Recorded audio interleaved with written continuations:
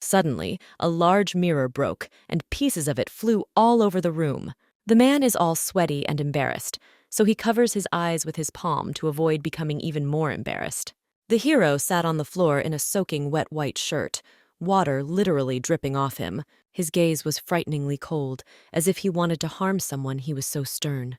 The girl sat right in front of the man, who wanted to pounce on her madly. The heroine did not want to leave the man alone. She was ready for anything, even to sacrifice herself for him. Literally sitting on him, the young lady convinced the hero that such a trifle would not kill him. Approaching him, they intertwined in a passionate kiss, looking at each other. The couple quickly moved to the bed and, without tearing themselves away from each other, enjoyed this time. At this point, the man asked a lot of questions. He did not understand how they had gotten to this point. But the girl could not answer him at such a frank moment. She did not want to show her feelings. This passionate and beautiful night will remain in their memory for a long time because it was so bright. The beginning of their relationship and acquaintance was very unusual. She was ready to kill him, but his behavior surprised her. She could not believe that someone could wait for death and not run from it in fear. There was determination in the man's eyes. He had truly been waiting for his death for a very long time. From the very beginning, John wanted to win Julia's heart by any means necessary. The fingers opened the girl's mouth wider and wider, and the owner of these fingers liked it. The man's legs spread the woman's legs to the sides. He wanted the girl to get used to the caresses as quickly as possible. Julia couldn't resist it, and although she didn't quite like it, she didn't resist. John was a crazy villain to the core, and it scared the girl every time. The man made Julia do crazy things that stunned her every time. She was amazed that someone could get so much pleasure from pain. But this pain only aroused in John the most secret, sinful desires. Patrick first met Julia at the police station and was glad to see her. John offered Julia to become his partner and have complete freedom of action. They met Patrick spontaneously, and this situation amused the hero because there were few people in the world who tried to encroach on his property. Patrick understood that now in front of him was a very self-confident man, and this situation also amused him. Standing right in front of Julia, John always claimed that it was she who always took advantage of him. Having cornered the girl, he wanted to understand how she would act in this situation. It amused him. Approaching her, John grabbed Julia's narrow waist and continued to seduce the girl. On this moonlit night, John couldn't take his eyes off his beautiful partner. He admired every inch of her body. Standing right in front of her, he promised that he would not allow her to be caught by the FBI. Being in the car with the driver, Julia felt bad. It seemed strange to her, but she could no longer resist. The driver tried to have a dialogue with the girl, but she did not react to his words. Her head hurt so much that she didn't notice anything and wanted to get home as soon as possible. Everything was blurry before her eyes. She was ready to fall asleep right there in the car, but she tried to hold on. Having lost control over her body, the girl quickly fell asleep and leaned against the car door. The driver noticed this immediately. He wanted to take advantage of this moment. There was a beautiful lady in front of him. Arriving at the abandoned building, he wanted to do everything quietly so as not to be caught by the police. His partner was already holding the girl, and he decided to use a knife to make the job easier. At that moment, Julia woke up. She didn't understand what was happening around her, but she knew that she had to defend herself. The men noticed that the girl had woken up. They were only glad about this, because now the most interesting part would begin. They didn't want her to resist, because they wanted to show her the sky in diamonds. Julia didn't want all this. She tried to stop the men, but she was too weak. The men were already ready for anything. They longed for such incredible beauty. But having gathered her strength, Julia was still able to kick the man in the face. The partner was stunned by such a strong blow from a weak girl. He did not expect to receive a rebuff. Julia wasn't that weak. She wanted men to leave her alone, but they brought out the beast in her. Having dealt with the offenders, she called the police, who promptly responded to the girl's call. Standing covered in blood, Julia was glad that the lieutenant had finally arrived, and she could hand over the case to him. Her smile was so sincere and beautiful that it was hard to take your eyes off it. The lieutenant was puzzled. He knew that only Julia could have something like this happen. The officers who arrived were shocked by this picture. They could not even imagine that a fragile girl could deal with two adult men. They didn't yet know that Julia was a high-class counterterrorism agent. Julia coped with the tasks set perfectly, and fabulous sums of money were promised for her head. The officers realized that they were dealing with a legend, and they immediately became depressed because they could not have achieved something like that. But at the same time, the guys were delighted that they could stand next to a legend. At this time, the lieutenant was shouting loudly at Julia because he did not want her to punish the criminals on her own. It is precisely because the girl did not punish them according to the law, but began to mock them. Julia justified herself because she believed that she acted in self-defense. But the lieutenant didn't like all this, so he continued to look at the girl with a stern gaze. Admitting that she had gone a little overboard, Julia handed over the main evidence to the lieutenant. The girl was already calculating how long the criminals would be imprisoned. She wanted to punish them to the fullest extent of the law. Looking at the lieutenant, Julia couldn't take her eyes off his clean jacket. It beckoned her. When she approached her colleague, she already knew what she wanted to get from him, so she immediately began to beg for a clean item. The lieutenant realized that Julia was about to ask for something, so he felt a sense of fear. Julia needed a clean lieutenant's jacket because she knew she couldn't walk down the street in a sweatshirt that was stained with blood. While the criminals were being taken away, the heroine took the lieutenant's jacket and changed her clothes. The officer could not bear the image of the girl and turned away so as not to be embarrassed even more. Julia didn't care about such trifles, and she also knew that after the criminals were taken into custody, the lieutenant would receive a promotion. The lieutenant did not deny it and invited them to celebrate the successful completion of the mission. The heroine also asked not to disclose her participation in this mission, as she could have problems with her superiors. The lieutenant promised that everything would remain a secret and asked about Julia's brother. Julia's brother Luke was also a special agent, so his missions took him all over the world. The lieutenant considered Luke a real man. He was a role model for him. Julia found all this amusing. She never thought that her brother was anything special. Suddenly, the heroine received a call on her phone from the country her brother had gone to. Joyful Julia immediately answered the call because she thought it was her brother. She was waiting for his call. But a completely unfamiliar voice was heard. The heroine was very surprised. It alarmed her. Happy, a minute ago, Julia was told sad news that she could not listen to calmly. Her brother had died on his last mission. That was all the news she got from headquarters. The lieutenant didn't know anything yet and called Julia to get into the car quickly. The man was impatient and continued shouting from the car for the girl to get into the car quickly. Julia was shocked by this news. She couldn't believe it. She thought it was all nonsense. So, shouting into the phone, she accused everyone of lying, because in her head, such a thing simply could not have happened. The heroine believed that all this was complete nonsense. Her brother was the best agent and could not die. Memories came flooding back to her. She truly loved her brother and couldn't believe that he was dead. She was overwhelmed with feelings, anger, sadness, and hatred. She experienced it all, together. Julia dropped to her knees. Noticing this, the lieutenant immediately ran up to her. The heroine heard nothing. The pain that filled her heart at that moment deprived her of both sight and hearing. The tears did not stop. She continued to cry because her soul was torn apart by pain. This day became a nightmare for her.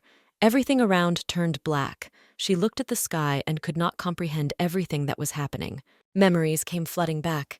The heroine recalled the time when they were still children, when her brother, kneeling before her, asked for forgiveness because she was punished because of him. The twin brother cried and apologized. He didn't want his sister to be punished. Julia couldn't look at her brother crying. She didn't blame him, so she tried to calm him down. The heroine sincerely loved her brother. She always protected him and was on his side. They took care of each other and tried to survive in harsh conditions as they were orphans. Holding his sister's hand, the brother promised that he would always protect and look after her. The brother was serious in his words. He sincerely did not want anyone to harm his sister. When Julia woke up, she couldn't understand whether it was a dream or reality. Everything seemed to be in a fog. She found herself in her bed and continued to lie there for some time. When she got up, the girl didn't feel well. Everything seemed to be in a fog. Sitting on the bed, Julia noticed a photograph that stood on the nightstand next to the bed. This photo showed a happy brother and sister who had just graduated from the military academy. Julia couldn't look at this photo calmly because it was her brother who became the main reason for her being in this city. The heroine continued to look at the photo, clutching the sheet with her hand. She could not contain her emotions. Suddenly she jerked sharply as she felt something strange. A loud sound filled the room, causing the girl to get out of bed. She began to desperately search for the source of the sound. To understand where it was coming from, she turned everything upside down. After looking around the entire room, the girl realized that the source of the sound was somewhere below. She guessed where the sound could come from, the only place she had never examined. There was something glowing under the bed. The heroine understood that there was something there. Having lifted the bed herself, she decided to explore the place. Looking under the bed, the heroine was surprised because she didn't know that something like this could be in her apartment. There was a hole in the floor, which the girl knew nothing about, although she had lived in this apartment for quite a long time. Julia approached the place and lowered her hand into the hole. With her hand, the girl felt the vibrating phone, which surprised her greatly. The heroine quickly took it out and continued to look at it silently for some time. The girl couldn't hide her surprise. It was all written on her face, because only her brother could have planted this phone on her and called her. She hoped that her brother might still be alive. She wanted to believe it. After answering the call, the girl heard her brother's hoarse voice, which made her freeze for a minute. Coming to her senses, Julia began screaming into the phone. She couldn't believe that her brother was still alive. The heroine continued to ask many questions. She could not remain calm in such a situation. In response, she only heard her brother calling her. The signal was weak, so his words were unintelligible. Julia understood that the connection could be broken at any second, so she asked her brother to tell her his coordinates. The brother did not intend to disclose his location. He wanted to warn his sister, so he warned her about the danger. The girl wanted to determine the coordinates using the communication signal, but nothing came of it. Her brother had already passed out, saying only a few words, and she was very saddened by this. Julia was an experienced agent, so even in such a stressful situation, she remained calm. The heroine analyzed the situation and tried to determine what actually happened. She understood that most likely her brother was in a difficult situation, so Julia immediately decided that she needed to go and save her brother. She couldn't hesitate. Every second counted. All her thoughts were only about saving her brother. At this time, in Sicily, a young gentleman, John Parenti, a representative of the mafia, was dealing with stolen goods. As he exited the pool and grabbed the handrails, he found out the details of the theft of the goods. The subordinate answered all questions briefly and accurately. He could not afford to do anything unnecessary. While getting ready, Parenti thought over all the details and decided whether he should get involved in this. After telling their subordinates to complete all preparations, they decided to leave this place. Parenti knew everyone was waiting for him, but he continued to walk at his own pace, confidently. Julia was already at the airport. She was moving forward on her brother's trail and finding out all the details. The heroine was serious. She needed answers to all her questions, and she wanted to get them as soon as possible. And most importantly, Julia was interested in where her brother's body was now. As she learned more and more details of the mission, the girl could not remain calm. From the conversation, she realized that her brother had apparently stolen something belonging to the mafia. Julia didn't believe it, because she knew her brother and understood that he couldn't do such a thing. The heroine asked to meet her at exactly 9 in the morning, because she personally intended to find her brother's body. In the morning, the girl had already arrived in Cambodia, and the heat outside was unbearable. Julia continued to wave her hand, creating at least some breeze. Standing outside the building, Julia waited for Mark, who was supposed to drop by the office. Suddenly, someone called the heroine. She turned around and turned her attention. Mark, a member of National Security and Intelligence, called Julia to go on a trip. The girl was surprised that Mark was not using his own transport, but since today was a day off, the guy had to travel by bus. Julia was interested in many things, but Mark was not going to answer all the questions. It was obvious that the guy was in a hurry, so he was constantly rushing the heroine. It was very suspicious. Mark's behavior was very strange to Julia, and she began to suspect him. Already on the bus, the heroine handed Mark the tablet so that he would tell her the latest coordinates of her brother. Mark was not ready to give the girl everything at once. Such speed of action stunned him. He didn't know whether he should reveal secret information about the agent because his superiors wouldn't like it. But Julia had no doubts about her abilities and the favor of her superiors. Mark had a full package of information about Julia's brother's case, but he didn't want to give it all away. The heroine was serious in her intentions, so she quickly got what she wanted. Mark was confused by the fact that Julia wanted to know so much secret information. He was frightened by such persistence. But he quickly gave in and decided to reveal all the secrets of her brother's case, because he had no other choice. It was already closer to evening when Julia found herself in her brother Christopher's apartment. After examining the apartment, the girl went to the refrigerator. She wanted to check everything. Opening the refrigerator, she saw a variety of different soft drinks. Everything was as usual. The rooms were cleaned, the rows were sorted and neat. Julia recalled today, she kept going over the details of the case in her head. It all made sense, but she couldn't believe that her brother could steal something from the mafia. Mark also thought it was strange. Christopher never acted independently. Everything was always according to protocol, but not that day. He could not even imagine that his partner could be connected to the mafia. Julia thought about Mark's words and believed that he still shouldn't be trusted. Most likely, Mark had already managed to report to his superiors about her arrival, which greatly worried the heroine. The heroine decided that from now on she needed to keep her distance and act with caution. From this day on, Julia, who had always been cautious, would act alone and remain vigilant.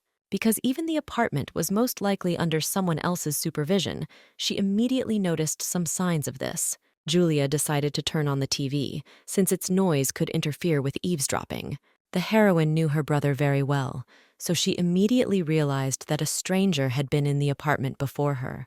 The girl began to explore the apartment, as she believed that the stranger should have left at least some trace that would help her find out what happened to her brother. Suddenly, the heroine turned her attention to a completely insignificant detail. Is it possible that this insignificant table lamp is a detail in Christopher's case? Back when they were younger, they used to love attaching a projector to little things like that. Instead of a light bulb, a small device is screwed in, which is no different from a lamp, so it is difficult to guess. Having done everything correctly and turned on the device, the girl saw the unimaginable. Having seen everything, Julia realized that she needed to call her old friend, whom she had not planned to call.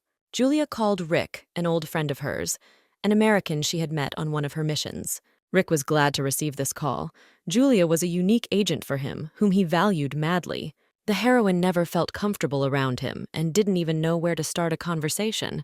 Rick, on the contrary, tried to make the girl talk to him as soon as possible. Julia listened steadfastly to Nick's provocative speeches and increasingly regretted calling.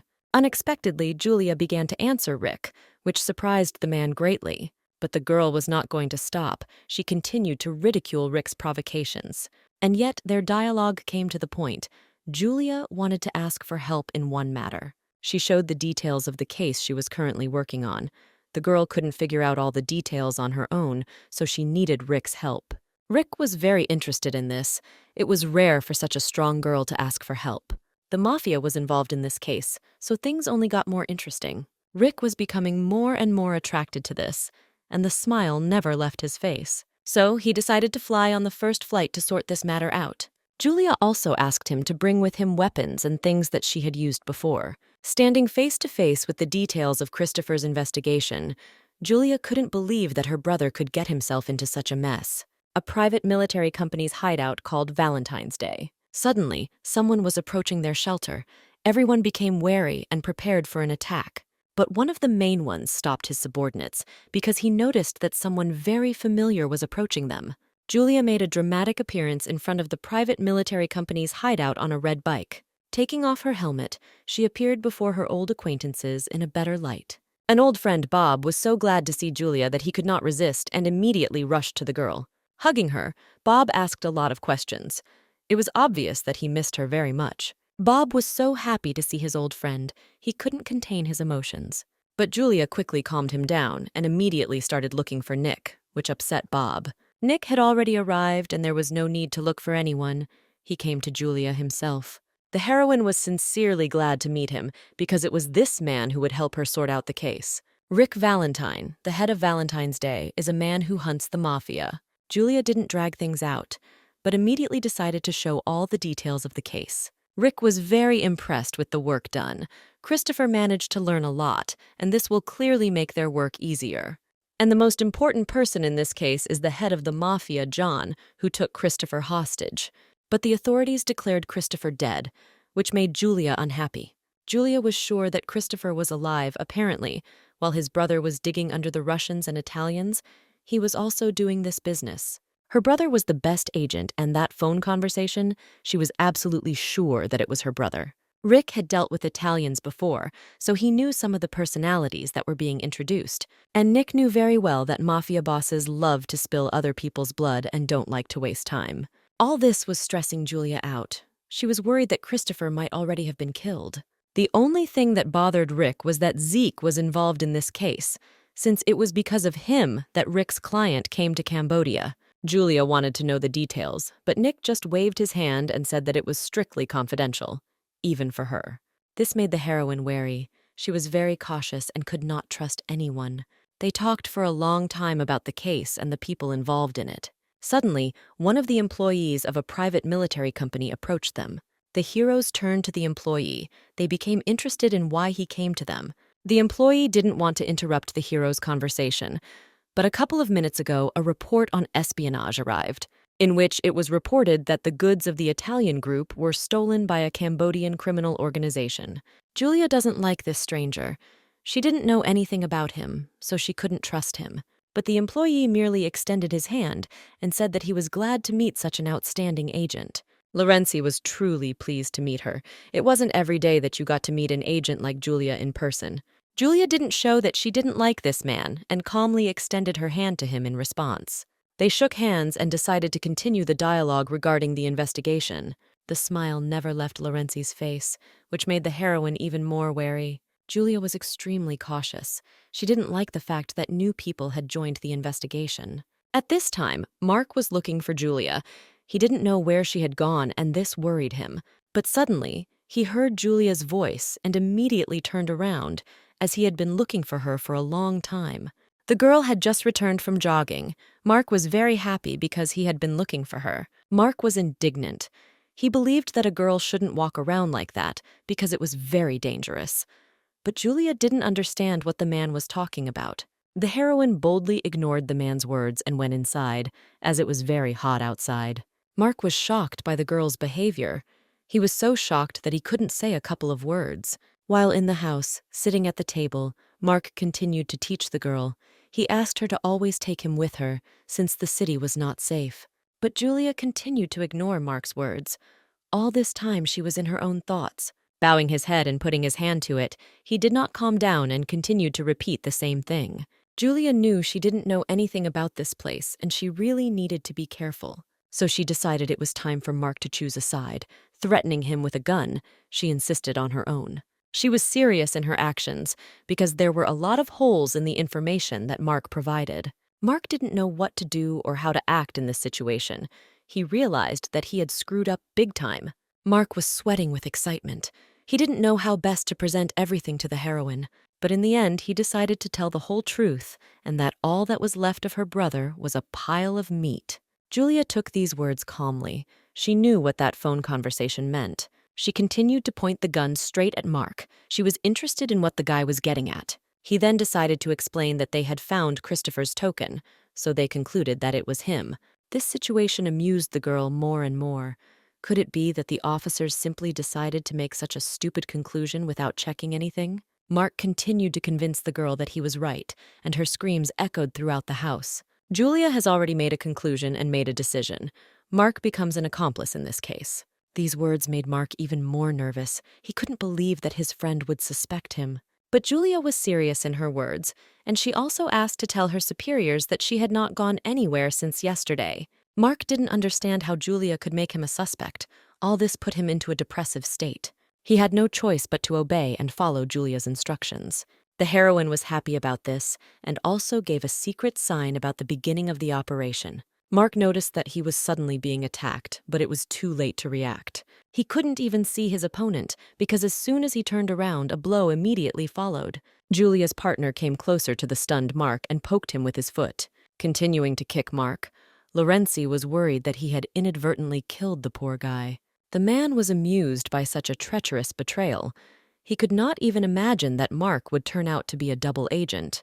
But Julia, with her hair down, believed that it was too early to draw such conclusions. Sitting on her red bike, Julia was about to set off. The day was drawing to an end, but it was just beginning. Lorenzi left Julia's apartment, wondering how soon the girl would be leaving. The heroine didn't like the man's interest, so she simply said that she was already getting ready to go. Coming closer and closer to the girl, Lorenzi asked her not to act thoughtlessly, because soon the mafia would make its move. Lorenzi's words amused the girl. She could not have imagined that the man would be so caring. But Lorenzi just smiled sweetly and said that the advantage was on their side. They could be compared to a cat and a cunning fox, a tense relationship. Brushing her hair out of her face, Julia stopped arguing pointlessly and prepared to set off. Lorenzi smiled sweetly and looked at the girl with a soft and caring look. Placing his hand on her bike, he wanted to ask one last question that directly concerned her. Approaching her and looking her straight in the eyes, Lorenzi asked if the girl was free. Julia did not want to answer this question, but Lorenzi continued to insist because his interest was great.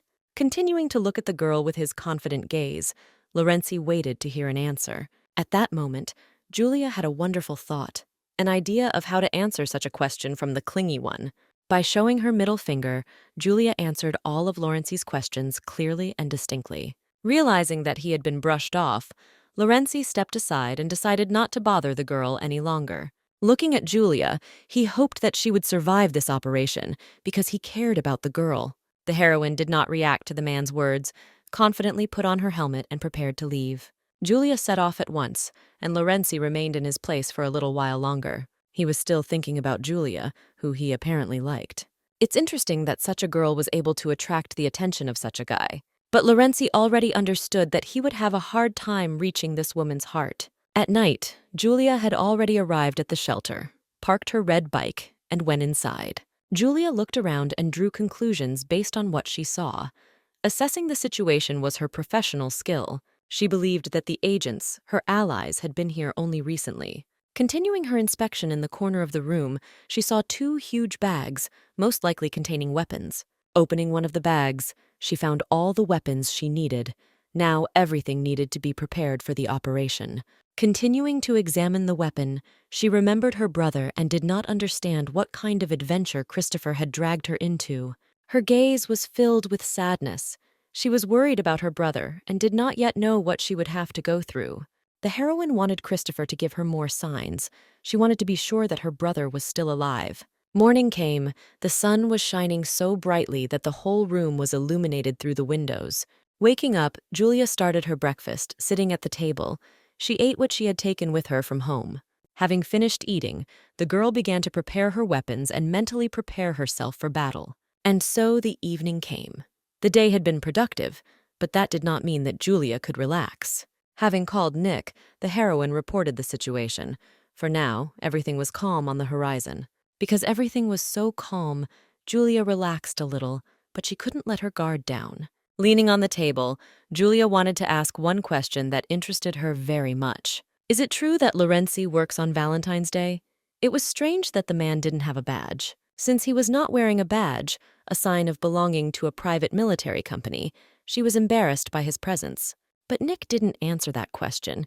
He just said that Lorenzi was a difficult guy. Julia was becoming increasingly embarrassed by this and did not want to avoid her question, so she continued to insist. Suddenly, during a dialogue with Nick, Julia touched the gun, which alerted her. At that moment, she became more vigilant, as she suspected that someone might be following her. Forgetting about the phone conversation, she immediately dropped her mobile phone on the floor. Life was much more important at that moment. Holding the gun in her hands, she pointed it straight at Lorenzi, who was trying to sneak in unnoticed. This situation puzzled Julia. She did not understand how Lorenzi was able to arrive at the secret base. The call was still active, so Nick was able to clarify the situation and calm everyone down. The heroine did not want to continue the dialogue with Nick, so she said that she would call back later and hung up. Julia continued to ask Lorenzi a lot of questions while he continued to joke around. All this did not impress the heroine. She did not really want such a person as her partner. Sitting down at the table, Julia began the interrogation. She was interested in why Lorenzi had come. But Lorenzi continued to joke, which greatly irritated the heroine. Lorenzi, continuing to look at the girl, said only that he had personal motives. These words made Julia think. She did not press the man for further information. The matter seemed serious, because it was becoming more and more complicated. So many people were involved in the mafia.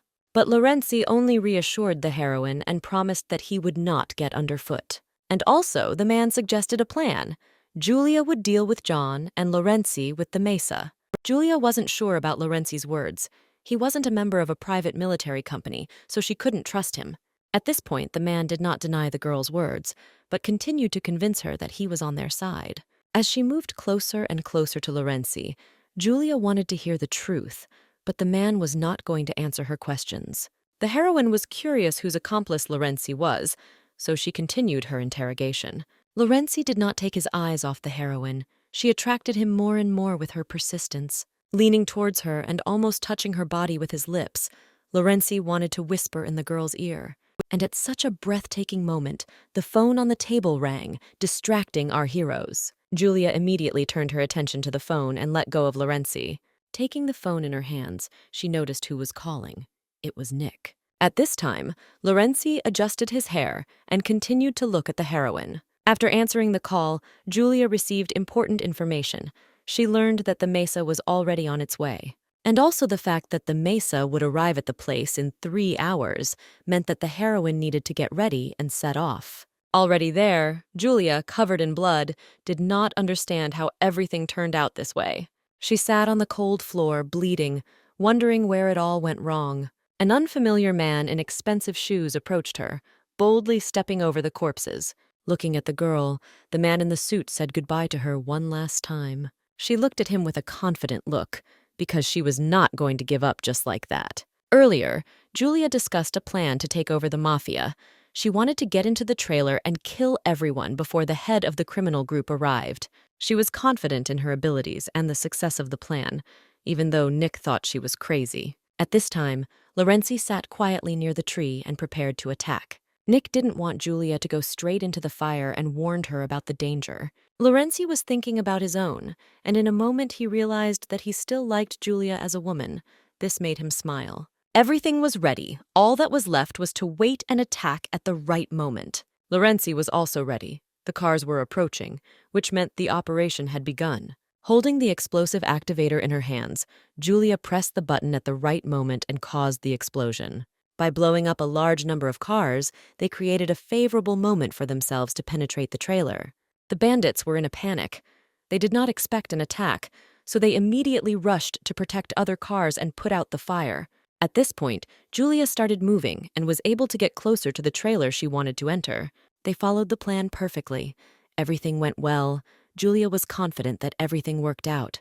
Taking hold of the handles of the principal, she prepared to open it and penetrate inside. Opening the doors, she saw several armed bandits inside who were completely unprepared for the attack. Taking up her weapon, she prepared to attack. This was her personal business, so she was serious. The masked bandits were not prepared for such a sudden attack. It caught them off guard. Each shot of the heroine hit the target. With 4 bullets, she took out 4 targets. Lorenzi, who was watching this, informed the heroine over the radio that there was an enemy behind at 11 o'clock. Julia knew she might not have time to defend herself, but she tried anyway.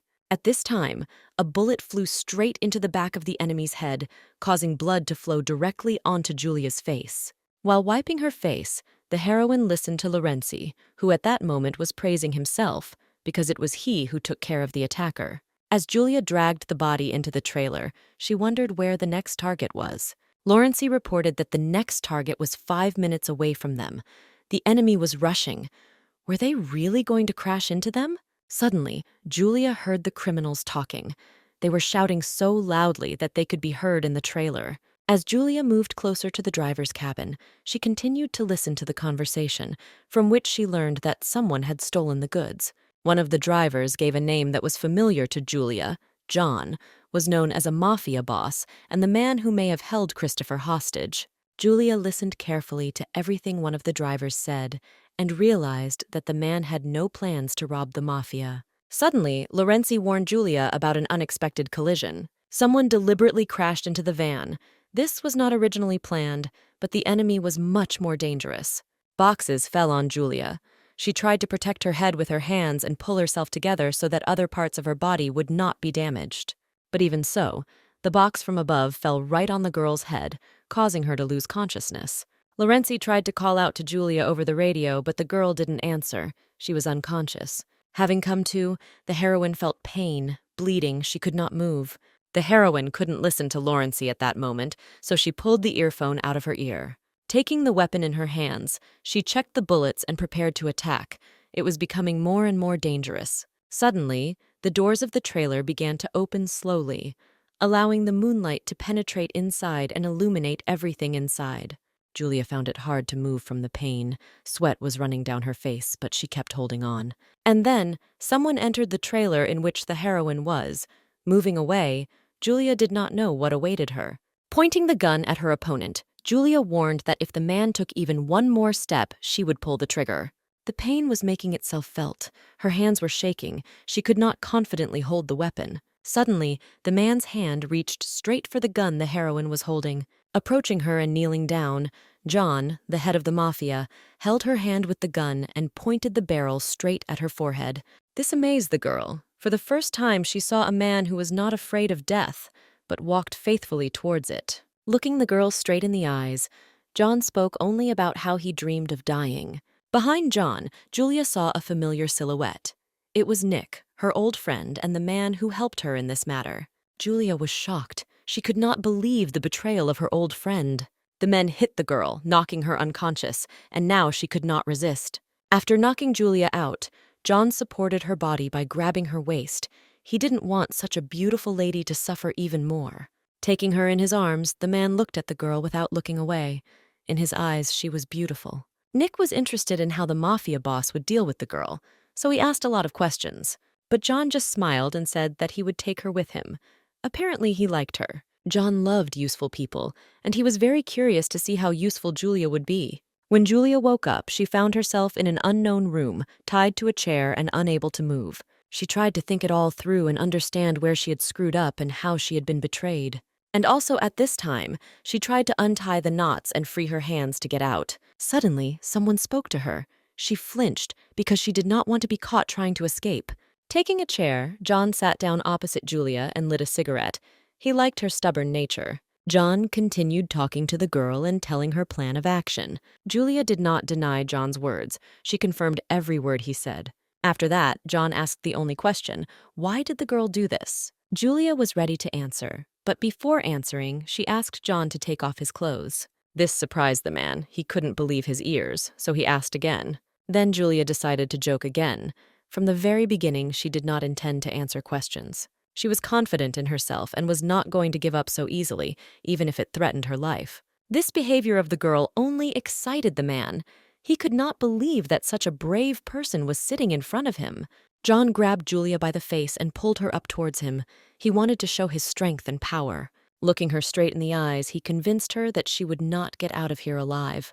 Running his finger over her lips, he was amused by the girl's flirting. He couldn't ignore it. Looking at her, he could not understand her actions and thoughts, but all this aroused in him an unimaginable passion. But Julia only wanted to convince John of one thing, so she acted so confidently. Looking at him with a confident gaze, she made the man believe that she would still be useful. This amused John. He seriously couldn't believe that this whole show was just for this. So, taking hold of the girl's face more firmly, he abruptly stuck 2 fingers into her mouth. Julia couldn't understand what was happening, and John just kept forcing her to open her mouth wider. With his knee pressed between her legs, he wanted more. He wanted the girl to get used to this kind of treatment. Julia didn't like being in that position. She meant something completely different. And on such a hot note, they are suddenly interrupted by Nick, who bursts into the interrogation room. Nick was shocked by what he saw. He didn't understand what John was doing with the girl. Julia immediately remembered how Nick had stood treacherously behind the mafia. Nick came closer to John, reminding the leader that he was just about to kill the girl. John confirmed Nick's words. He really wanted to kill the girl right away, but she started flirting with him and he completely forgot about it. Nick was disappointed with his boss. He got back to his old ways and started playing with the hostages. John looked at his subordinate with a stern gaze. He believed that no one could blame him for such a thing. The subordinate immediately realized that he had said too much. He was frightened by the boss's stern gaze. Julia, looking around, listened attentively to the dialogue of the men, which amazed her more and more. Her Italian wasn't that good, but she felt it was time to escape from this situation. There was no way she could miss the chance to escape, so she tried hard to free her hands. Nick came closer to the girl and told the boss that he would take care of her himself. Taking a pistol out of his inside pocket, he wanted to kill the girl right now. Julia was scared. She didn't want to die so soon. At this time, John forbade Nick to act independently. Suddenly, the situation changed radically. A loud sound was heard. It seemed that everything was over. The ceiling suddenly began to crumble. It seems the shot was aimed at it.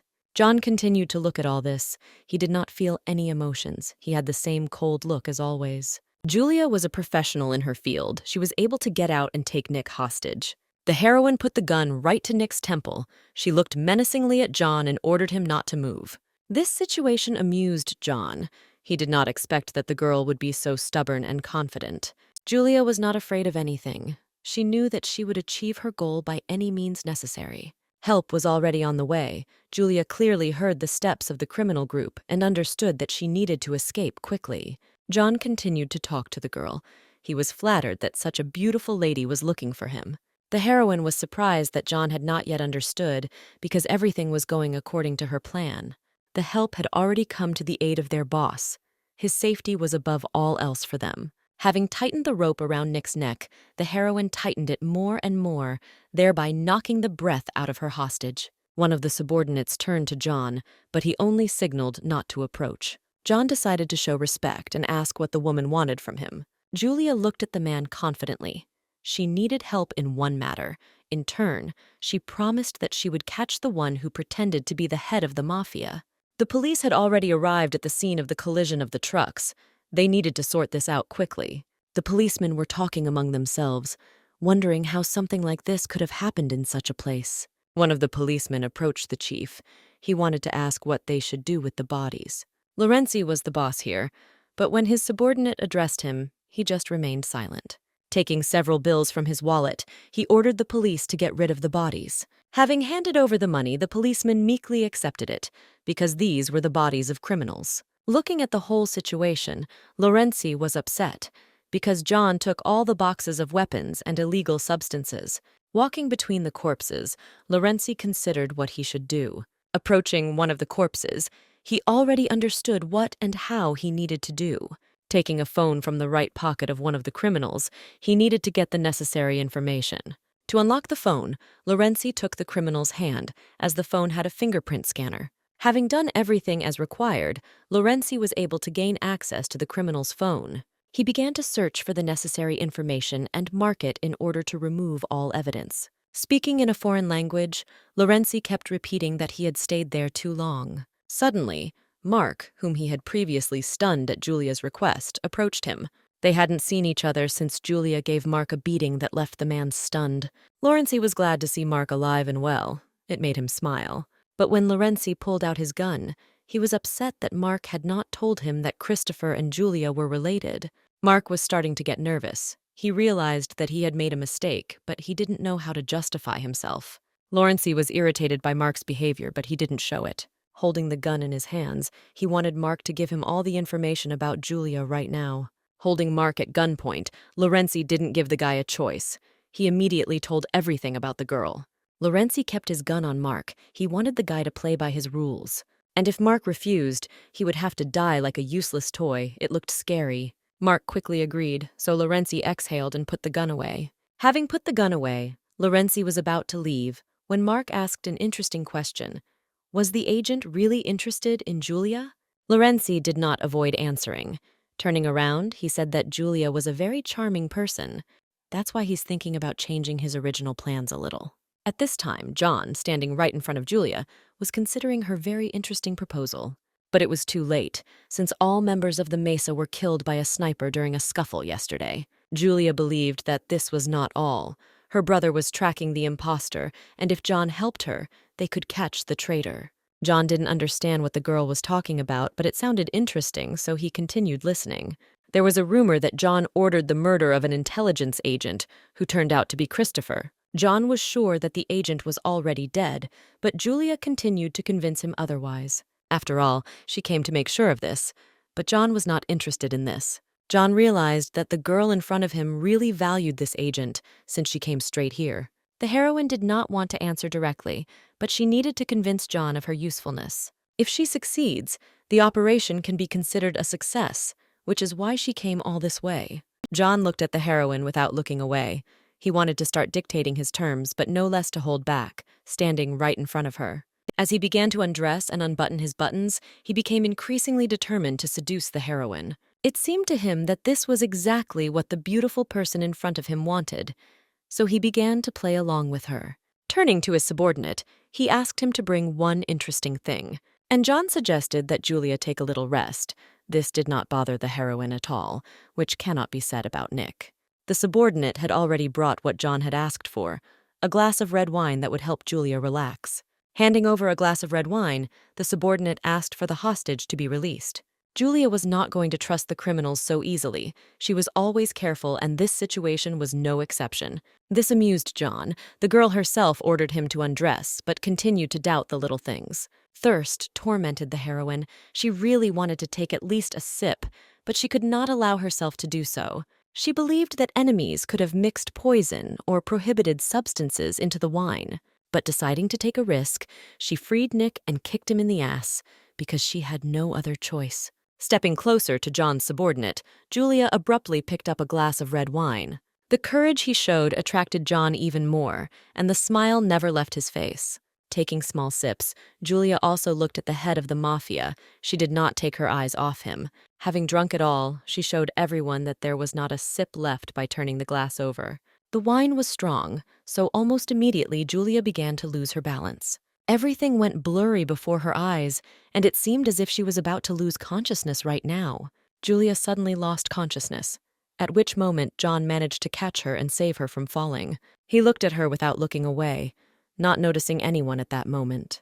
The subordinates were amazed by such an order from the boss. They had never seen him like this. John asked when the doctor would arrive, and his subordinate said that he would arrive in half an hour. Holding the girl, he touched her cheek with his hands and continued to look at her. Touching her body and touching her, he desired the girl more and more, like a predatory beast its prey. He wanted the doctor to examine her whole body as soon as possible and find out her condition. Julia was unconscious. At this time, she was in her worst nightmare. She was in a cramped space, standing directly in front of a prison cell containing a man. The man was inside the prison cell and kept repeating the same words. This frightened the heroine. She did not understand what was happening and what deep and painful memories these were. Her eyes were filled with horror and fear. She could not control herself. And the man continued to repent that he would make the girl experience all the pain that he had experienced. At that moment, Julia, covered in cold sweat, opened her eyes and woke up. It was hard for her to understand that all this was just a dream. She still felt fear. Sitting on the bed, the girl began to look around. She was interested in who the room belonged to. Julia looked over her body and was surprised that all her wounds were treated. She couldn't even imagine that the wine would contain a regular sleeping pill, which would simply bring her back to normal. Leaning on her knee, Julia continued to remember the terrible nightmare. You want to erase such dreams from your memory as quickly as possible, and she tried hard to do this. When Julia was working as an agent on Valentine's Day, a man ended up behind bars at her initiative. While the man was serving his sentence, the enemies identified and killed every member of the family. Cursing Julia from head to toe, the man promised to take revenge because she had ruined his life. But Julia wasn't scared. She just snorted contemptuously because she wasn't afraid of anything. However, over time, that moment began to weigh on her, and on special days, Julia would call Christopher to calm down. Later, the heroine learned that the man was killed because he was involved in a conspiracy based on a thirst for revenge. For the first time, she was happy about someone's death, but the experience was not pleasant because she felt herself ceasing to be human. Never before had she felt such disappointment in herself. Continuing to sit on the bed, she tried to stop thinking about it because she still had to save her brother ahead of her. Suddenly, she began to think about food, because you always want to eat, and you can think of how to kill John later. Getting out of bed, the girl noticed that her things were not nearby. Apparently, they had been thrown out. Julia suspected that it would be difficult to negotiate with John, but she did not think that she would encounter such an inadequate person. As she got out of bed, she continued to think about why John didn't kill her right away. As she opened the door, she thought that she had managed to interest John with her proposal after all. Leaving the room, Nick, who was standing guard, was surprised that Julia would wake up so quickly. Julia wasn't prepared to see Nick near her room either, so she was very surprised. Nick was angry. He kept pointing his finger at the girl and saying how she treated him. Julia raised her hands and apologized, but at that moment she had no other choice. Standing right in front of Nick, Julia regretted that everything had turned out this way. But this was her only chance to escape. Looking at him, she was already thinking about how to gain his trust and get information about the mafia boss. Julia said that the man shouldn't have intimidated the lady, then everything wouldn't have turned out like this. The heroine promised that she would be an obedient little hostage, so she asked to bring her food. The man could not believe that the woman in front of him could be so affectionate. All this frightened and confused him. It seemed that she was preparing some kind of plan in which he could suffer again. But still, after much begging, the man decided to take Julia out for a snack. Taking the earpiece, the man began asking questions, to which Julia obediently answered. John heard everything over the link. He couldn't miss the opportunity to find out more about the mysterious lady. Lighting a cigarette, John thought only about the girl who at that moment was his hostage. He had not yet decided whether she would become his ally. Nick continued to lead the girl, and at the same time maintain the dialogue, which John was listening to at that moment. John stood there smoking, continuing to listen to the dialogue filled with various information. It was raining heavily that day, and the clouds filled the entire sky. It seemed like it was already night. Someone important, guarded by a large number of security guards, had arrived at the mafia villa, but it was not yet known who it was. Literally everyone greeted him, waiting with excitement and trepidation for the one who would decide their future fate. At this time, Julia was finally served food. She was able to eat well for the first time in a long time. Julia was amazed by the dish. She didn't expect Nick to be able to cook. She considered him an ordinary bandit without brains, so she was pleasantly surprised by such skills. Having started her meal, Julia ate the dish prepared by Nick with pleasure. It was so delicious that tears flowed like a river. The man was flattered by such a reaction. Recently in a dialogue, Nick mentioned Aurora, who was his mentor. Julia became interested in who it was. Nick was surprised that Julia was interested in Aurora. He was not prepared for the interrogation. Nick did not answer Julia's question, but warned her not to mention that name in front of John. Julia listened attentively to all the man's instructions, but did not react to them in any way. As she continued to eat, she missed a lot of things, as she was so engrossed in her food at the time. Sitting at the table, she agreed with many things and obediently listened to Nick, content with her food. The heroine was glad that she was able to find out at least a little personal information about John. Julia told him that she was looking for her brother and was trying to find out if Nick knew anything. Nick explained that his master never takes hostages. He kills them on the spot. Nick also talked about the fact that many people pretend to be the boss. They can't chase everyone. Julia realized that John was not interested in catching the imposter, which meant that the boss decided to play along with her. She didn't understand why John did this, but since she was here, it was worth getting more information. As they walked up the stairs, they returned to Julia's room, when Nick began asking questions. Julia wasn't afraid of questions. At the moment, she was an ordinary, unemployed woman who considered herself very cool. At that moment, John met them. He was glad that his subordinate and Julia found a common language. He was amused by their dialogue and decided to ask if the heroes enjoyed their date. Nick immediately began to make excuses and say that Julia was not his type, since he liked blondes. This situation amused Julia. She did not say anything since Nick said everything for her. John continued to look with a cold and stern gaze, showing his displeasure. Julia didn't look at John. She looked away and lowered her head. The heroine was surprised that John took care of her clothes and asked her to change. The girl liked the shirt. She felt free in it, so she thought about staying in it. But John insisted on his own, since where they were going, they couldn't show up dressed like that. Nick understood what the boss was talking about, but Julia didn't understand anything at that moment and just watched from the side. The men told the girl to change her clothes and went on, because all the preparations were already completed and they were ready to go to the funeral. It was raining heavily, and John stood under an umbrella surrounded by his subordinates. Although there was no emotion on his face, there was longing and sadness in his eyes for the loss of his people. Nick and Julia stood to the side, silently watching the burial ceremony. The girl was surprised because she believed that criminal groups do not honor the dead. Each person held a flower in their hand and said goodbye to the deceased, looking at the hearse and the coffin. Some tried to contain their emotions, while others cried loudly, grieving for the deceased. Julia approached John and also prayed for the repose of the deceased. John looked at the girl. He didn't expect that someone like her would pray for his subordinate. The boss suggested that Julia sit down with him and finish yesterday's conversation. Standing under one umbrella, the girl quietly agreed. She understood where this was all heading. The rain ended, as did the ceremony, and Julia and John were already sitting at the same table. Julia was serious because now this was a matter of utmost importance. She needed to make sure that John had not lost interest in her and that she had a chance to cooperate with him. By asking John a question, she distracted him from his conversation with the cook. The man was thinking about the answer. Sitting right in front of John, Julia was ready to answer all his questions. Then John decided to ask what exactly the girl wanted. That was what interested him most. Julia wanted a lot of things, but she narrowed her wishes down to 3, and the first one she wanted was help in finding Christopher. Secondly, she wanted to track down the man who framed her brother. John listened carefully. Thirdly, the girl was interested in where her plate was. John never expected to hear this. Julia was embarrassed, even though she asked the question herself, but it was already lunchtime. She wanted to eat. John enjoyed watching the girl get embarrassed. He enjoyed watching her emotions. Turning to his subordinates, John asked everyone to leave and be alone. Everyone left. Now their dialogue could be considered private, which, to some extent, made the girl happy. John gave the girl his portion of food. Now she can enjoy the meal. Julia modestly thanked John for this and accepted the dish. She was pleased that the mafia boss took care of her.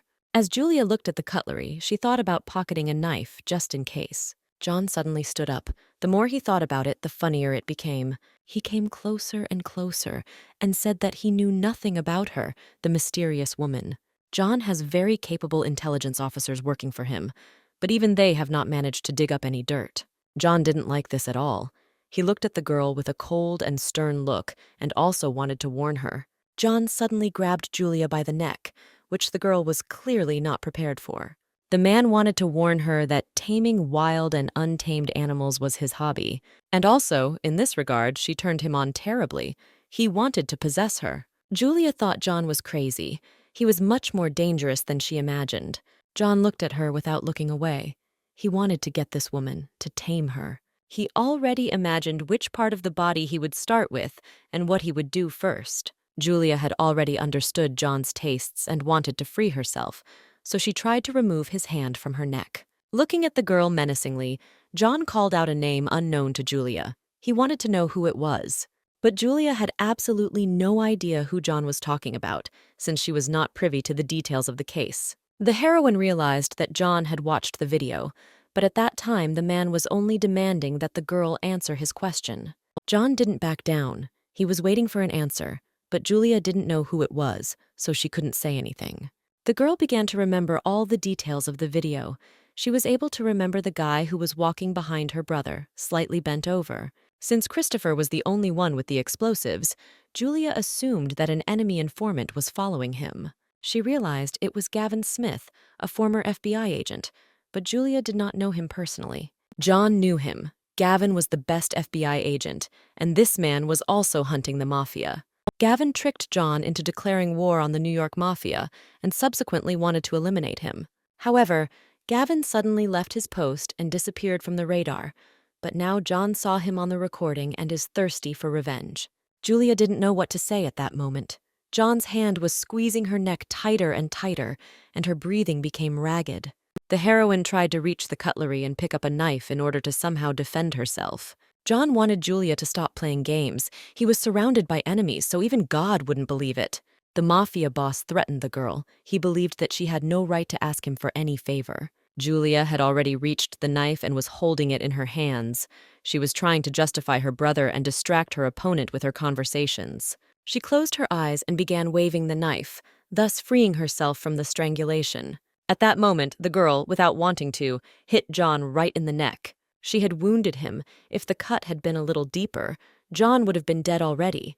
But Julia was only trying to defend herself.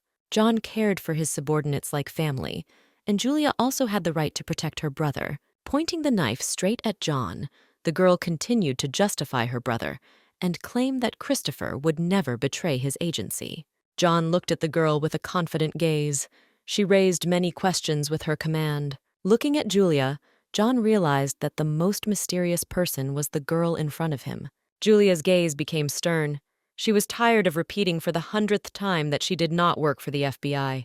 The heroine continued to hold the knife near John's neck. She understood that the man would not believe her so easily. Julia was irritated by such distrust, but John's words were justified, because even he could not get information about her. Then the heroine decided to tell about herself. She is a mercenary of a private military company. Valentine's Day. John couldn't believe the words without evidence. This situation confused him. Julia told everything, but she understood that John would hardly understand anything. The girl couldn't contain her emotions. Perhaps it would have been much easier if she had been an FBI agent. Suddenly, the man stopped the girl and pressed her against the wall. He could not hold back any longer. The more new things are revealed, the more this man's interest in Julia grows. John grabbed Julia by the wrist. He continued to press her against the wall. He could no longer hold back. Suddenly he kissed her, not giving her a chance to escape the contact of their lips. Julia tried to get out. She didn't want to kiss a stranger who was also a mafia boss. But John was not going to let her go. He looked at the girl during the kiss and wanted more. Julia tried to push John away, but the man held her tightly, so she had no choice but to dissolve in his arms. Holding the knife in her hands, she still did not give up trying to escape from the man's embrace. Suddenly, she stuck the knife right into John's shoulder, but he didn't react to it at all. He continued kissing her and only paused for a minute to catch his breath. John wanted Julia to plunge the knife deeper so he could fully enjoy the moment. The heroine began to press on the knife and thrust it deeper, but John did not show any signs of pain.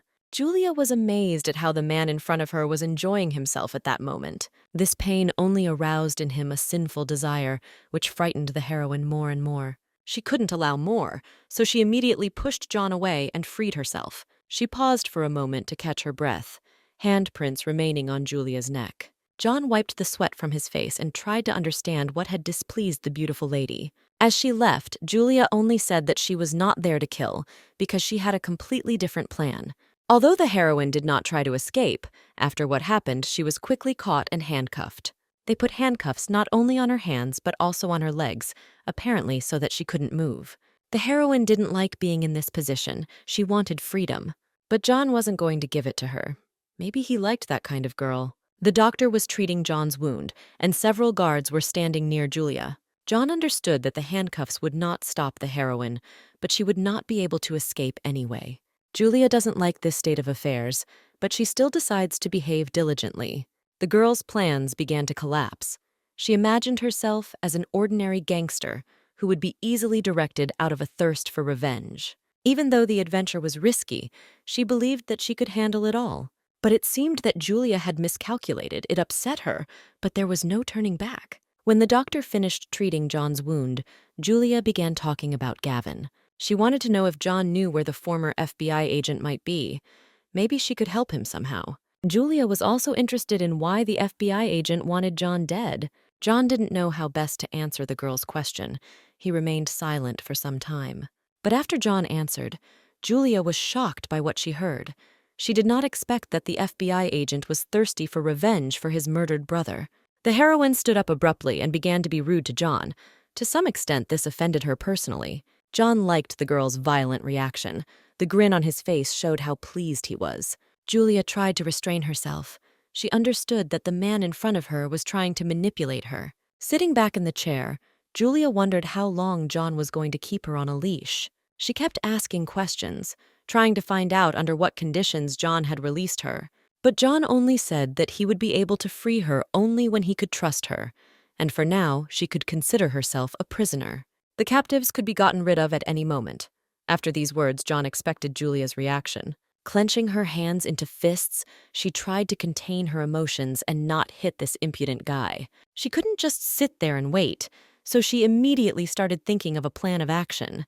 Julia decided to escape, and first she had to take out the guards who were brought to her. And then, jumping out the window, like here, the girl heard a sound behind her. There was already a gun pointed at the back of her head. She was just thinking about escaping, and they were already aiming at her. The man warned her not to think about escaping anymore and sent her back to her room. He warned her and said that if she was obedient, she could gain respect from them. Julia didn't know how to react to this, but she decided not to resist any longer because her life was dear to her. The heroine heard laughter. She was surprised. She did not understand who such a situation could make laugh. John, standing right in front of her, couldn't help but laugh. He laughed so loudly that everyone heard it. The mafia boss looked like a child at that moment. He laughed for a long time. This situation made Julia blush. She didn't understand why John was laughing. All of Julia's things were already lying on John's desk, and he was examining them closely. Taking her driver's license in his hands, he stared at it for a long time. John held Julia's driver's license in his hands for a long time and thought about her. He had definitely heard of her, the legendary agent, but when John met her in person, he felt like he was looking into the face of the Grim Reaper. And while he looked at the bloody face with crazy eyes, he dissolved into her. The mafia boss felt a strange sense of freedom that he had never felt before. Perhaps at that moment, John wanted the girl in front of him to pull the trigger. Suddenly, John called one of his subordinates to him. He needed help. John wanted the assistant to find out what was written in the file and find information on a specific person. While the assistant was leaving, John also asked him to find information about the private military company where Julia worked. The assistant was surprised. Now everything fell into place. He understood why Julia was so dangerous. John pulled himself together and stood up. They had so much to find out and so many scores to settle with. Julia sat quietly in handcuffs, sad that no one would listen to her. No one came to the rescue, despite her screams, and the day ended. The heroine needed to go to the toilet, but she couldn't do it on her own. This situation embarrassed her. Suddenly, John entered her room. He was glad to see the wild woman restrained. Julia continued to beg John to remove her handcuffs, but the man easily changed the subject. She asked to remove her shackles for at least a minute, as she really needed to go to the toilet. But the man just continued to look at her with his cold gaze. And then, sitting down on her bed, he leaned straight towards her, looking straight into her eyes. He reached for the handcuffs. Julia was already beginning to think that she would now be released. John had no intention of freeing the girl from her shackles. He liked this image much better. In this position, Julia begged to be released for just a minute. The man could no longer control his animal desire. Julia was driving him crazy. He reached for her hips and began to pull down her pants, his hands reaching out on their own. Julia still hadn't earned her trust, so her hands were handcuffed behind her back. Finally, she could go to the bathroom. After going to the toilet, she immediately returned to the room where John was already waiting for her. Julia decided that since John himself had taken off her pants, he should now put them back on her. John continued to make fun of the girl and tease her in every possible way. He thought it was funny. Coming closer to her, he decided to help her wash her hands, because she couldn't do it on her own. Julia didn't understand what the man wanted from her. She continued to step back. Pressing the girl against the sink, John turned on the water and checked its temperature. This is exactly how the man decided to help the girl wash her hands after using the toilet. The heroine couldn't understand how they could stand in such a pose. It embarrassed her. Julia was confused, but John remained calm in this situation. The man continued to carefully wash the girl's hands, caressing them a little. He didn't let go of her and held her hands, wanting more and more at that moment. Julia raised her head up. She looked straight into his eyes, resting her chin on his chest. John looked confidently at the girl who was in his arms at that moment. He asked another very awkward question, which made the girl blush even more. Spreading the girl's legs with his knee, he asked if she wanted him to rinse other places as well. Julia already knew what John could be like, but such rare and direct statements only repelled her. John didn't expect that the girl preferred foreplay from afar. He wanted to please her. Julia was outraged by such a command from the man. She would never have gone to bed with him after such strangulation. But this didn't repel the man. It only turned him on even more, so he continued to approach the heroine. The heroine was puzzled by John's reaction, so she considered him a crazy fanatic of various games. She couldn't watch this for long, so she tried to return to the bedroom as quickly as possible, where she could keep her distance. Julia could not remain calm in such a situation. The girl could not understand John's intentions because she had never met anyone like him. John looked down on the heroine. He wanted to dominate and possess her. With every second, she turned him on more and more. So, as soon as Julia let her guard down, John walked up to the girl and grabbed her hands. Having thrown the heroine onto the bed, he increasingly showed his temper, which Julia was not very happy about because she did not want to get involved with this man. Already on top, John wanted to see Julia's submission, so he decided to inform her that if she was obedient, she would receive a gift. And to back all this up with evidence, the man took out his phone, which contained a message from the heroine's brother. Looking at the girl, John understood that Julia needed this mobile phone, so he was sure that the conditions would be met. But Julia was not going to be obedient, so the man immediately put the phone in his pocket. The heroine didn't like this. She couldn't miss the clue, so she immediately began to try with all her might to get the evidence. Julia stood up and was ready to fight for the phone, which could help her find her brother. That's why she approached her enemy and kissed John sharply right on the lips, which the man could not expect. Even at this moment, she remained calm and able to get what she wanted, so her gaze fell on the man's pocket, in which the coveted trophy was located. Wrapping her legs around John, she squeezed them tighter and tighter, pulling the man closer to her, trying to reach his pocket in this way. The chance came very soon, and Julia was already sitting on John, taking a dominant position. The treasured phone was lying next to the man, and now the heroine could easily get it. There was very little left. Julia's hands were handcuffed, so she decided to get the trophy with her teeth, because this was the only way she could do it. But John wasn't going to just watch this. With his hand, he grabbed the heroine by the hair and stopped her. Something happened that the heroine could not have expected at all. John pulled her towards him and kissed her passionately, holding her head. The heroine was embarrassed by such circumstances, but their tongues were already intertwined in a mad dance of passion. With his hand on the heroine's hair, John pressed the girl closer and closer to himself, not giving her a chance to resist. From the look in the heroine's eyes, one could understand how unhappy she was with this, as well as how many different affectionate words she called this impudent and brazen man. The heroine had no intention of being gentle and pliable. She was not the kind of girl who would easily go to bed with a scoundrel, which is why she bit the man on the lip and stood right above him. Looking down at him, you could see the displeasure she felt in her eyes, and you could also feel the anger in her voice when she called him by name. John looked at the strong and wayward girl with pleasure. Wiping the blood from his lips, he listened to her dissatisfied speech. Touching his lips, the man remembered his former lover, who, although similar to Julia, had a completely different character. Julia noticed how the atmosphere changed dramatically, and John immediately ordered the girl to get dressed and follow him. Throwing the phone and the keys to the handcuffs on the bed, he left the girl alone, telling her only at the end to hurry up. Julia did not understand what the rush was for and who could be expecting her, since she clearly could not have any friends in this society. John looked at the heroine with bewilderment, because all this time she had been trying to start cooperation with the head of the mafia. Continuing to look at the heroine, John made it clear to her that very important people were waiting for them downstairs who would help them in the matter. This did not bring any clarity. Julia was only more confused. She did not understand who and how could help. In the room, which had previously been filled with an atmosphere of passion, fury was already raging, and the heroine was screaming every now and then. She literally demanded that she be allowed to look into the phone and find out the information that was hidden in it. But John wasn't going to do that. He thought it was enough that he returned Julia's mobile. Why the girl was burning? She could not believe that the man in front of her could be so unbearable.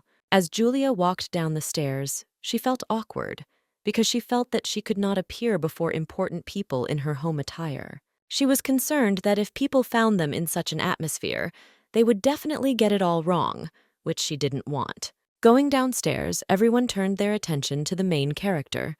3 men sitting at the table were waiting for her. Seeing a familiar face, the men immediately jumped up.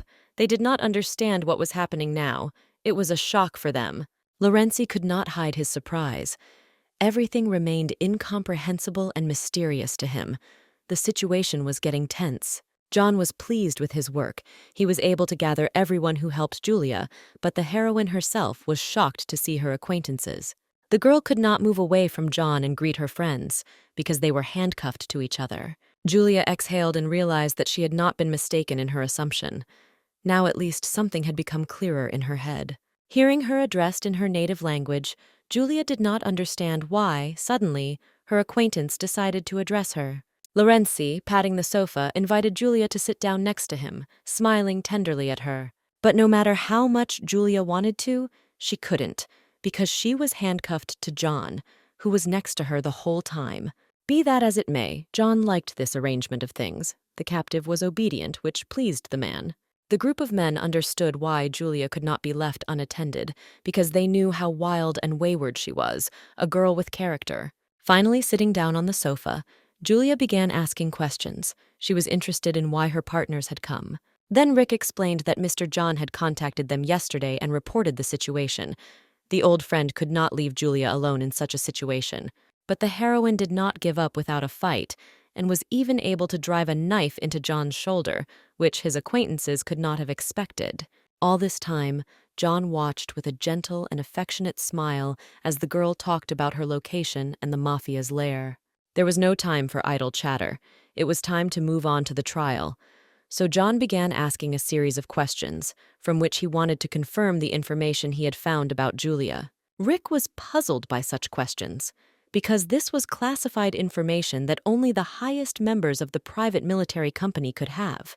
While John was asking questions, expensive whiskey was already on the table and was poured into the guests' glasses. John pressed Rick. It was clear that the man doubted and could not answer the question, because it was classified information. But still, after some time, Rick decided to answer that Julia has not had this code name for a long time. Only previously it belonged to her. Rick also confirmed that their company does not work for the FBI, continuing to answer questions. He never lied to John. Suddenly, John's gaze fell on one of the three men, and he began to watch him closely and his actions. It was Lorenzi, who in turn also did not take his eyes off his potential enemy. Lorenzi's piercing gaze was so noticeable that it would have been absurd not to notice it. The guy was looking at Julia all this time and examining her wounds received in the mafia lair. Perhaps he regretted that he allowed her to be captured at that moment. John didn't like the way Lorenzi looked at Julia because he wanted to have her himself and couldn't let someone else get her. Suddenly, the head of the mafia announced that he would like to entrust an important task to a private military company, or more precisely, the protection of a girl. Julia was not ready for such a turn of events. Hearing this, Lorenzi immediately volunteered, which greatly surprised the girl. She did not think of this guy as a daredevil. But Lorenzi was persistent. His gaze showed confidence and fortitude. He was ready for this task.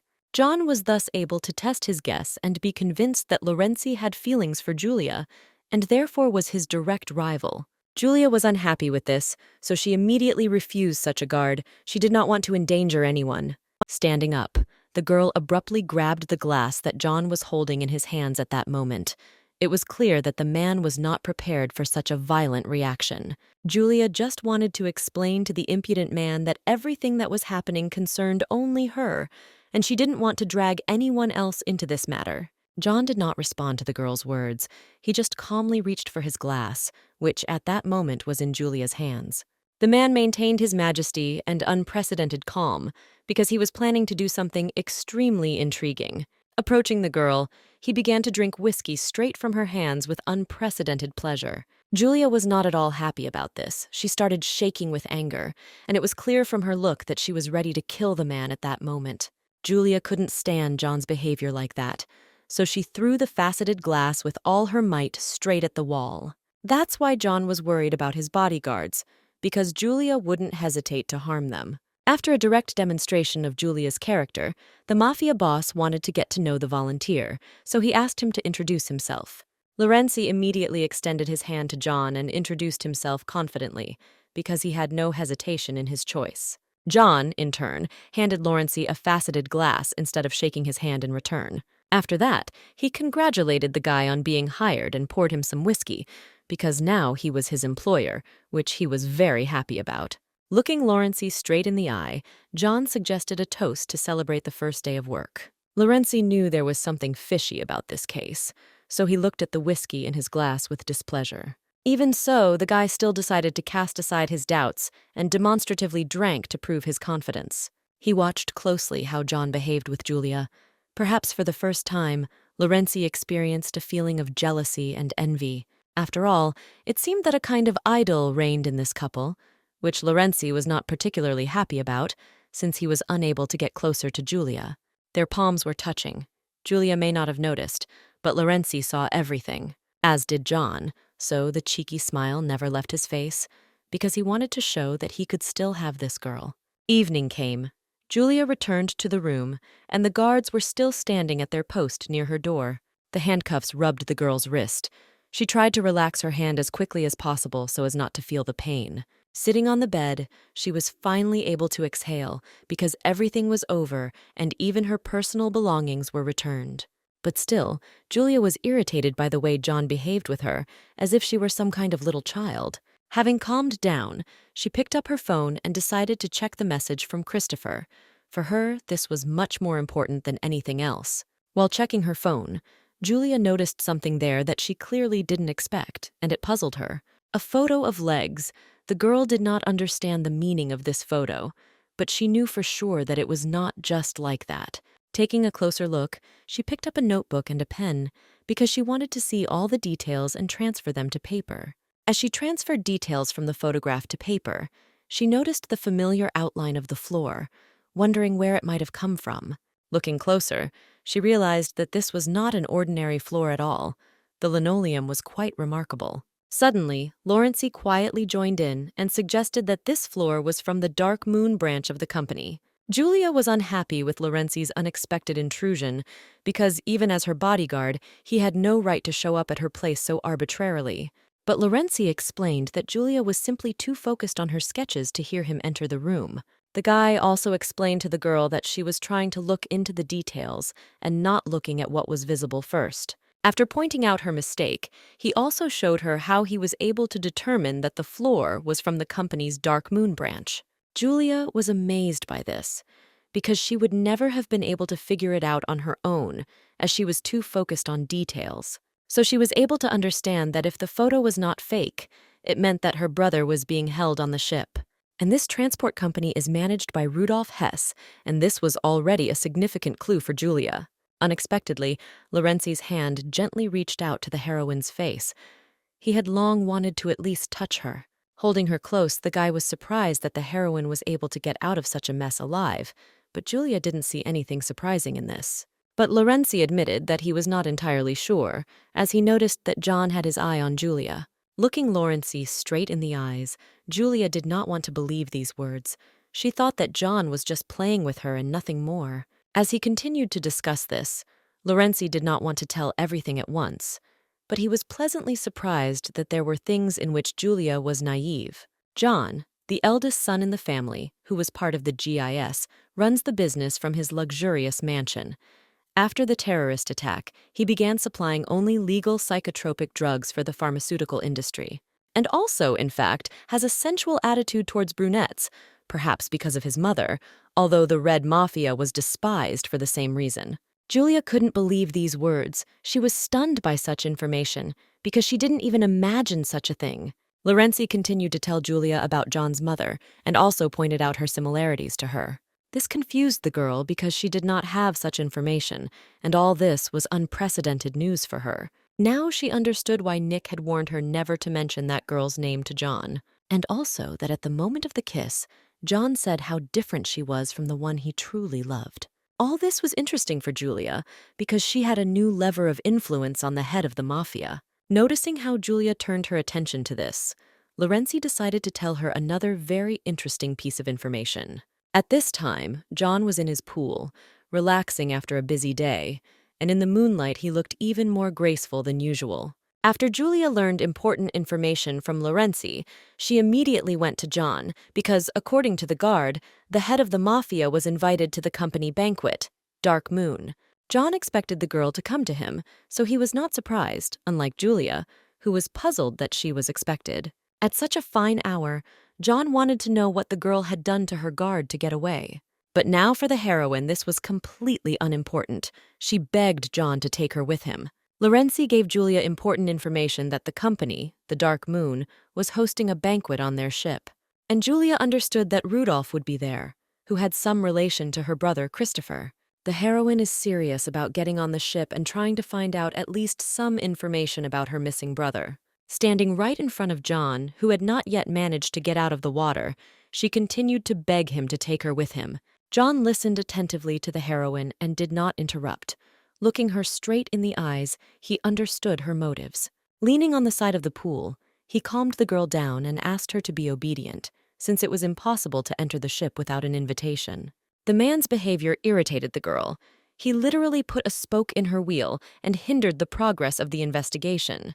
John looked at the girl and did not understand that he was making a mistake because Julia was not so simple.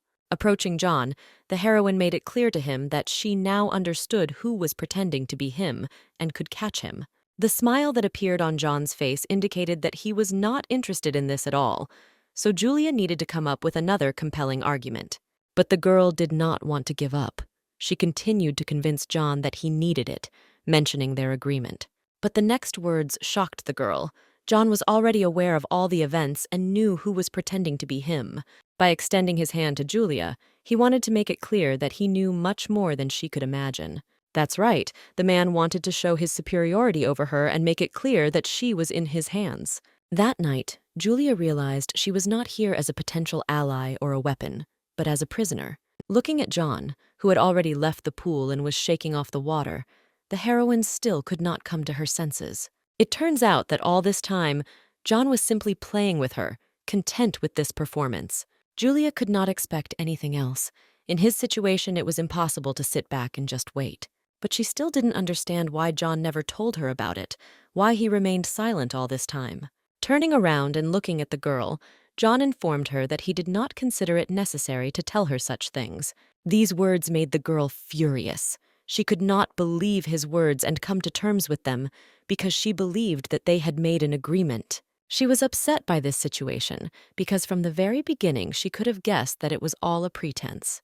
John did not understand what the girl was talking about because he believed that he did not have to report to her and therefore did not feel remorse.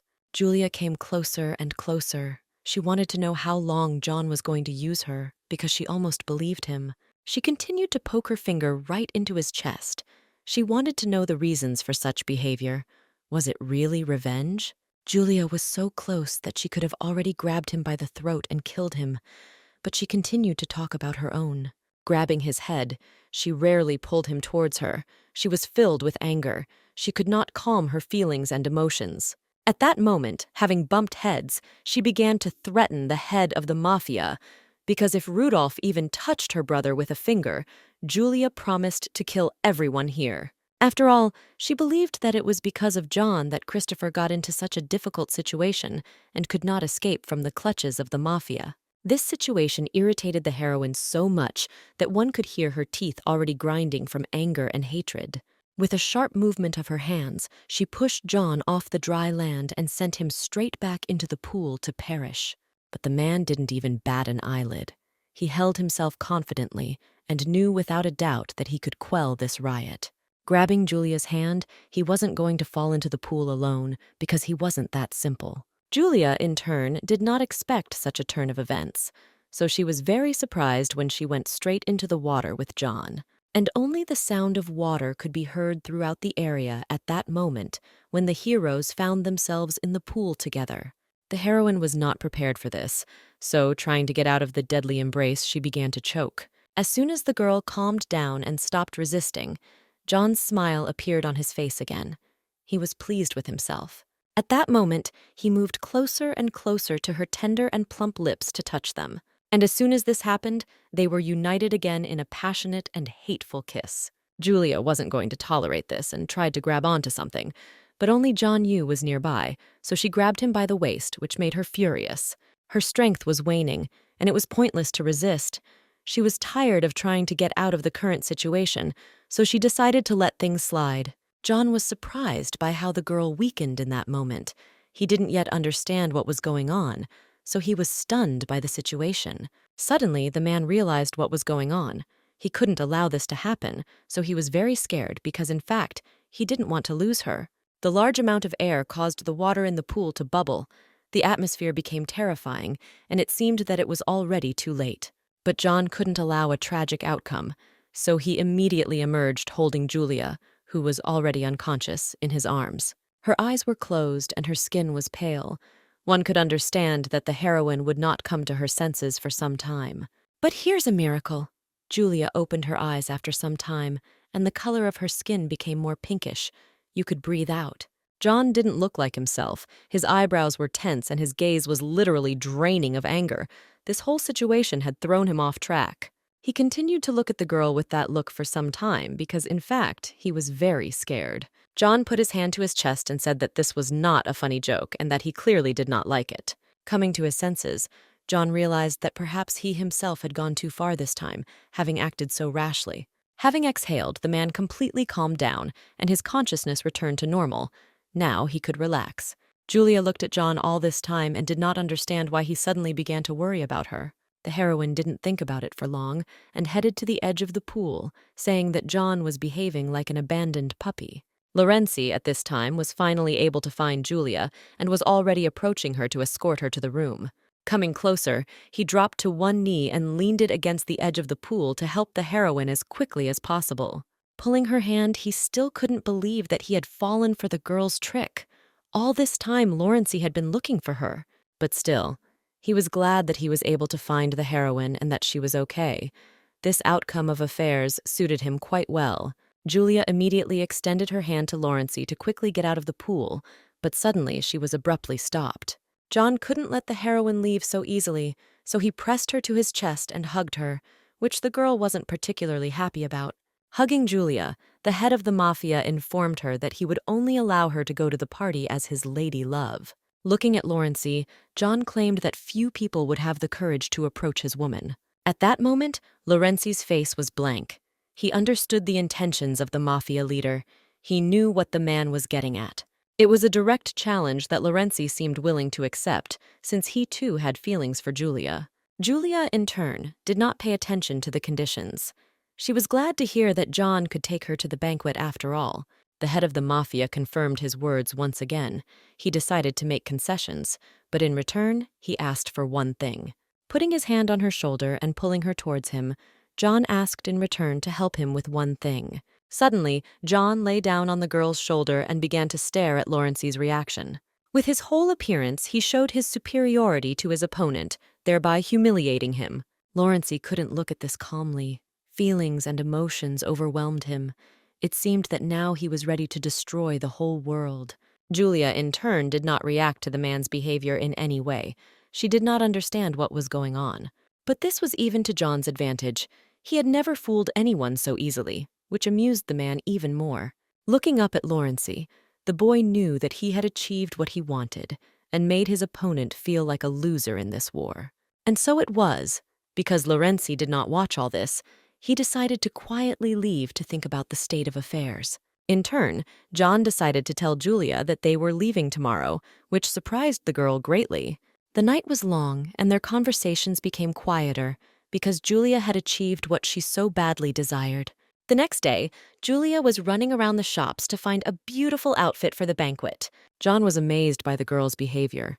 He couldn't even imagine that a shopping trip would enliven her so much. After all, just 10 minutes ago, the heroine was not in the mood and did not even think about showing her outfits to a man. The head of the mafia came to terms with this and realized that he was powerless in this situation. For the rest of the trip, John remained silent. And while he felt awkward, Julia relaxed and enjoyed the moment. The heroine was so happy to get out of the villa that she could not calm down, giving happiness to everyone. Sorting through her things, she took what she wanted, since John covered all her expenses. And at the moment when the heroine was choosing clothes that suited her criteria, the head of the mafia approached her and hugged her, which the girl was clearly not ready for. Looking at Julia's choice, John thought that it would be easier to go to the banquet naked than in this. But Julia considered her body beautiful, so even a bag on her would look like a beautiful dress, which John, of course, did not agree with. And as soon as the girl saw the cute shoes, she immediately disappeared, leaving John in proud solitude. Watching Julia choose her clothes and shoes, John received a peculiar pleasure. This was the first time he had experienced such feelings. Before this, he had not been able to experience anything like this. Could this really be that very love? The mafia boss couldn't think about such a thing, so he immediately exhaled and threw away these stupid thoughts. Therefore, having collected his thoughts, he decided with a firm hand to finish the girl's shopping and paid. The girl didn't expect it to end so quickly, so she was very surprised by this, but she still held the shoes she liked in her hands. Although she hadn't finished yet, John's guards were already loaded down, their hands full of bags. John didn't want Julia to wear what she chose. He wanted to handle the matter himself, so he headed to a designer store. Julia believed that anything she wore automatically became luxurious. Even John started laughing at these jokes, especially after that trip to the store. Walking down the street, Julia suddenly noticed a coffee shop that she couldn't help but go into. She immediately rushed towards the restaurant and left behind John, who was looking at her. At that moment, it was hard to take your eyes off her, because the heroine was so happy and beautiful that John's heart sank. It seemed that there was only them around and no one else. Holding the shoes in her hands, the girl did not stop and continued walking towards the coffee shop for a cup of espresso. Suddenly, John grabbed the heroine by the wrist, wanting to hold her hand on this beautiful and happy day. Julia was surprised because she considered the head of the mafia to be an impudent and brazen guy, but at that moment he was so sensitive and attentive, because of which, without realizing it, she began to look at him completely differently. His face seemed so cold, but at the same time so beautiful. She herself could not understand what was wrong with her. Without looking away, she looked at him and did not even suspect how this would affect their relationship. Even though it was just a game, John was acting so casually at the moment that memories of that day came flooding back to him.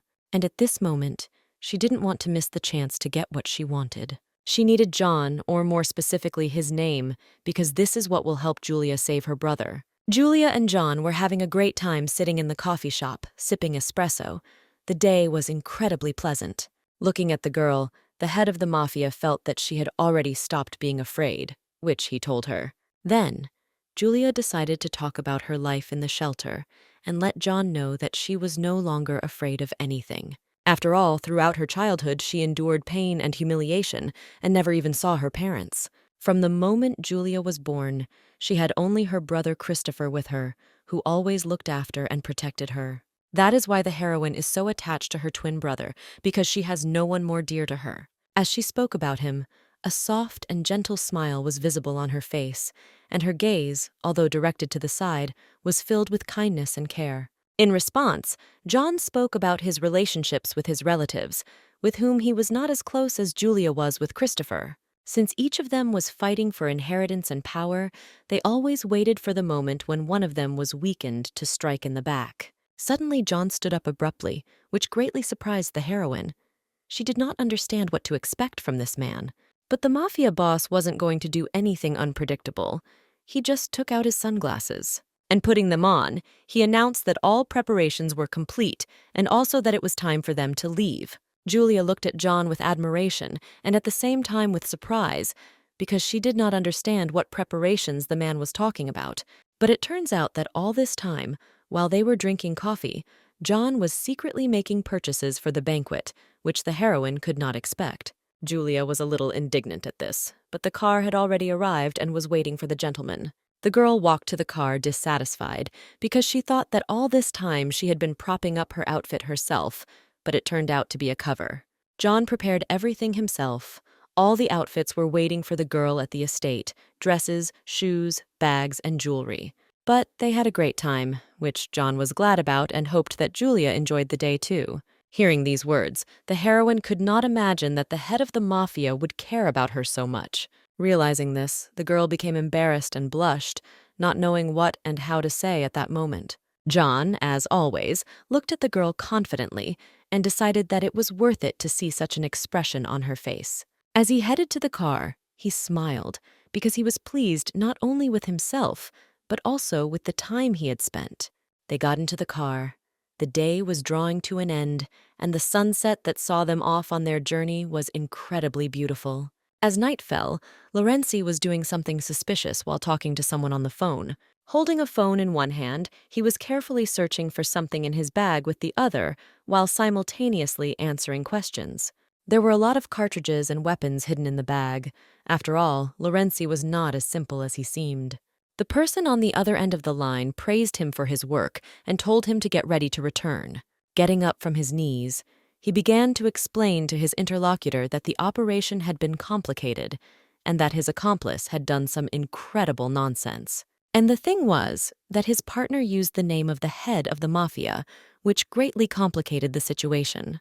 Having said that he would call back later, Lorenzi hung up, considering all this empty talk that would lead to nothing. He had to act carefully and deliberately, so he pressed the screen to his lower lip and began to reason. Suddenly, Julia entered the room. She was stunned by what she saw. She did not understand what the hell Lorenzi was doing in her bedroom. Noticing Julia, the man's heart began to beat faster because he did not know how to explain his actions to her. The situation was gaining more and more momentum because Julia did not want excuses. She wanted to hear the truth.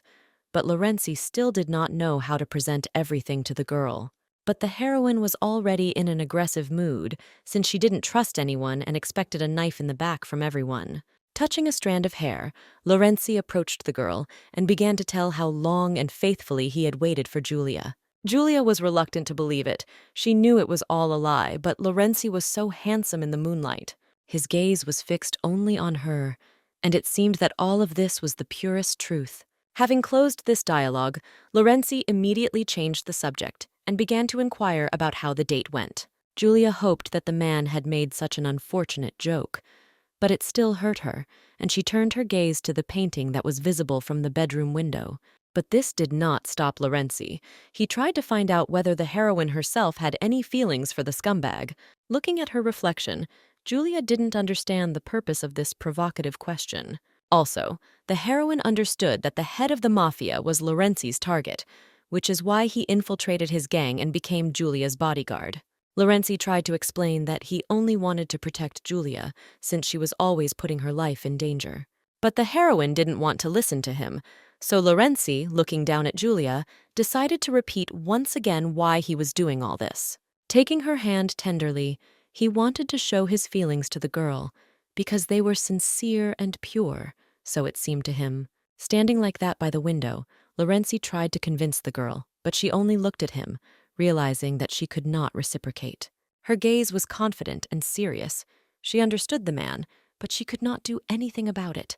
So, lowering her head down, she exhaled and answered only what she already knew about Lorenzi's feelings.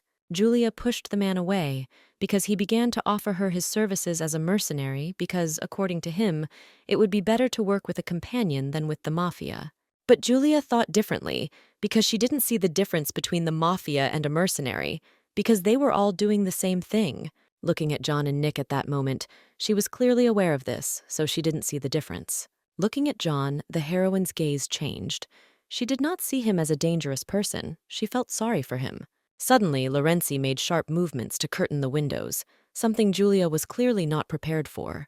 Lorenzi thought differently because they, mercenaries, did not treat people's lives as trophies. And also, the man believed that as soon as John tamed Julia, he would throw her away like an unnecessary toy. Standing by the window, they continued this dialogue, since Julia did not agree with Lorenzi, because her brother was betrayed by his own agency. And most likely, he wanted to pay back in the same coin for which he paid. Turning to Lorenzi, looking him straight in the eyes, Julia explained to the man that she could no longer trust anyone. Lorenzi understood what the girl was talking about. He knew that after something like that, it was difficult to trust people. Unexpectedly, the heroine changed the subject and decided to ask if Lorenzi knew what the head of the company, the Dark Moon, looked like. The man had such information, but unfortunately, he was not going to just divulge it. Lorenzi wanted something in return for this information. He was interested in what Julia could offer. The heroine clearly did not expect these words. They angered her because just a couple of minutes ago, Lorenzi convinced her to trust him. Then, the girl decided to take a risk. Reaching out to Lorenzi, she was going to whisper in his ear. Whisper that the price would be his life. She would save Lorenzi by any means, but only once. She grabbed him tightly by the shoulder and warned him that if she ever saw him rummaging through her things again, she would execute him on the spot. Lorenzi understood what the heroine was hinting at. It made him think, because in essence, now he had to provide information to Julia about his life. The heroine put her hand in her pocket because she was going to get something and warn the man. She wished that Lorenzi would never interfere in her affairs again and forget about the mobile phone, which he had already managed to rummage through. Standing in front of him with a smile on her face, Julia said that she didn't believe Lorenzi one bit. Late at night on the seashore, John gathered everyone to discuss something very important. No one was happy with this, so there was a dead silence at the table, and everyone was waiting for John to start talking. But Julia was the first to start the dialogue, because she was worried that John had mixed something into the food. Lorenzi watched all this. He had nothing to say. He didn't know how to join the dialogue. Suddenly, he turned to John after all, because he agreed to have dinner with him only because John was going to tell him important information. John understood that Lorenzi would not sit at the same table with him for long, but this did not bother him, because he was going to immediately move on to dialogue. Julia watched this with indifference. It seemed as if she did not feel anything and did not care at all.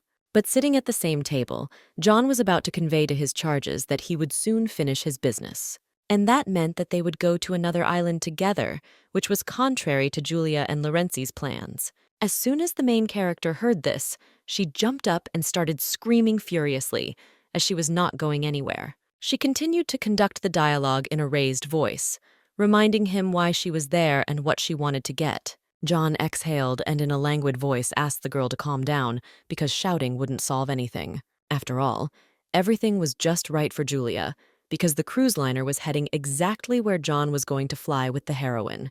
Lorenzi watched the dialogue and wondered how much it would be to his advantage since he was already delayed here because of Julia. The main character couldn't even imagine that her suspect was going to leave the island in this way.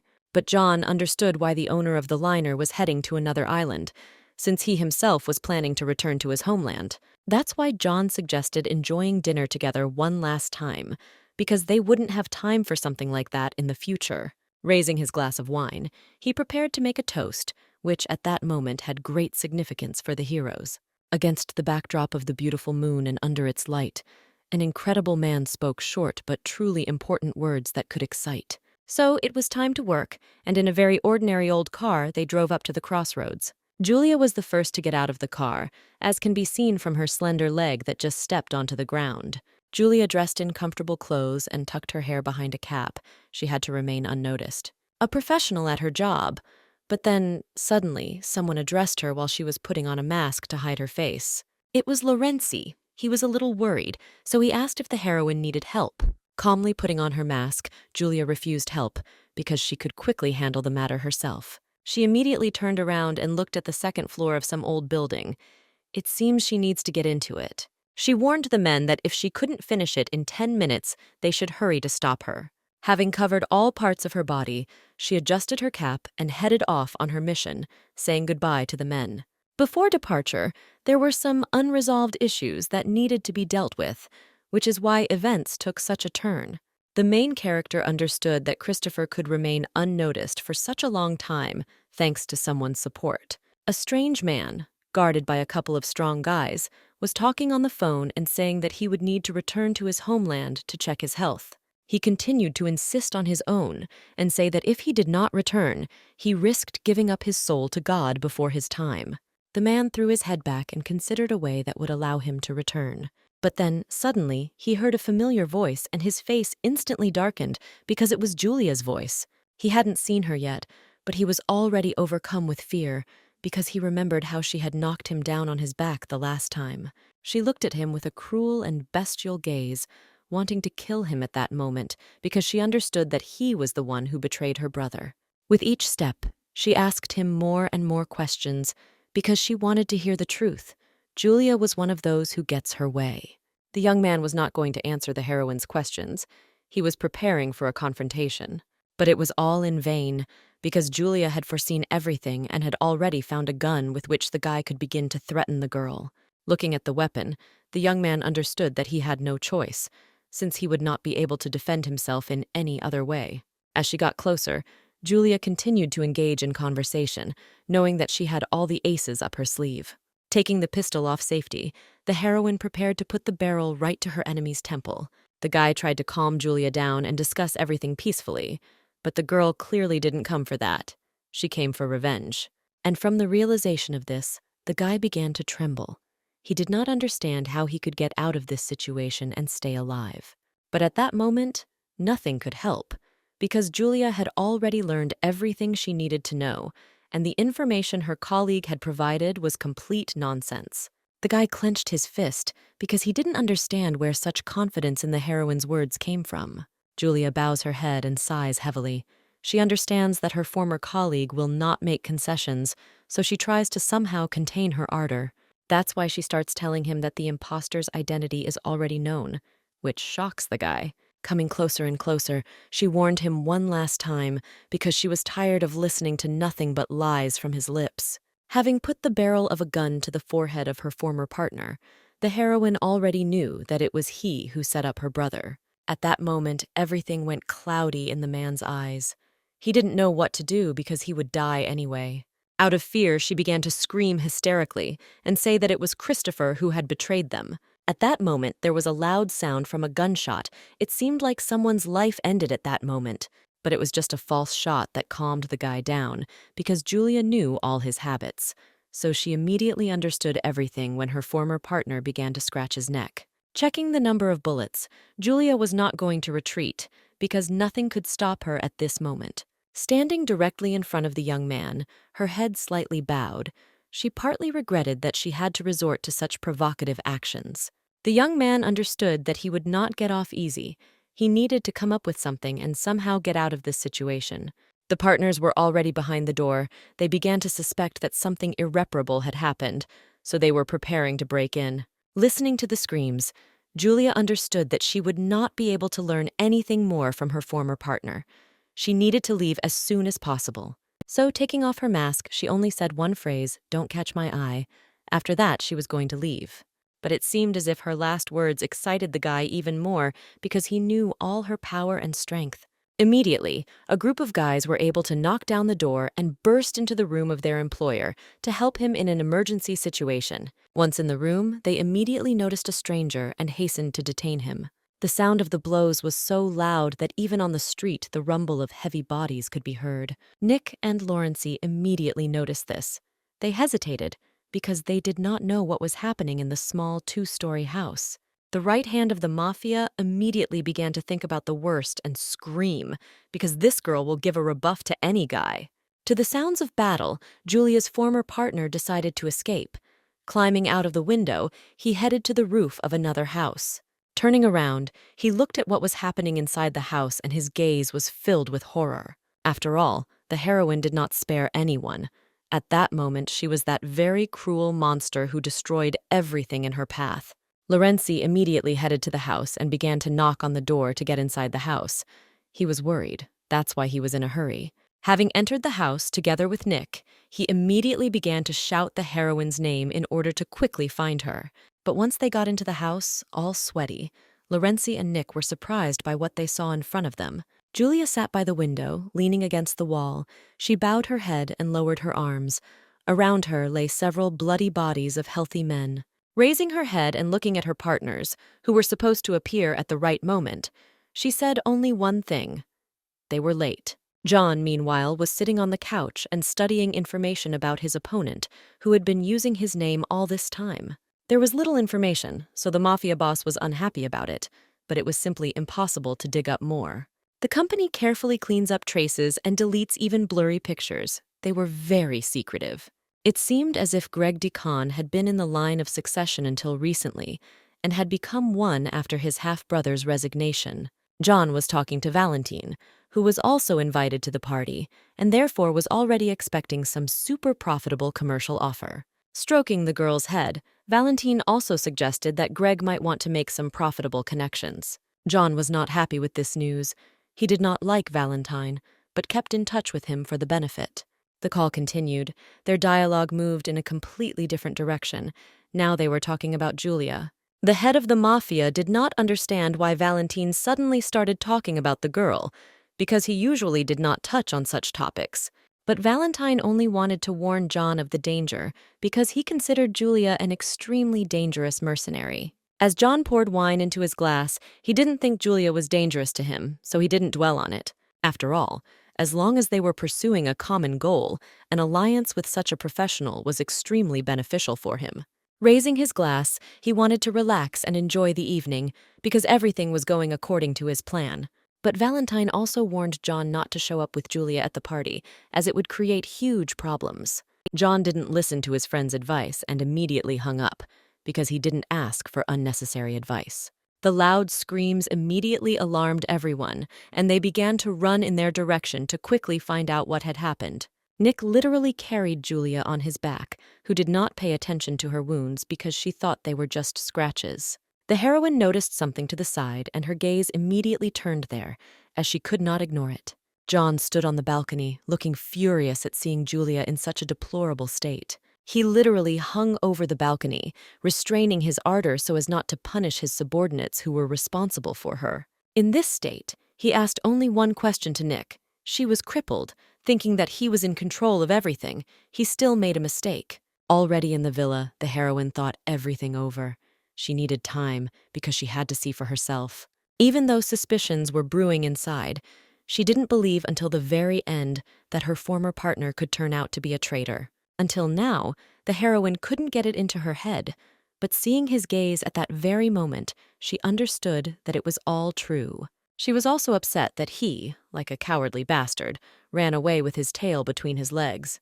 John, wearing only a robe and carrying a box containing medications, entered the room. When he addressed her, he could not imagine that Julia would go on such a dangerous mission without informing him. The heroine did not understand the meaning of the man's words, because she considered this task not as dangerous as John imagined. She asked to leave the first aid kit on the table and leave, as she could figure everything out herself, but the head of the mafia refused the girl's request. Taking out a syringe and an ampule, John prepared to quickly inject antibiotics into the wounded mercenary. While injecting, the man also said that the antibiotic would be followed by a painkiller, which would ease the heroine's suffering. John looked at the heroine with regret. He could not protect the girl's life and allowed her to get hurt like that. He didn't want her to wander around and end up returning with traces of strangers. The heroine was embarrassed. She did not understand how to interpret these words, especially since she suffered the least. Looking at Julia's wounds, he didn't attach much importance to her words, because what was most important to him were the wounds that his opponents were able to inflict. John looked at the heroine with a serious look.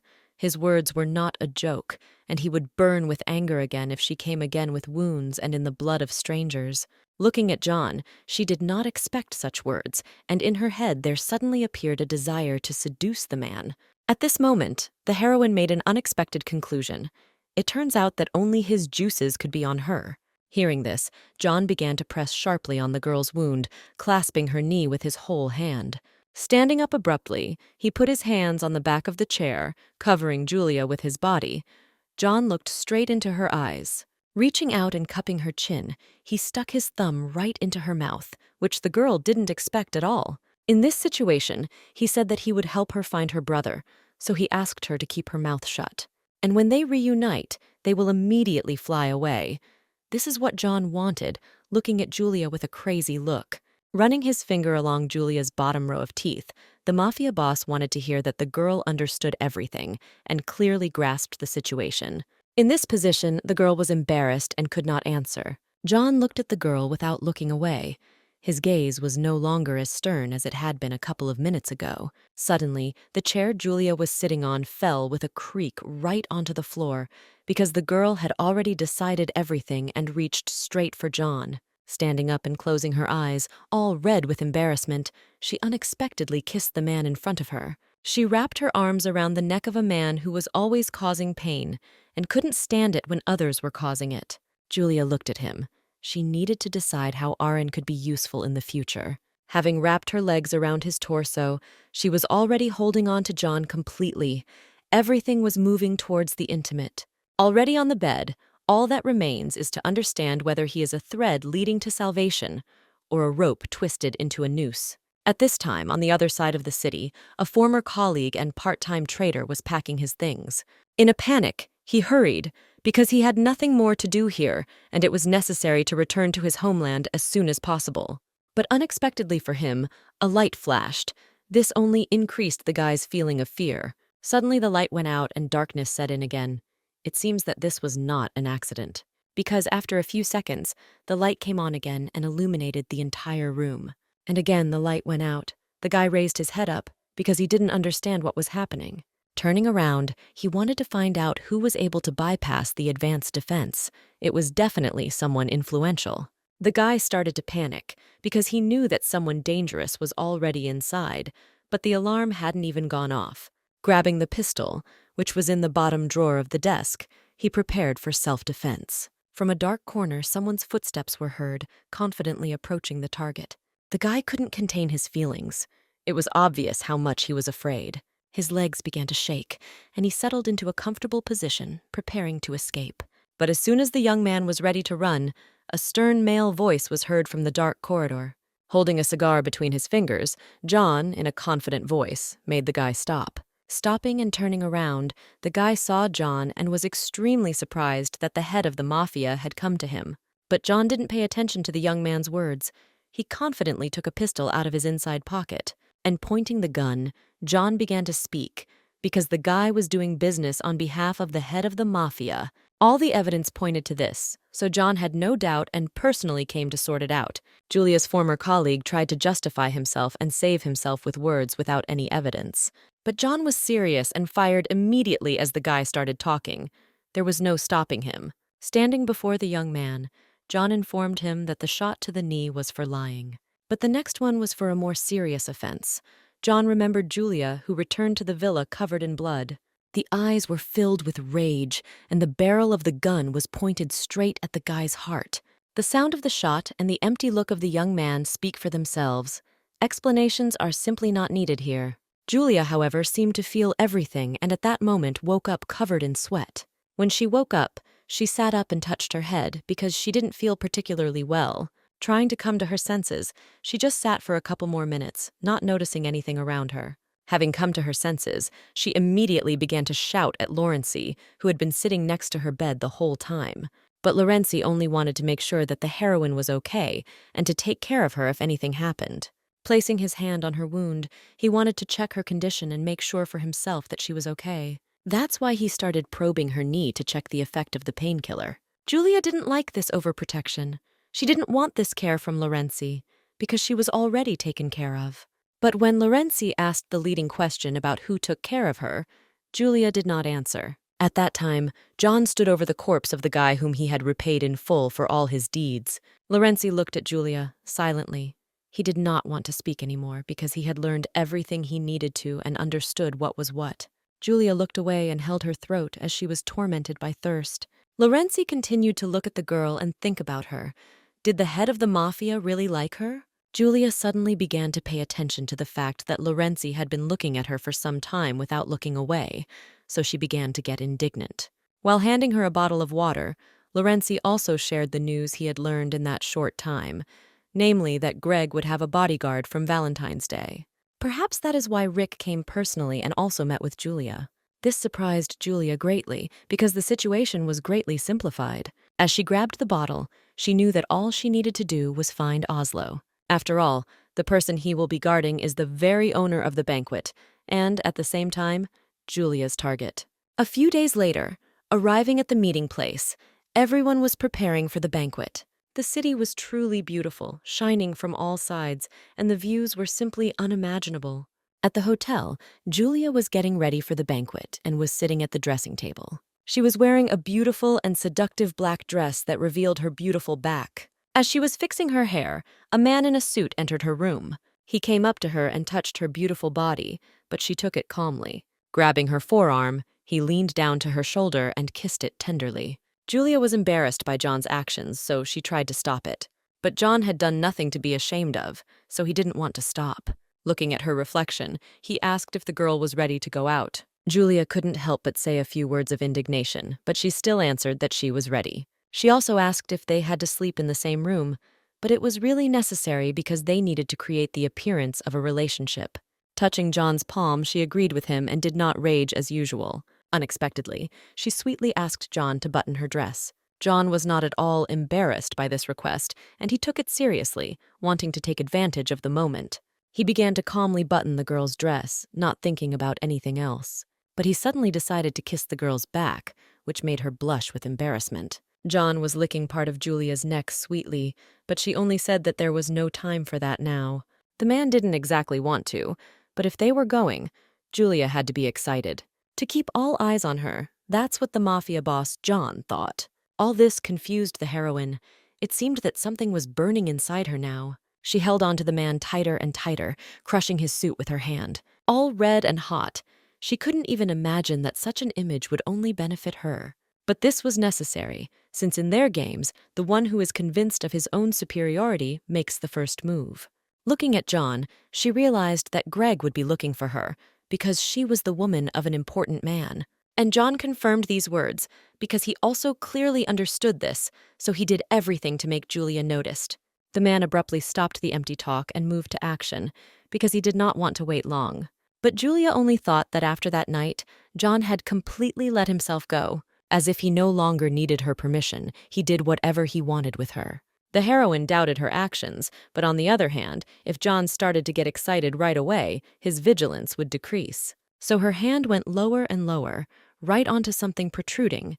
She grabbed it and began to gently move it from side to side. At that moment, someone disturbed the young couple with a short knock on the door. John and Julia immediately noticed this and were distracted from their pleasures. The mafia boss was expecting this knock, so he immediately headed for the door, because Julia's equipment had arrived. Julia didn't know this, so she asked again, and John kindly explained everything to the girl. The heroine was embarrassed by her actions earlier, but this only made her look better, a slight blush and a cute pose. The man picked up the box and handed it to Julia so that she could familiarize herself with her arsenal. Having opened it, the heroine was pleasantly surprised, as she did not expect to see something like this. Inside, there were decorations, but not simple ones. They contained various technologies that could save the girl's life. The heroine immediately began to try them on, waiting for John's assessment, as she wanted to hear his opinion. John looked at the girl and felt genuine pleasure, because everything suited her. While Julia was putting on her jewelry and fixing her hair, they began talking about business again. But John kindly extended his hand and explained everything.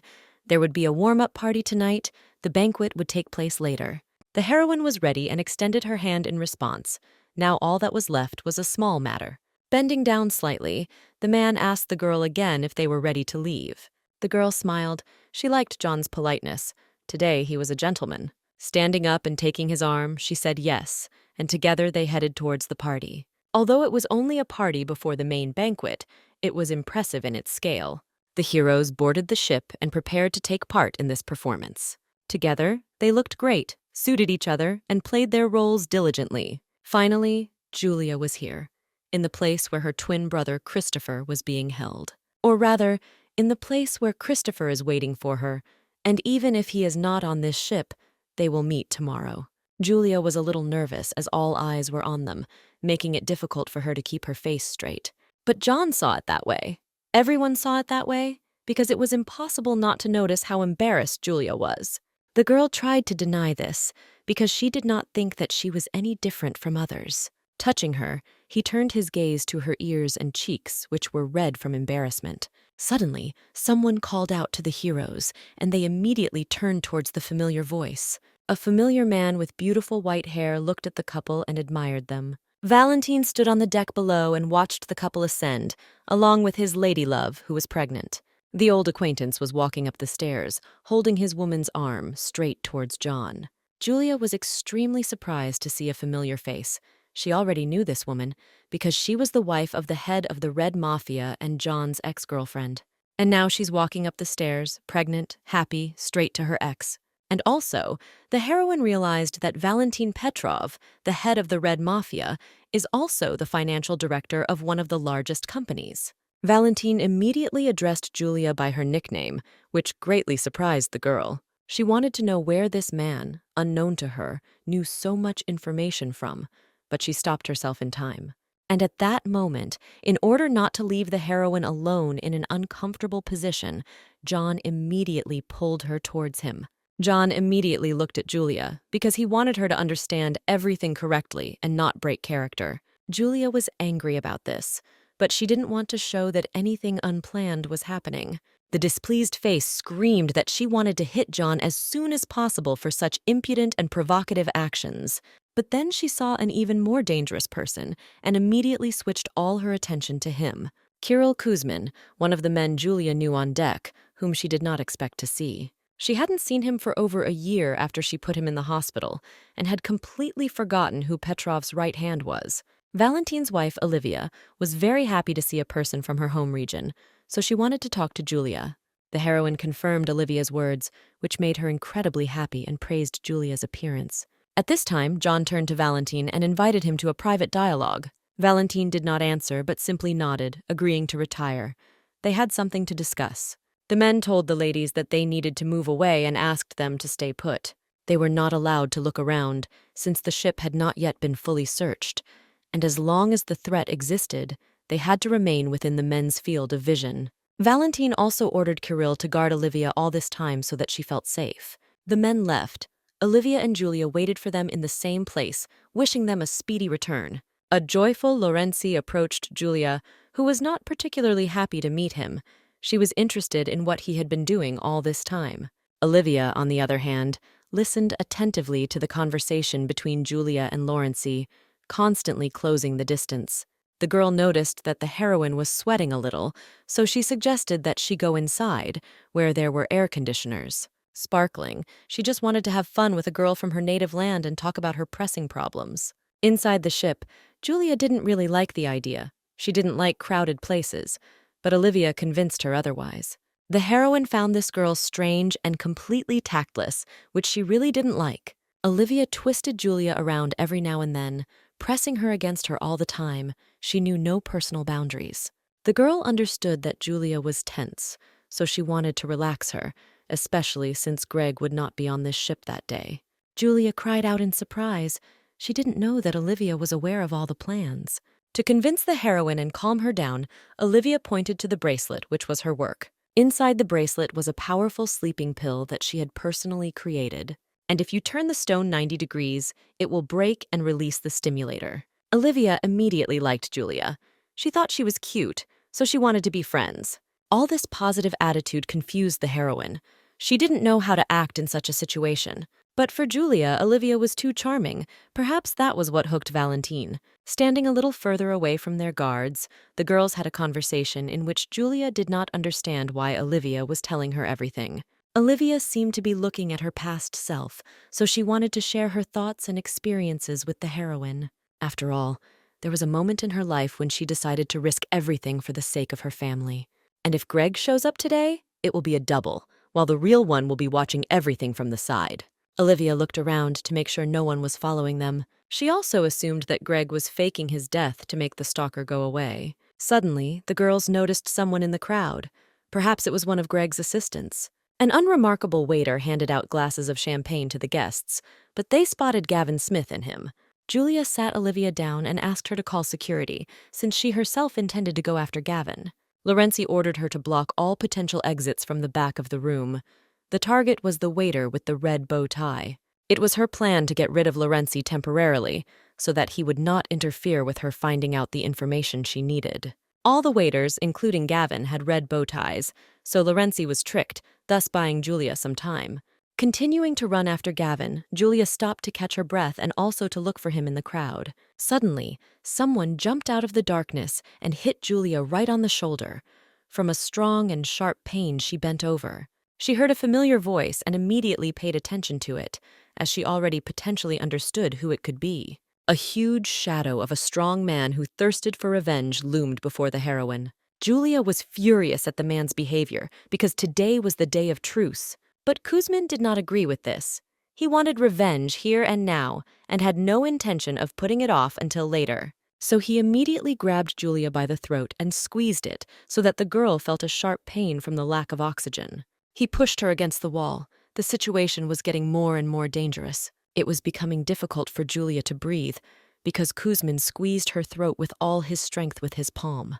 Kuzmin wanted Julia to feel the same pain that he himself had experienced.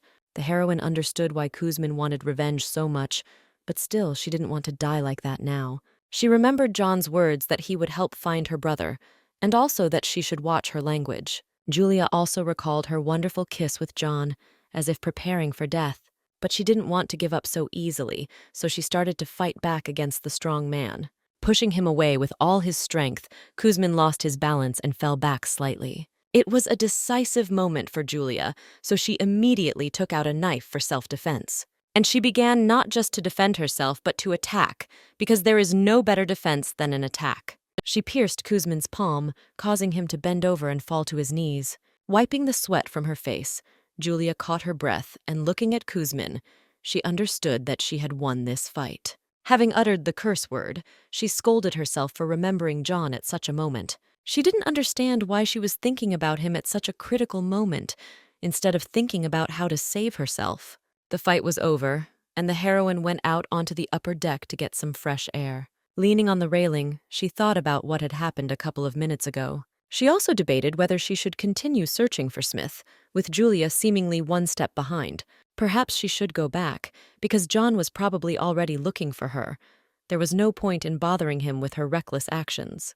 Maybe she should go back and talk it over with John, the thought making her cheeks flush. Suddenly, she noticed a familiar face in the crowd of strangers, which would help her find out about her brother. It was Oslo, the familiar mercenary from Valentine's Day.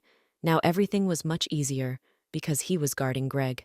This was the man Lorenzi was talking about when he handed Julia the water. After all, the man he was guarding was the same Greg who held her brother hostage. Julia understood everything. It became much easier. Now there was no need to look for anyone. Her goal was right before her eyes.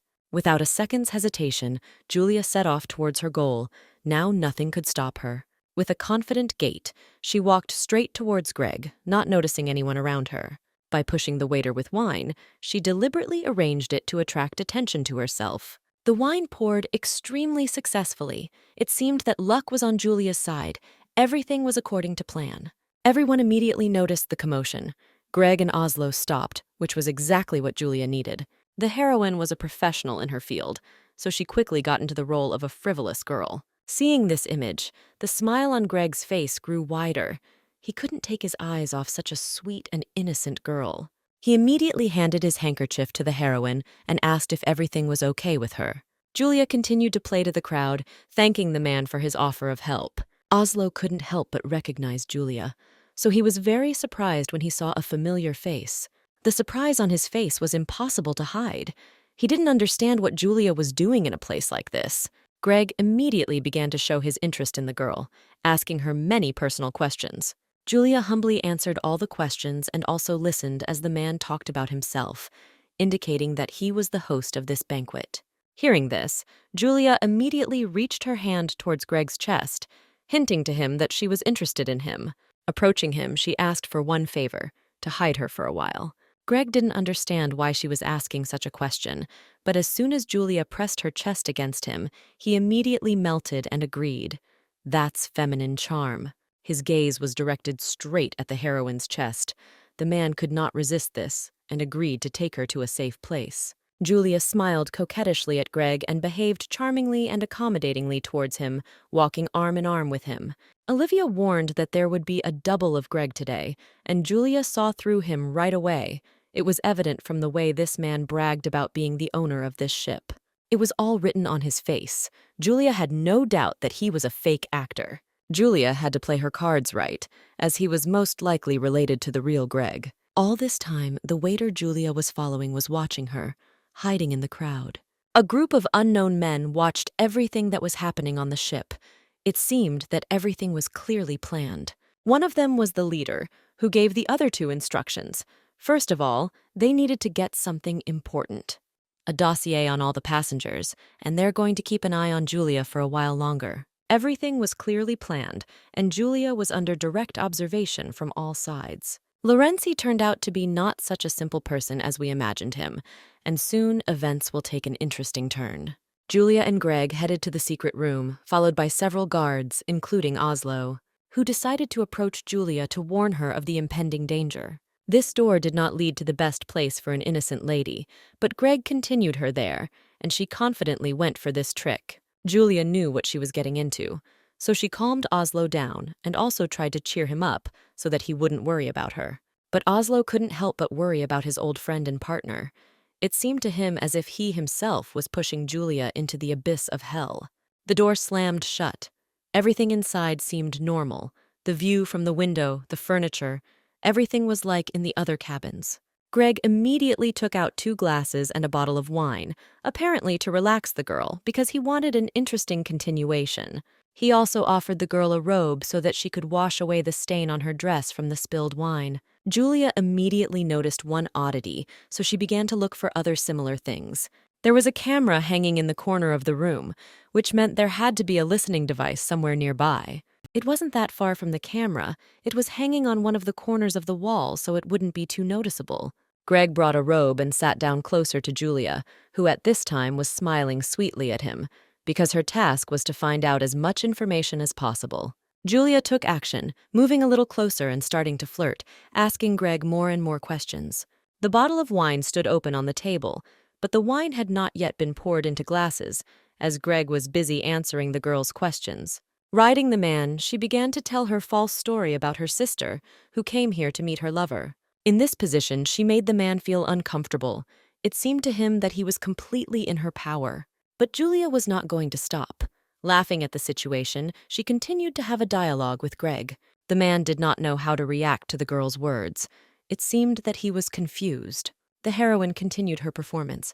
She couldn't stop halfway, saying that she liked bad boys. Under the guise of searching Greg from head to toe, as Julia thought, there was no weapon. This meant that she could use force, which is what she did at that moment when she grabbed him by the jacket. She abruptly laid him on her chest and twisted his arm so that he couldn't move. Now she could act more freely. Julia's gaze immediately changed and she began to interrogate Greg and find out his true identity. Sitting on him, she kept asking questions, wanting to get answers to them. Julia squeezed a strand of his hair in her hand. There may be a shortage of bodyguards, as they were most likely ordered not to guard him, but to keep an eye on him. Julia wanted to know where his boss was now, so through torture, she tried to find out the necessary information. At the moment when the heroine put in a little more effort, he admitted that he had never seen his employer. He also told how he once received a call from an unknown number. Taking out a gun, Julia, in a rougher voice, ordered the man to call this number right now. The double knew he couldn't do it, but Julia was threatening him with a gun, so the fear in his eyes only grew stronger. To force the guy to do what she wanted, she suddenly fired, attracting unnecessary attention from the guards. Oslo entered the rooms first, addressing Julia by name, and it seemed like the situation was only getting hotter. Julia raised her finger to her lips, hinting that the guards should be quiet, otherwise she would do something irreparable. The sofa was shot through. The double was alive, but lost consciousness from fear. But Julia got what she wanted because the call was already in progress. The phone was lying nearby, on the table. The call went through, it was answered. Now all that was left was a small matter. A rough male voice came from the phone and immediately began yelling at his double for not being able to keep his mouth shut. Julia immediately realized that Greg was using a voice distortion program, but this did not stop her and she turned to him. Oslo stood nearby and listened as Julia spoke to Greg. Because her business was none of her business, she needed to save Christopher. She also wanted to know if he had her brother. Julia was ready to do anything to save him. But after these words, it became quiet. The voice from the phone simply fell silent. It seems that Greg did not particularly want to answer the heroine's questions. Julia bowed her head, waiting for an answer. She wanted to know the truth, but she knew it was unlikely. And to succeed, she began to torture the double so that Greg would hear the screams of his subordinate. She also started threatening the real Greg, saying that she would find him and crush him like that weakling. Suddenly, Greg spoke to Julia again, asking her to calm down and let the poor guy go. At that moment, unexpectedly for Julia, a shot out of nowhere hit the double right in the head. The girl was amazed by the master's cold-bloodedness towards his subordinates. Drops of blood fell on her face. The lifeless body of the double lay right on the sofa. Julia was still sitting on top, but she understood how dangerous this place was. The guards panicked. They wanted to get out of this place as soon as possible. At that moment, Greg turned to Julia. Greg told her that Christopher was not with him, but he was very close to her. The man was planning to end the party, so he asked the girl not to make too much noise. All this time, Lorenzi, that is Greg, was next to Julia and watching her. He was not just an agent. The curtain is slightly open, the actors are in place, the show is just beginning. Greg does not say goodbye to Julia. He tells her, "See you soon." Julia didn't understand all the words and didn't know much else, so she couldn't think logically, but she would understand everything soon. After all, the last words could only mean that everyone on the ship was in danger, including John, which worried her most of all. At this time, John gave all his guards the order to find Julia and bring her to him. He was furious and ready to tear the ship into pieces if they did not find his woman in the shortest possible time. Along the long corridor, Julia was in a hurry to get back to John as quickly as possible, so she didn't stop for a moment. Suddenly, she was stopped by a man who asked Julia to slow down. Apparently, he had an important question for her. The heroine immediately pushed away Oslo, who only wanted to ask, because it was important for him to know why she was on this ship. Julia wasn't going to answer Oslo's questions, she asked her own. She needed to know who Greg's real target was. Oslo understood everything. He wanted to help, and since they were being watched, he wanted them to pretend to fight. He wanted to take her around the corner until they identified the blind spots on the ship. But Julia was not going to listen to her friend. She held a pistol in front of his chest and demanded an answer to her question. Oslo bowed his head. He didn't know how he should act at such a moment. The situation was difficult for him. Unexpectedly, Oslo named Greg's true target. His target was John, which left Julia confused. Oslo was trying to explain everything to Julia until a red glow appeared from a dark corner. Julia managed to notice the glow and thus saved Oslo, pushing him to the side. The pot in which the flower stood broke, and if it had broken a little more, Oslo would have died right before the heroine's eyes. Oslo didn't understand what was happening, but Julia already knew that it would be like this on every corner. This ship was equipped with similar weapons all around the perimeter. Julia took out her gun for self-defense. She had to see John as soon as possible. Oslo was worried about Julia. He didn't want to leave her, but the heroine insisted otherwise. The heroine had no intention of stopping. Now her goal was to save the head of the mafia. She was resolutely moving towards this goal. While Julia was tearing her dress to move more freely, Oslo stood up on his feet and couldn't believe his ears. Suddenly, a roar distracted the heroes from their dialogue. They turned their heads in the direction of the noise. The door opened slightly. It was unknown who was there. It was necessary to remain calm and be prepared for anything. But it was John, covered in blood, wiping the blood from his face with the back of his hand. The head of the mafia was surprised when he saw Julia with Oslo. He didn't know anything yet, so he suspected everyone. But now was not the time to relax and tell the story, because John was in danger and Julia understood it. Seeing a man with a gun coming from around the corner, she tried to stop John and warn him of danger. The gun was loaded, and the guy from around the corner was already aiming the front sight at the target that was in front of his eyes. Julia reacted quickly and was able to shoot first, thereby saving John from death. She told Oslo to get out of there before other agents showed up, and the situation got worse. She also ordered John to get out of here, wanting to protect him, but he didn't answer because he wasn't going to run away.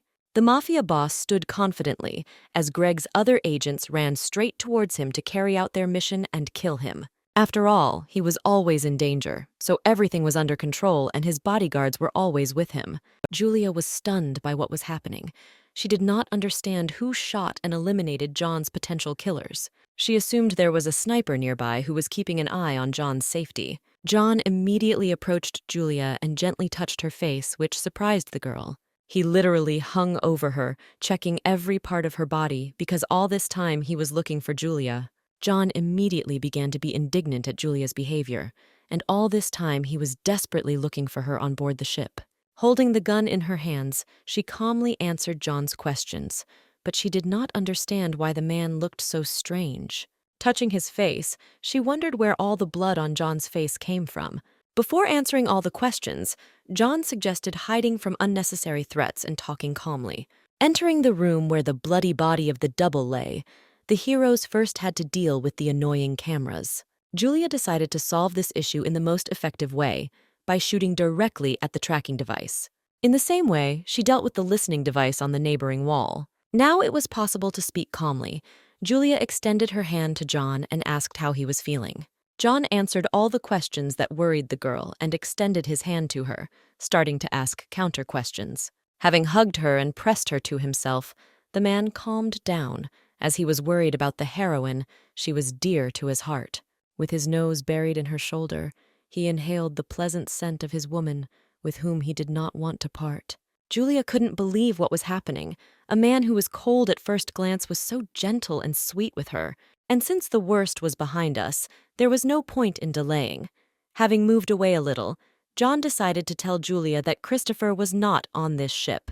Apparently, her brother had managed to escape. Taking a bottle of wine, John decided that after what had happened, he needed to relax and have a drink. So, taking the bottle without following any manners, he began to drink straight from the neck. Taking the phone, he called his men and ordered them to destroy everything, placing a bottle of wine on the table. At that moment, everything began to blur before my eyes.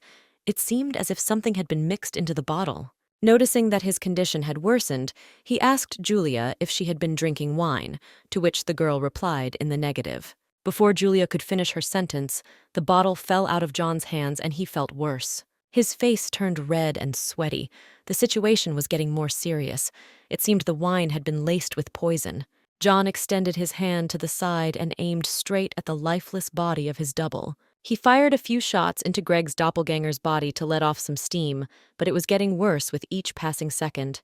Julia was stunned by what was happening. She did not understand the logic of John's actions. John couldn't control himself. His eyes were blurring, and his body was getting heavier with every second. Looking at Julia, the head of the mafia tried to ask for help, but he no longer had the strength to say anything. The heroine did not understand what was happening, and her concern for John showed in her eyes. Suddenly, someone abruptly opened the door with a creak, bursting into the room in which the heroes were. Nick burst into the room screaming, telling everyone in it that it was time to get off this ship because the police were coming. The heroes were able to leave the ship in time and were already at Yuri Petrov's hotel. Julia and Nick carried the half-dead John, who could not stand on his feet, on their shoulders. John's colleague immediately met them at the hotel and was glad that the heroes were able to escape alive. He also informed them that they could relax, as outsiders were not allowed in. Julia exhaled, reporting that John had drunk wine that had been laced with sleeping pills. The heroine didn't have the strength to explain everything, so she threw Valentine a phone, which contained all the necessary information. Valentine still did not understand why he needed this phone and what he needed to do with it, since Julia had not told him anything. The heroine did not delay and immediately gave the order to Valentine to copy all the data and turn off surveillance. The man also wanted Julia to make the most of the gift from Olivia, his wife. John drank wine with an unknown stimulant mixed with an aphrodisiac. The antidote may cause mild shock, but will bring him to his senses. Turning around, Julia was very surprised to see that the drug analysis had already been done. But the heroine was also interested in what would happen if she left John like this, to which Valentine did not dare to answer right away. Looking at Julia, he understood that things would not be easy for her, which he told the heroine. When they reached the bedroom, Julia and Nick threw John right onto the bed, finally able to breathe. Julia immediately ordered Nick to leave. The man did not want to leave the master in such a state, so he resisted. But the heroine noticed that Nick was wounded, as bloodstains appeared on his clothes. For this reason, Julia kicked Nick out of the bedroom and sent him to the doctor, wanting to not worry about anyone else. Nick didn't understand the concern, but he had nothing to say, so he simply obeyed. As he was leaving, Nick asked again if his help was needed, but Julia insisted that she could handle it herself. The man could not leave calmly, and until the very end tried to at least help Julia with advice. After some time, the door finally slammed shut, and the heroes were left alone. Sighing, the heroine kept thinking about how to deal with a psychopath on drugs. At this time, she turned her attention to the room and the bed in which John was laid. Coming closer to the bed, she saw only a jacket lying on the bed. John himself was not in the bed. Julia began to look around the room and look for the man. She was sure that he could not have gone far. Hearing the sound of water from the bath, the heroine immediately understood where John was now. His whole body was burning. He couldn't cope with the heat, so he tried to cool down in any way possible. Julia turned to John, to which the man responded and looked at the heroine. John did not want to see Julia at that moment, but she resisted and did not want to leave. Looking at the heroine, he could not calm down. His body was getting hotter with every second. The heroine was not going to stop. She continued to provoke the man, wanting to enjoy the situation. The mafia boss tried not to give in to provocation. He held on steadfastly, because he didn't want the girl to see him like this. But with each passing second, John felt worse. His feelings overwhelmed him, causing his body to become unbearably hot. Julia began to worry about him. She understood how bad John was now, so she could not calmly watch this. Approaching the man, the heroine sat down, wanting to support him. She said that he needed to keep himself in hand no matter what. Drops of water were running down John's face and he couldn't walk on his own, so Julia helped him up. The girl knew that John didn't like to ask for help, but she just couldn't leave him in that state. Leaning on Julia's shoulder, the mafia boss felt increasingly heavy, the feelings overwhelming him at that moment. That is why he suddenly pulled Julia towards him and kissed her passionately, which the girl did not expect. The passion between them only grew stronger, and drops of water flowed from John's body as he held her close. Julia could not contain the intensity of her feelings and emotions, and she herself could not restrain herself from doing the same. Giving in to her feelings, the girl decided to give herself to the head of the mafia, forgetting about everything that had happened before. Closing her eyes, she no longer thought about anything. In her thoughts there was only John and the sweet taste of his lips. The passion grew in the room, the sounds filled the entire space. The night was sweet and beautiful. Sweating, they paused for a second to catch their breath after their passionate kiss. Julia looked at John and couldn't take her eyes off him. There was only him in front of her. Nothing else worried her. Without thinking about the consequences, she decided not to be distracted from the man who attracted her so much. Their tongues touched. They tasted each other and wanted more. It wasn't enough for them. John held Julia close to him, touching her hair and desiring her more and more, desiring her so much that he had no strength to resist. He didn't like this feeling. He didn't want to become like animals, so he gathered all his will into a fist. He knew that Julia's hairpin contained his salvation, so he slowly began to pull it off her. Julia sensed this, so she turned around to see what John had done. The man had no intention of stopping, so he immediately pointed the sharp end of the hairpin straight at his stomach. Realizing what John wanted to do, Julia started screaming because she wanted to stop him. By kicking the man on the wrist, she was able to knock the hairpin out of his hands, thereby saving him. The mafia leader's eyes were completely dark, and he could no longer assess the situation clearly. Putting his hand to his face, the man wanted to regain his sanity for at least a second, but it turned out to be more difficult than it seemed. Unclenching his fingers on his hand, looking at Julia, John wanted only one thing: for her to leave. These were his words at that moment. He knew he couldn't control his feelings, so he asked Julia to leave, so at least he wouldn't attack her. The heroine was embarrassed by the man's words, but she did not want to leave and leave John in such a state. She claimed that his antics could sometimes be enough to send you packing, but not something like this. Now the girl wanted only one thing: for John to hold her as tightly as possible. Spreading her legs, Julia felt John's knee pressing against her womb and causing her to experience unprecedented pleasure. Burning with passion, the heroine enjoyed the man's caresses because he so diligently wanted to please her. Realizing that he couldn't continue like this, John began to pull off his shirt. The heroine looked straight into John's eyes, and only one thing was bothering her at this wonderful moment. Julia noticed that at that very moment, when he was taking off his shirt, his look was too scary. These words turned the man on even more, because he believed that this was exactly what Julia so passionately desired. Gently touching her body, John made the heroine feel embarrassed. Because of the influx of feelings, he did not want to wait long. While Julia enjoyed the foreplay, she still had doubts about whether they should do this at all. Maybe she should give him an antidote after all. Even if he was in a state of shock for a while, the heroine thought about it. Grabbing her chin, he turned Julia's head so that she could look only at him at that moment. As he approached the secret, John apologized, knowing that it was too late to stop.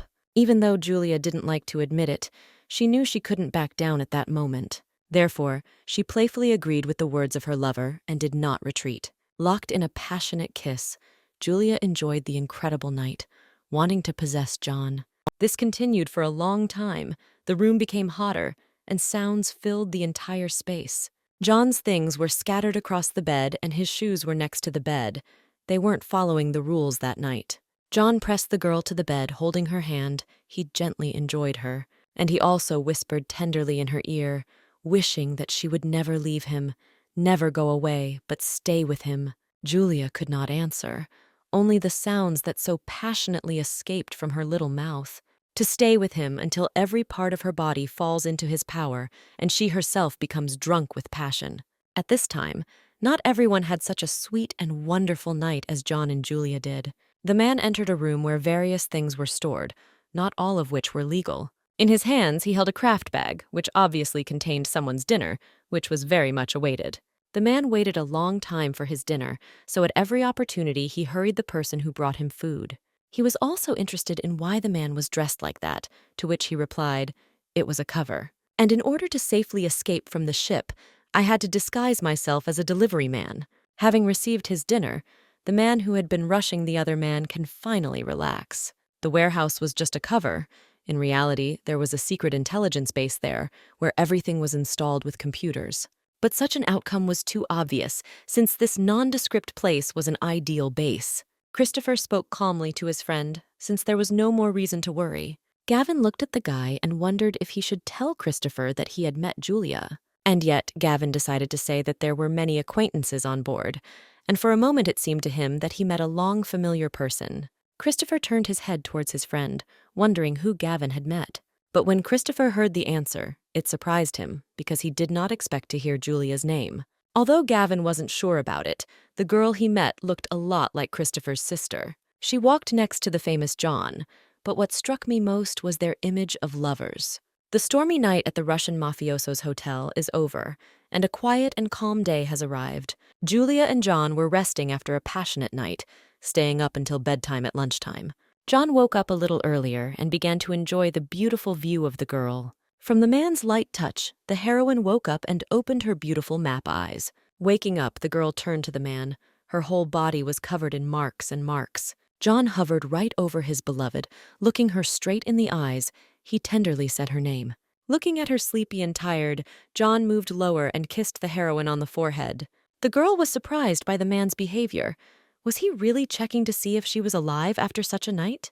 John looked over Julia's body and realized how much he had desired her last night. The girl's entire body was covered with traces of passionate kisses and more. She will not forget this night for a long time. The man was ashamed to realize this, so he looked away, not wanting to admit what he had done. Standing up and covering herself with a blanket, Julia was worried about the thoughts of the mafia leader, who was clearly thinking about what had happened. John did not deny this and agreed with every word of the heroine because he understood that she was right. The girl calmed the mafia boss down because she wanted to make him understand that it was her own desire. She wanted him to take yesterday's help as help in satisfying each other, because the heroine knew that the more John wanted her, the faster she would achieve her own goals. John liked the girl's words because he understood that perhaps she wanted the same thing as he did. Hanging right over Julia, the man looked the girl straight in the eyes, hinting at something amazing. He did not take his eyes off her. In front of him, in this form, she seemed the most beautiful and desirable. Julia was confused by the man's assertiveness. Was she really in for another attack from the beast? But at the moment, the heroine was afraid of this. She didn't want it at all, and she didn't want John to touch her for the next 2 days. This situation amused the man and even made him laugh. He felt happy. Wanting tenderness, John nevertheless disobeyed his woman's order and tenderly kissed her shoulder. He no longer intended to disobey his mistress's orders, saying in a gentle voice, "As you wish." It was the first time Julia had seen John so gentle, and she was surprised by such behavior from a man. All this caused strange feelings in her. Her cheeks blushed from the influx of various thoughts. The day went on, and it was simply impossible to lie in bed any longer. It was time for lunch. While heading out to lunch, Valentine and his wife Olivia decided to join John and Julia. Before starting the meal, Valentine decided to announce that the check of Greg's double's phone was finished. The most important thing was that the last call was made yesterday on the liner. This suggests that, despite the use of a fake double, Greg was still on board the ship. Valentina was also interested in whether she had managed to glean any information from her conversation with Greg. Julia thought about it. She needed to remember all the details of the dialogue with the man. She remembered that Greg claimed that he was not holding Christopher. However, her brother was very close. The girl had no idea whether Greg was lying to her, but he sounded quite convincing. She was also confused by Gwyn snooping around nearby. It was unlikely that the imposters' affairs were going smoothly enough.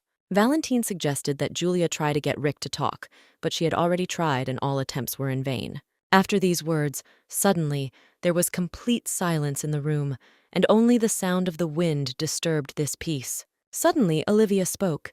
She addressed the heroine as she wanted to convey important information to her.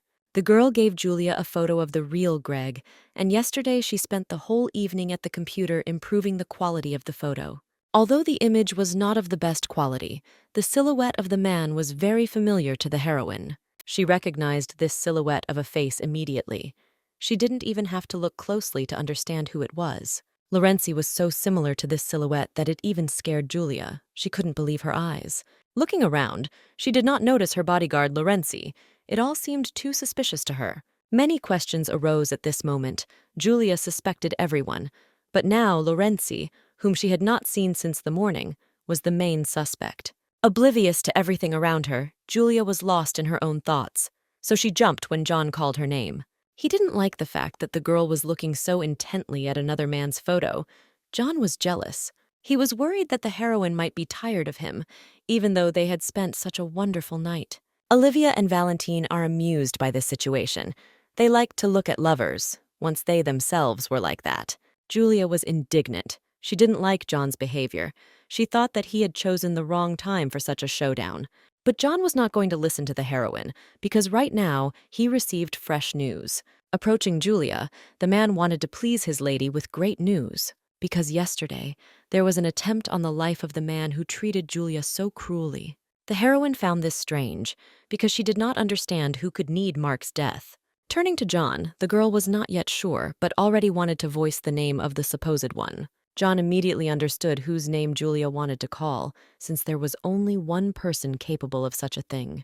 And the head of the mafia has already contacted him, wanting to know the whereabouts of Christopher, Julia's brother. Lots of cameras, live broadcast, and a conference where what happened recently was discussed. A member of the National Assembly held an emergency press conference to announce important news. Foreign criminals were targeting civilians, so the man wanted to warn everyone. A member of a foreign drug investigation team was killed in a terrorist attack. While his colleague, who is in a coma, fights for his life, one has already died, the second is in critical condition. And another victim was Greg Deacon, who was an important figure, the owner of the Full Moon Company. After a gruesome massacre during a party, his body was thrown straight into the sea. It was hard for the man to talk about this. A lump in his throat prevented him from calmly conveying the information to the audience. With a heavy heart, it was probably time to reveal the shameful secret the member of the National Assembly claimed.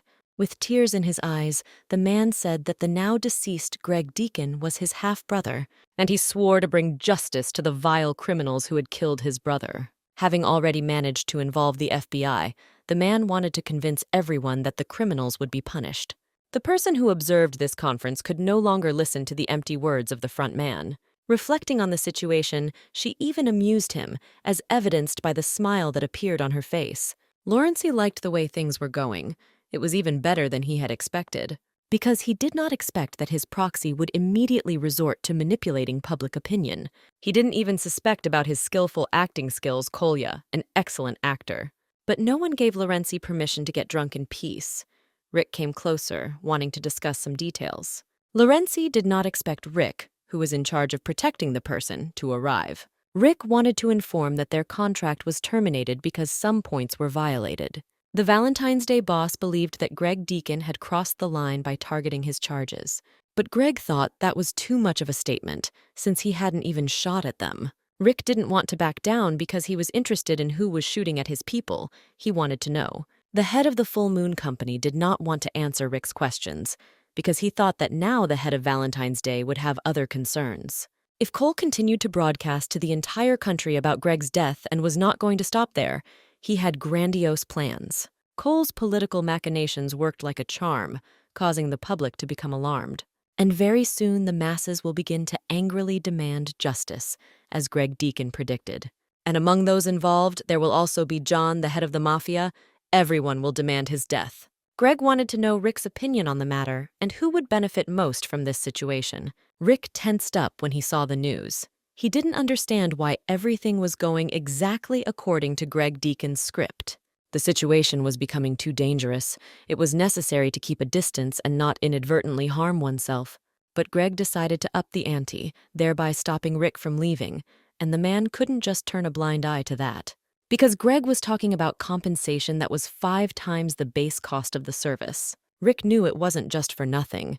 He wanted to know what would need to be done for that amount of money. The task was very simple, to protect Julia at any cost, and so that not a single hair fell from her head. While taking a shower, Greg was still thinking about Julia. He couldn't calm down because he was worried about her. The man did not understand why she kept removing him from the case and trying to resolve the situation on her own. What worried him was that Julia might actually have feelings for John, this amateur. Realizing that Greg couldn't waste any more time in the shower, the man turned off the water and stepped out of the shower. Only the steam from the hot water covered his exposed body parts in the shower room. Throwing on a robe, Greg left the bathroom.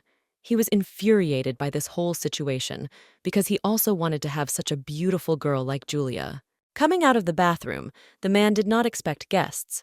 They came to him themselves, which took him by surprise. John was already sitting in Greg's living room waiting for him to come out of the bath. He had been waiting for him for a very long time.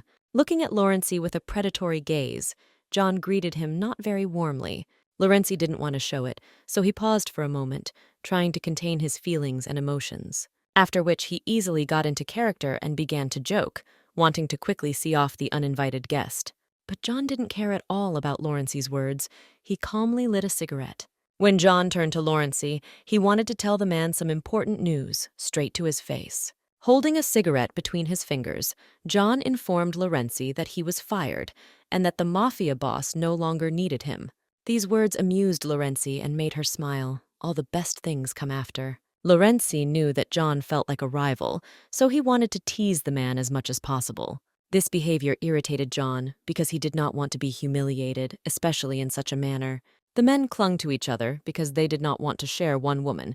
Each considered her his own. Veins on John's face stood out from hatred, and his eyes spoke of a desire to kill. Lawrencey didn't prevaricate this time. He wanted to make it clear that the feeling was mutual. From such a heat of passion, many things in the room were broken. The men were strong and assertive. No one wanted to give in. Each of them wanted to show how strong and worthy they were to possess Julia. John wished his opponent would keep his mouth shut, but Lawrencey had no intention of pleasing the man. Every word Lawrencey said irritated John, so much so that the man could barely contain himself. But in the end, the man couldn't control his emotions and threw Lawrencey to the floor. John swung his fist, preparing to strike. He could no longer hold back his emotions. The door to Lawrencey's room opened. Julia entered and immediately started screaming because she did not understand what was happening. Looking at the men and standing in front of them, she wished that all this would stop. She was not happy with this state of affairs. John wanted to explain everything to the girl because he understood that she would understand everything incorrectly, seeing this picture.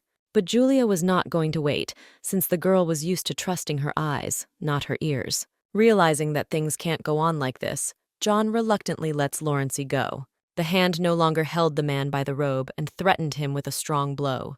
Coming closer to John, the girl wanted to hear an explanation because she did not understand the reasons for the emergence of this situation. Lawrencey kept his eyes on Julia, upset by the thought of who she had chosen. Seeing how carefully she treated John, Lawrencey realized that she had not chosen him. The thought made him laugh, and he leaned back and rested his hands on the floor, relaxing. This behavior of the man made Julia nervous. She looked at Lawrencey with suspicion. John didn't like the fact that Julia was looking at Lawrencey. He wanted her to look only at him. John also decided to tell the man that he was fired from his job as a bodyguard. The heroine was shocked by this news. She did not understand the reasons for such drastic changes, because she knew that if there was a chance that this was indeed Greg Deacon, she had to keep him close to her. The situation was getting more complicated, and she didn't understand how to please everyone. She had to think everything through carefully. Noticing Julia's reaction, Lawrencey was curious about what she would do next, because a lot depended on it. Rising from the floor, Lawrencey reminded Julia of his advice to stay away from John. He also said that he thought the search for Christopher was the first priority, but it turns out the opposite is true. Julia immediately noticed such statements, which irritated her. Lawrencey pointed out that they may have missed an important detail when they looked at the photograph earlier. Julia looked away and flinched at these words. It was getting more difficult with each passing second. But when Lawrencey said that perhaps Christopher wanted to convey an important message, the heroine turned around and was very surprised. However, since Lawrencey no longer works for the mafia boss, He refused to reveal the important detail. Julia understood what Lorenzi wanted. He was very cunning. He could achieve a lot with his manipulations. The man had no intention of responding to the heroine's reaction. He just started smiling sarcastically. Extending his hand, Lorenzi decided to offer one last deal, one that Julia would definitely agree to. He offered the girl to join him, and then she would receive all the necessary information to find her brother. Extending his helping hand to her, he believed that now was not the time to have an affair with a gangster. These words made Julia think. She understood that now she was being forced to make a choice. But such manipulations only irritated the heroine, since she believed that she could make such decisions on her own. By striking Lorenzi sharply on the arm, the girl firmly made it known about her refusal and unwillingness to cooperate with the man. The heroine really didn't like the fact that Lorenzi wanted to manipulate her so easily. She herself could have saved her brother. Having said everything, Julia turned around and walked away in an offended manner, not wanting to see Lorenzi anymore. John went after the girl, wanting to calm her down. He didn't want to leave Julia alone in that state. Lorenzi clutched his head, realizing that he had made a mistake that would be difficult for him to correct. Locked in her room, Julia thought about Lorenzi's words and realized that he was partly right. All this upset the heroine, because initially the plan was completely different. It was that she wanted to use John to achieve her goals, and she was convinced until the end that she would not deviate from what she had planned, following strictly according to plan. But that night was so sensual and tender that Julia herself did not understand. How deep inside I began to cling to the hope of getting closer to this man. Even though she knew she shouldn't have any romantic relationship with the head of the mafia, lost in thought and reflection, Julia noticed nothing, and only John's voice brought her to her senses. Continuing to think about everything, she did not know how to look John in the eyes because her conscience tormented her. She asked him not to come in, wanting to be alone for a while longer as she needed it. But John begged Julia to let him in, as he wanted to support her and comfort her if necessary. The heroine was captivated by the man's kindness and benevolence. This is what attracted her to him most of all. Realizing that she could no longer resist John's words, her hand reached for the door handle. But at that moment the phone rang, and this was much more important than John, since it could possibly be her brother. Julia immediately noticed this and turned towards her mobile phone, wanting to know who was calling. After answering the phone, Julia finally heard the voice of her brother, Christopher. The first thing Christopher wanted to know was if everything was okay with his sister. He hadn't heard her voice for a long time. He also wanted Julia to get out of this place as soon as possible, because what was the point of sitting around in a place like this? Her brother's words touched Julia to the very heart. She did not know what to do, not wanting to leave John. Because of this, her gaze dimmed. The situation became more complicated. The heroine understood that her brother was right, and she should not be near the mafioso. As the light fell into Julia's room, she knew she had already made her choice and couldn't back out of it.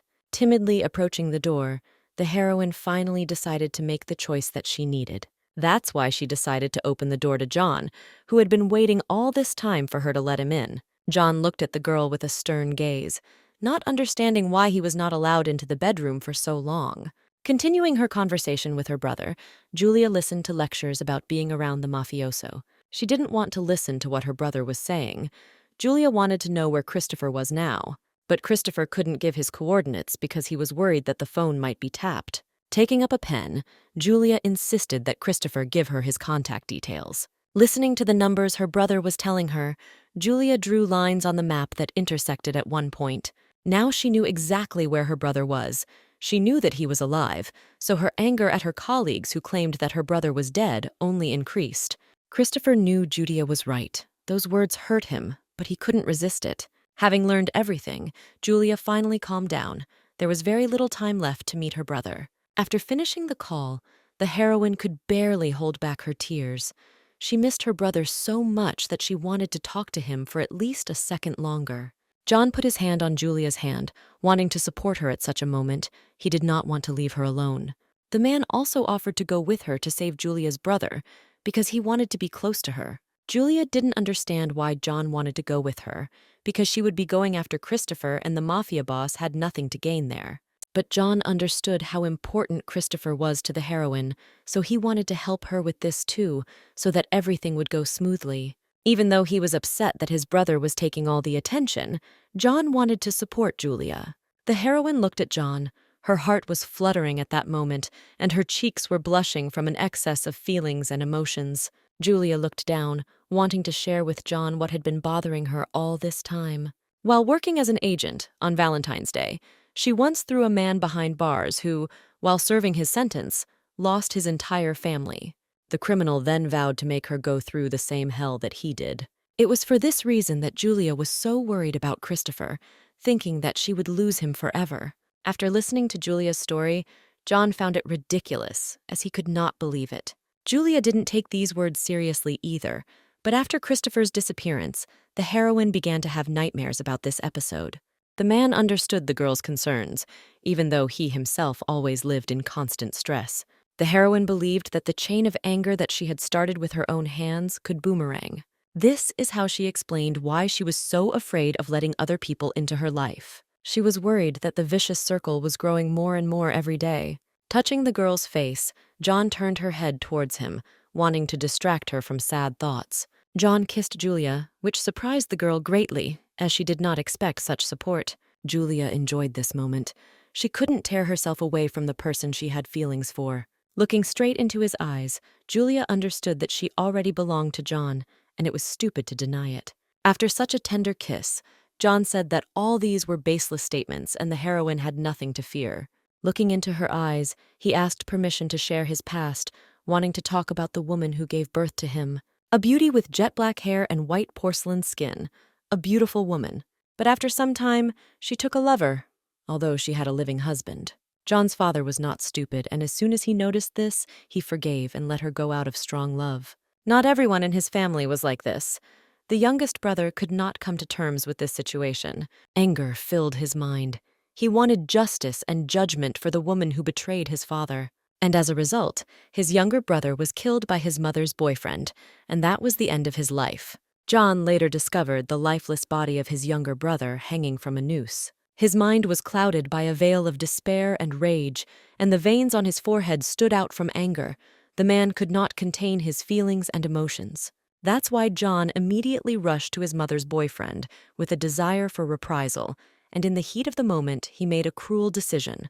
John was cutting off pieces of his mother's suitor's body piece by piece, but he wasn't going to stop there. This was not enough for him. He wanted to avenge the death of his brother, so he ended up crushing the man's skull. But the most cruel thing about this was that John sent the remains of his victim to his former parent. Even this did not calm John down, because after that he came to his mother to give her real agony. His mother was punished harshly, as his younger brother wanted fairly. This is the kind of man John is, ruthless, cruel, and shamelessly breaking the law. The most amazing thing about this was that he would not stop, even if there were loved ones on the way. Turning to Julia, he wanted to know if the girl despised him after such a story. Looking at John, the heroine did not know what to answer.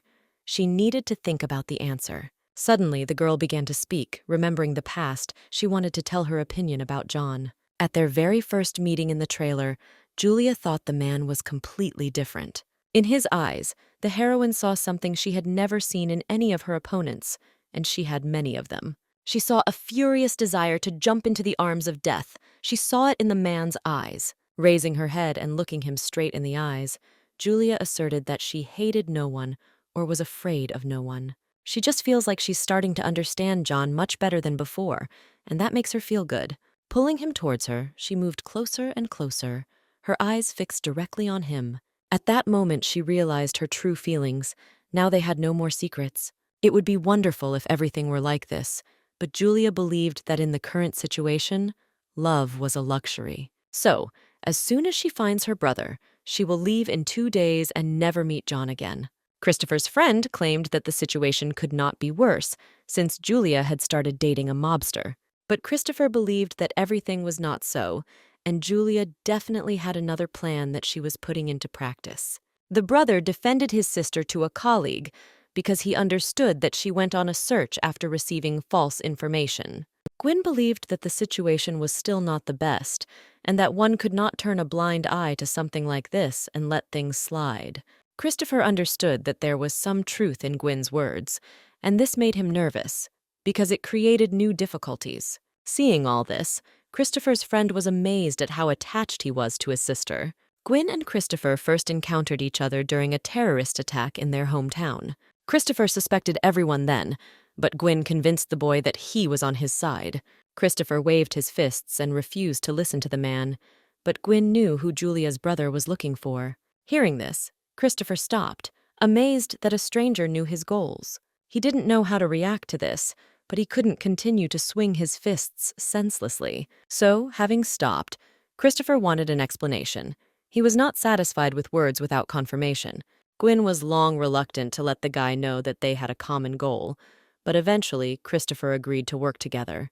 But soon, the news reached their ears that the villain Greg Deacon had invited all the criminals he claimed to be to his party. This is how the heads of the criminal groups received an invitation to the party, which took place on the Full Moon Company ship. On the day of its implementation, when the deck of the liner turned into a scene of carnage and every one of the thugs died. The event organizer could easily have blamed them, evading legal liability. The man never imagined that he would take a rifle into his hands to protect the mafioso. Suddenly, the phone rang. The name of the person calling was hidden. Only his code name was known, K. Gwyn immediately picked up the phone and asked if there was any news. But the voice on the other end of the line only said, "Code N, there's a problem." And it was clear that Gwyn knew what was going on. The men began watching the broadcast of the press conference and learned that Greg Deacon had died. What they saw shocked them. They could not believe their eyes as they considered it impossible. But a man codenamed K told them it was all a lie, a sham show created to change public opinion.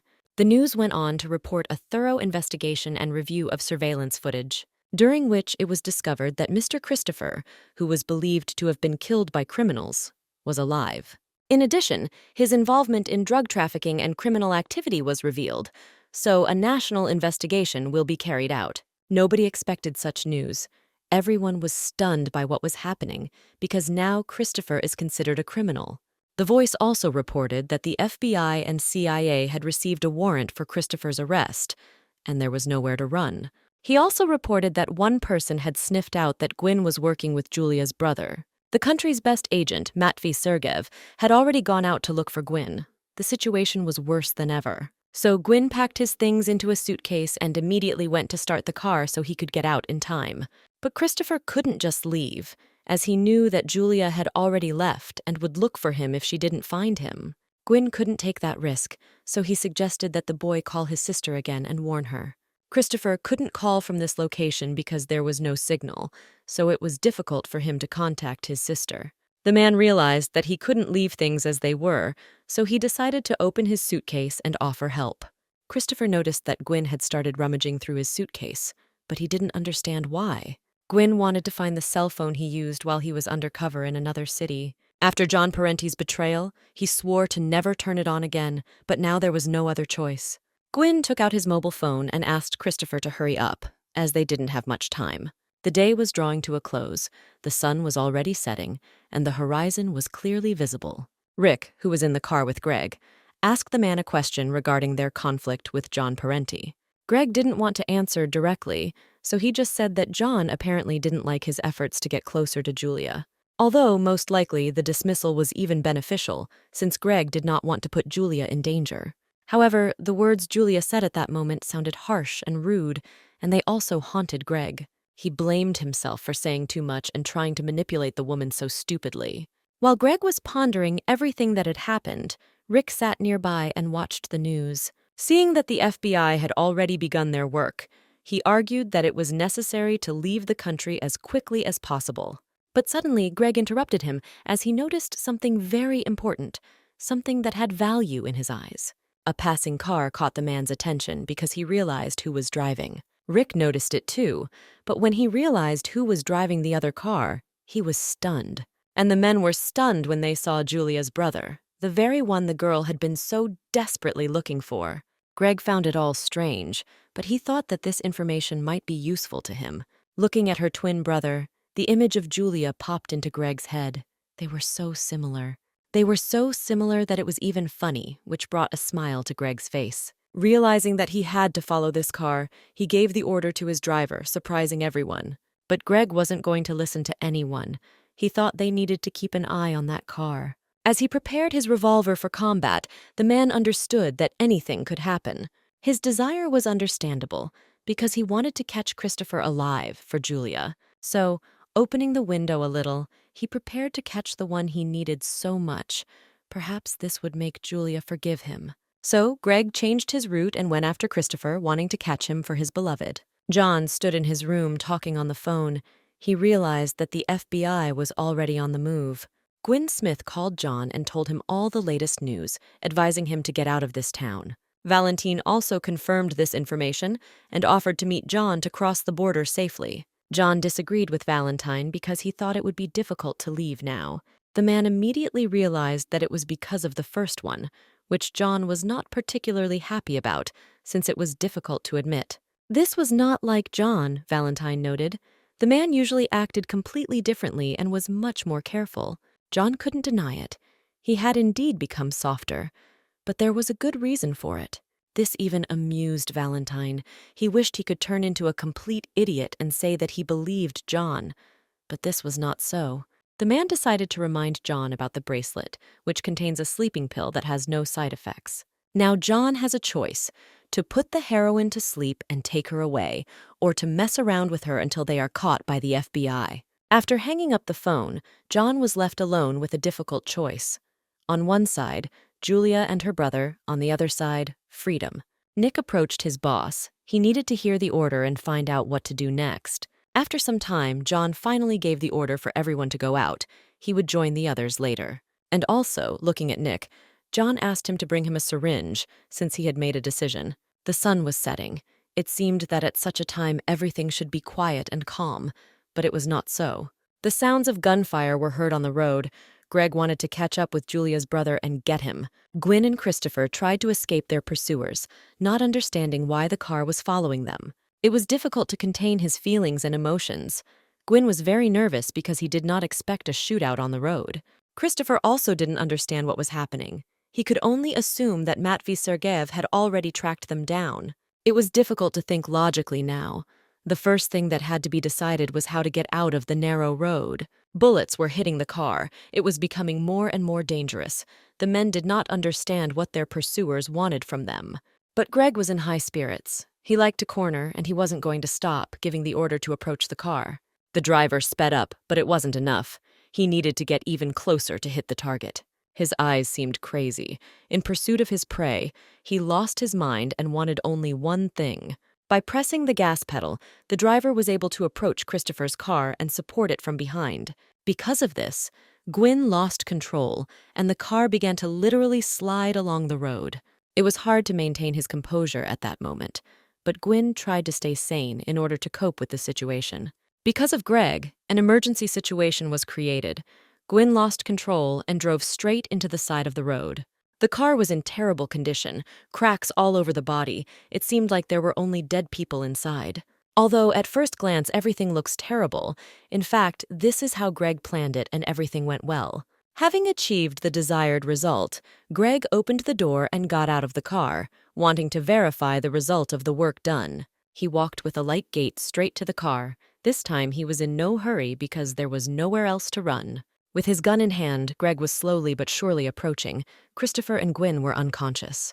Coming closer, Greg bent down and began to look at Christopher, who was unconscious, through the window. With his cunning gaze, he looked at Julia's brother, who was still unconscious. Everything turned out even better than he expected. Julia was almost ready, so as she pulled her hair back into a ponytail, she wondered if John was ready. The heroine had a bad feeling about this, so she thought they needed to hurry. The girl had already deciphered the coordinates and was ready to go to her brother, but John stopped her. Grabbing her wrist, he began to pull the girl towards him. Pulling Julia towards him, John kissed her tenderly, not wanting to let her go anywhere. The heroine did not understand the man's actions, so she pushed him away a little, because now was not the time for this. But John was not going to let up on his pressure. He grabbed the heroine and continued kissing her. Their tongues intertwined, they enjoyed each other, although there was no time for such things. But it was all a cover to distract Julia and lower her guard. At this point, John was able to inject Julia with a powerful sleeping pill without her noticing. As soon as the man began to inject the substance, Julia immediately understood what was going on. Her gaze cleared.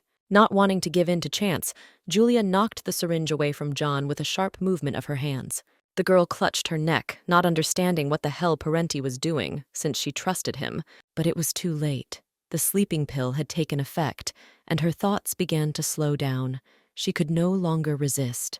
Everything before her eyes became a white veil. The last thing Julia saw was the face of the unfortunate John, and she heard his words.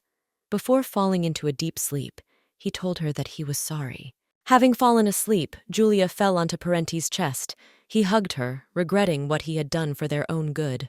For a little while, the heroine resisted, telling John that he was a scoundrel whom she hated. These were her last words before going to bed. She could no longer resist the powerful substance. At this time, Greg opened the door of the car in which Christopher was unconscious. Coming to his senses, Julia's brother looked up and began asking questions of the man who had followed them.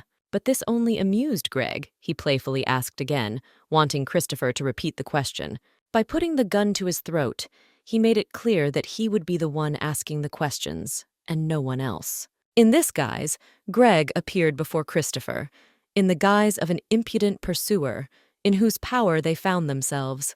From Greg's monologue, Christopher realized that this man had a special relationship with his sister. So he was interested in how such a man knew his sister and how they met in the first place. Greg knew much more than Christopher could imagine, so the head of the Full Moon Company did not answer anything. But Greg thanked Christopher for the photo he sent his sister, and his brother was stunned by the gratitude. The man was amazed at the work done, because he was able to hide the true message in such a sophisticated way.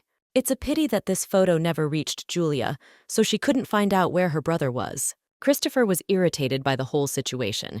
He didn't understand what the man standing in front of him now wanted. After being hit during the collision, Christopher injured his head and was unable to remain conscious for long. He was unable to resist the physical damage and passed out as he could no longer hold on. Greg felt sorry that Christopher had passed out so early because they hadn't really had a proper conversation yet. At this time, Gwyn came to his senses. He immediately paid attention to the stranger, so he also began to ask questions. The man was surprised that Gwyn was able to come to his senses, as they thought he would be unconscious for a long time. Gwyn immediately realized that this was the real Greg Deacon. He wouldn't be able to fool him. These words made Greg think about what he should do with the unwanted Gwyn, who saw his true appearance. Without thinking twice, the man smiled and asked if they had seen each other before, since Gwyn's face was very familiar. Gwyn was not going to shut up, and Greg immediately noticed this. He liked such talkative corpses. With the gun pointed forward, Greg decided to take serious precautions to silence the sound for good. A sharp sound accompanied the shot, which was noticed by many. At that moment, everyone understood that someone had lost their life. The bullet passed right through, taking the life of the talkative Gwyn, who was so bothering Greg. Many fragments flew around the area. They could have hit the first brother, but the man didn't care. Rick immediately started screaming, realizing that Mr. Greg had gone too far this time. The man did not like the old man's caution. He believed that he could decide for himself what to do, because Greg had only scared them a little, and the old man was already yelling at the top of his lungs. By irritating the man, Rick stood up to his employer and ran into the gun. Rick knew he was facing a dangerous opponent and was at a disadvantage. The situation was getting worse. In this way, Greg wanted to remind the old man who his client was in the best possible way. Since Greg had no patience, he did not want to see the one he hired contradict him. As he left, the man ordered Rick to clean up the place and carry the couple to the car. This evening, Greg Deacon made a big decision for many. Now all the cards are in his hands. And the time has come for him to play the real villain, as the rejected and offended man decided. Night had fallen. John had already taken Julia and was heading to safety on his ship. Julia woke up screaming, still thinking about her brother and meeting him, because she had been waiting for this for so long. Not understanding where she was, it became scary. The horror on her face reflected this. But the most important thing that scared her was the sight of the cruise liner, because it looked as if it was Yuri Petrov's ship. Clenching her hand into a fist, Julia was very angry. She could not contain her feelings and emotions. The girl remembered that she saw John's face last, and she also remembered his sad look.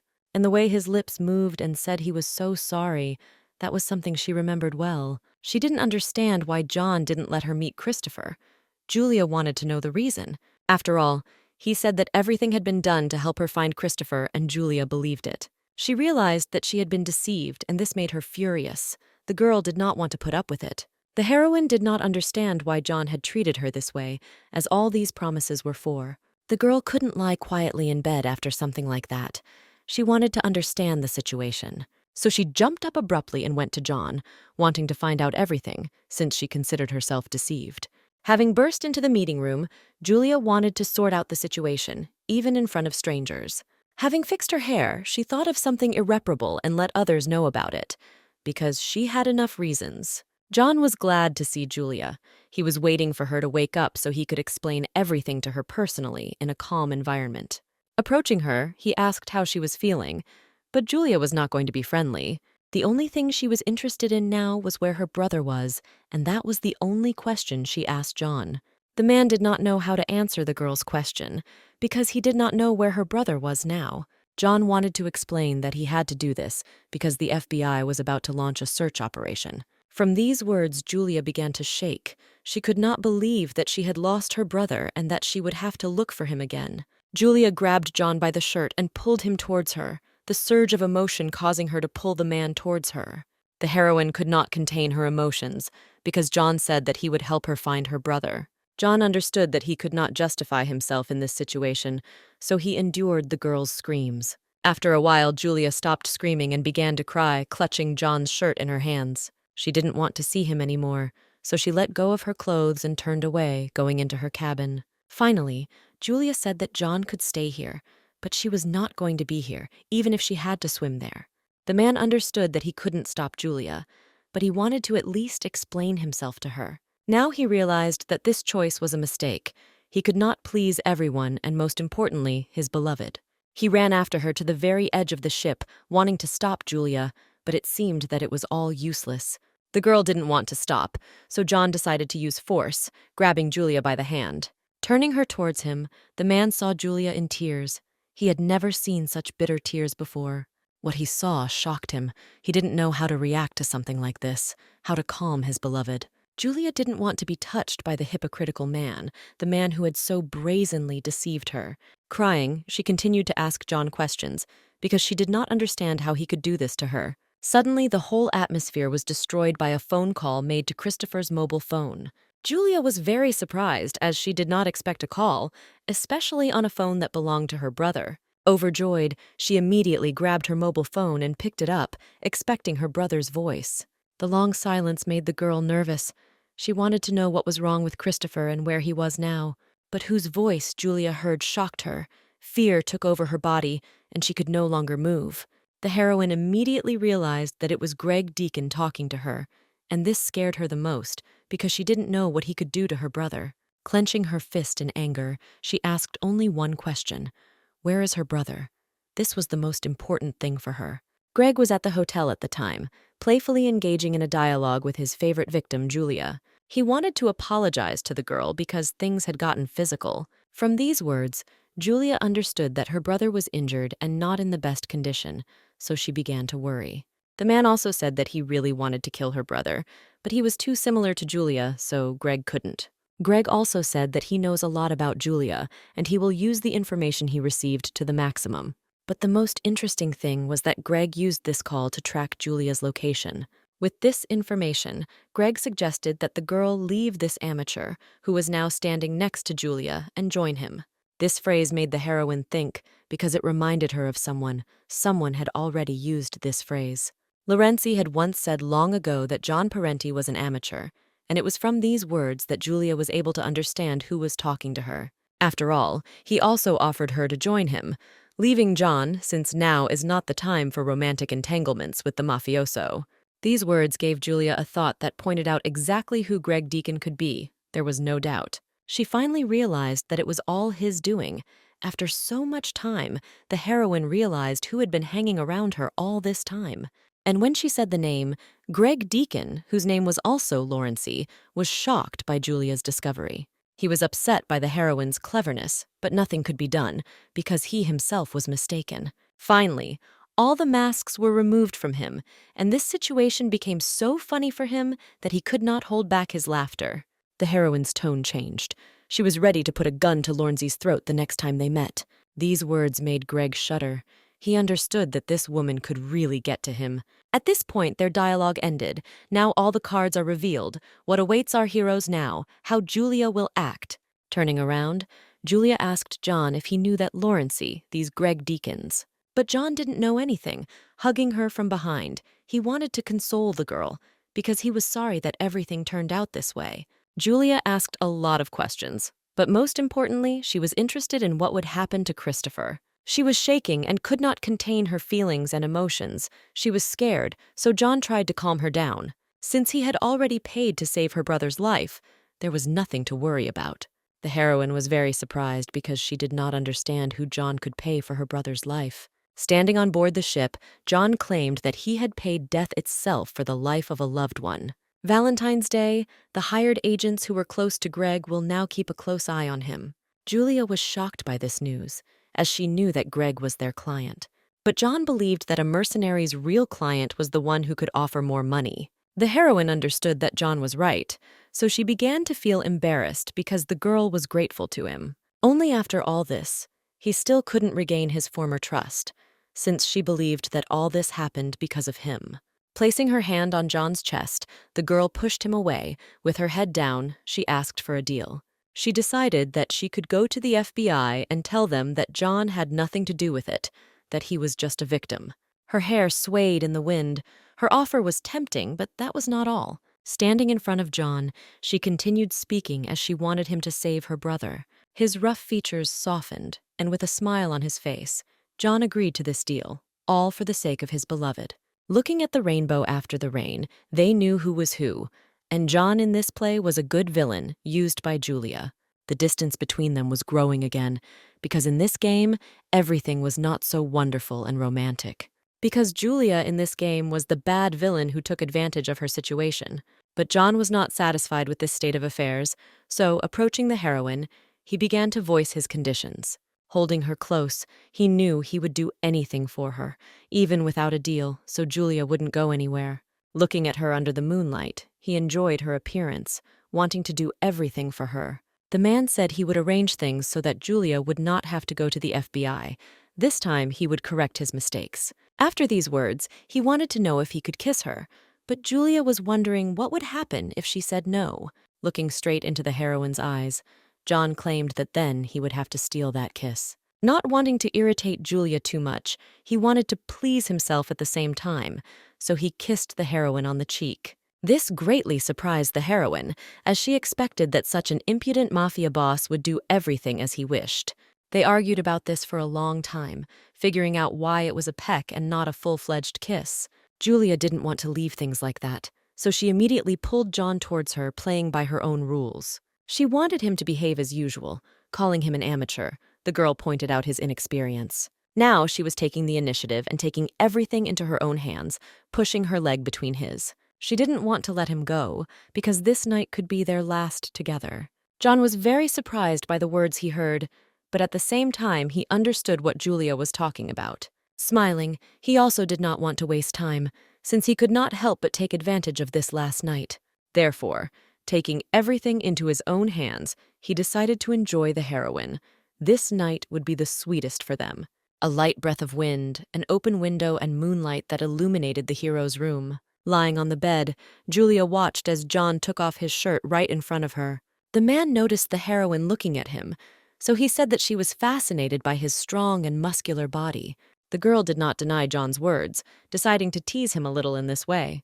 Throwing his shirt on the floor, the man took Julia's hand, not wanting to let her go anymore. Looming right over her, he no longer gave her a choice, as he had complete control over her. He had warned her in advance that this was what Julia wanted, so he hoped that she was ready for anything. Julia was amused by this phrase, as she was interested in what she needed to be prepared for. Pleased, she asked about it. John did not answer the girl's question, but immediately moved to action, demonstrating what she needed to prepare for. Feeling the kisses on her neck, the heroine experienced a strange and at the same time mixed feeling. Running his tongue along the heroine's neck, John watched her reaction, wanting to enjoy her body to the fullest. He touched every part of her body, touching her ears, The man noticed how they turned red. Julia looked straight at him, not understanding what she was feeling, but the reaction of her body was so obvious. He only had to touch her so tenderly, and her heart ached so much, as if it were enchanted. His eyes were so beautiful at that moment, they looked only at her because he wanted to admire her. Thinking about how hard her heart was beating, the girl could not look John in the eye. But John didn't want Julia to look away. He wanted her to look only at him at that moment. Knowing that Julia was shy at this moment, he wanted to feel that she wanted it too. So when John asked the heroine for a kiss, Julia's cheeks turned red, and she herself was very surprised. As usual, John did everything himself. But thinking that they might have to say goodbye tomorrow, Julia decided to take action. She placed her hands on the man's strong shoulders and gave herself over to her feelings, enjoying them. Such a tender and sensual night continued for a long time, because neither of them wanted to let the other go. The night was drawing to an end. Dawn had already come, and the sun was once again reflected off the surface of the water. John did not go to bed, wanting to watch the beautiful appearance of the sleeping heroine a little longer. Stroking her forehead, he leaned down and kissed Julia, not wanting to say goodbye. He hoped that this night was not the last. After this, John left, leaving the heroine to rest, wanting to give her some time for a peaceful sleep. But as soon as John left, Julia woke up from the creaking of the door and opened her beautiful eyes. The heroine jumped up abruptly. She was unhappy that John had left, leaving her alone in the cabin. She almost went crazy pretending to be asleep because she had to think about how to save her brother. All night long, John tried so hard to knock the heroine out of her strength that he did not give her any peace and continued until the moment she fell asleep. Licking her fingers, he wanted to fully enjoy her because this night could be their last. She couldn't even imagine that John could be like this and would go so far, a real madman. Taking the phone in her hands, she decided to carry out her plan, not wanting to tell John about it. Julia was sitting on the bed, and having already dialed the number, she was calling her old friend, with whom she so wanted to talk. Hearing that the call was answered, the first thing she said was that they hadn't spoken for a long time, wanting to reproach her friend with this. Rick was surprised, because he didn't expect a call from the first one. It was hard for him to talk to her after everything that happened. Julia wanted Rick to explain himself because she didn't understand his actions and why he went against her. Rick knew what kind of answer Julia was looking for, but he didn't know how to explain it properly so she would understand. But the man got straight to the point, saying that John Parenti had asked him to save her brother. An injured Christopher lay unconscious on the bed, handcuffed, held hostage in Greg's arms. Rick apologized because he believed that it was his mistake, and he felt guilty towards Julia. But Julia wasn't satisfied with a simple apology. She was asking for a favor, and if Rick was truly sorry, he would fulfill her request. She wanted to lead the operation assigned to Valentine's Day. That was her request. Rick was so shocked by this request that he started shouting into the phone. The heroine also set the condition that John would not know anything about it. But Julia knew that the CIA was monitoring John's activities, so she didn't want to put him in danger. Rick knew there was some truth in what Julia was saying, and he also understood why she was doing what she was doing. Hearing that Rick agreed, Julia smiled, because everything was going strictly according to her plan. Picking up her shirt from the floor, the heroine informed Rick that it was time to discuss the details of the case. Julia was excited that she could finally take matters into her own hands, and she was ready to take on Greg. Rick listened carefully to Julia, wanting to help her in any way he could, so he immediately agreed to send Oslo. Oslo was next to Rick at this time, and with a finger sign showed his consent to take part in the heroine's operation. Julia will also need a large amount of ammunition, firearms, and a helicopter. The heroine decided to take the matter seriously, wanting to punish the man who had deceived her for so long. Suddenly, someone distracted Julia, so she paused for a second, stopping talking on the phone.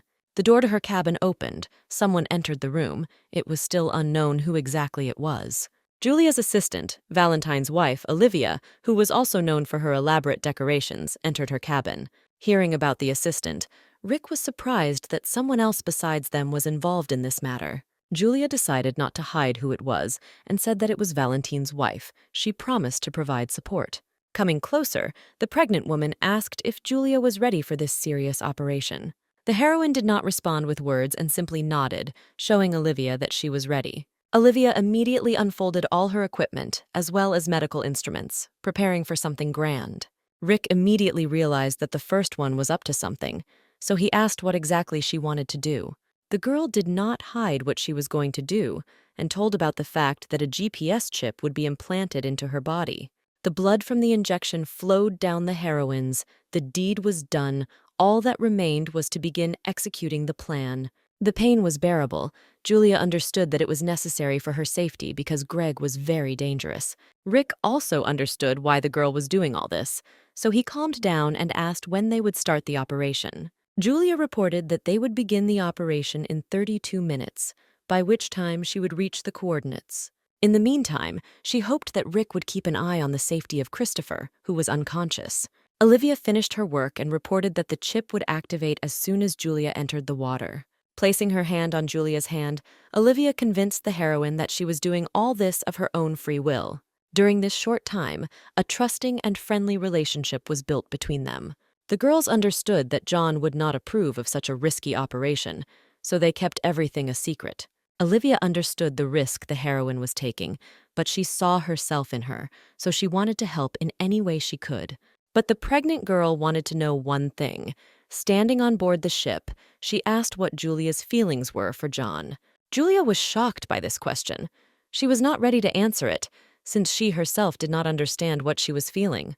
Looking at the dawn, she thought about this question, because she had long ago begun to ask herself this question.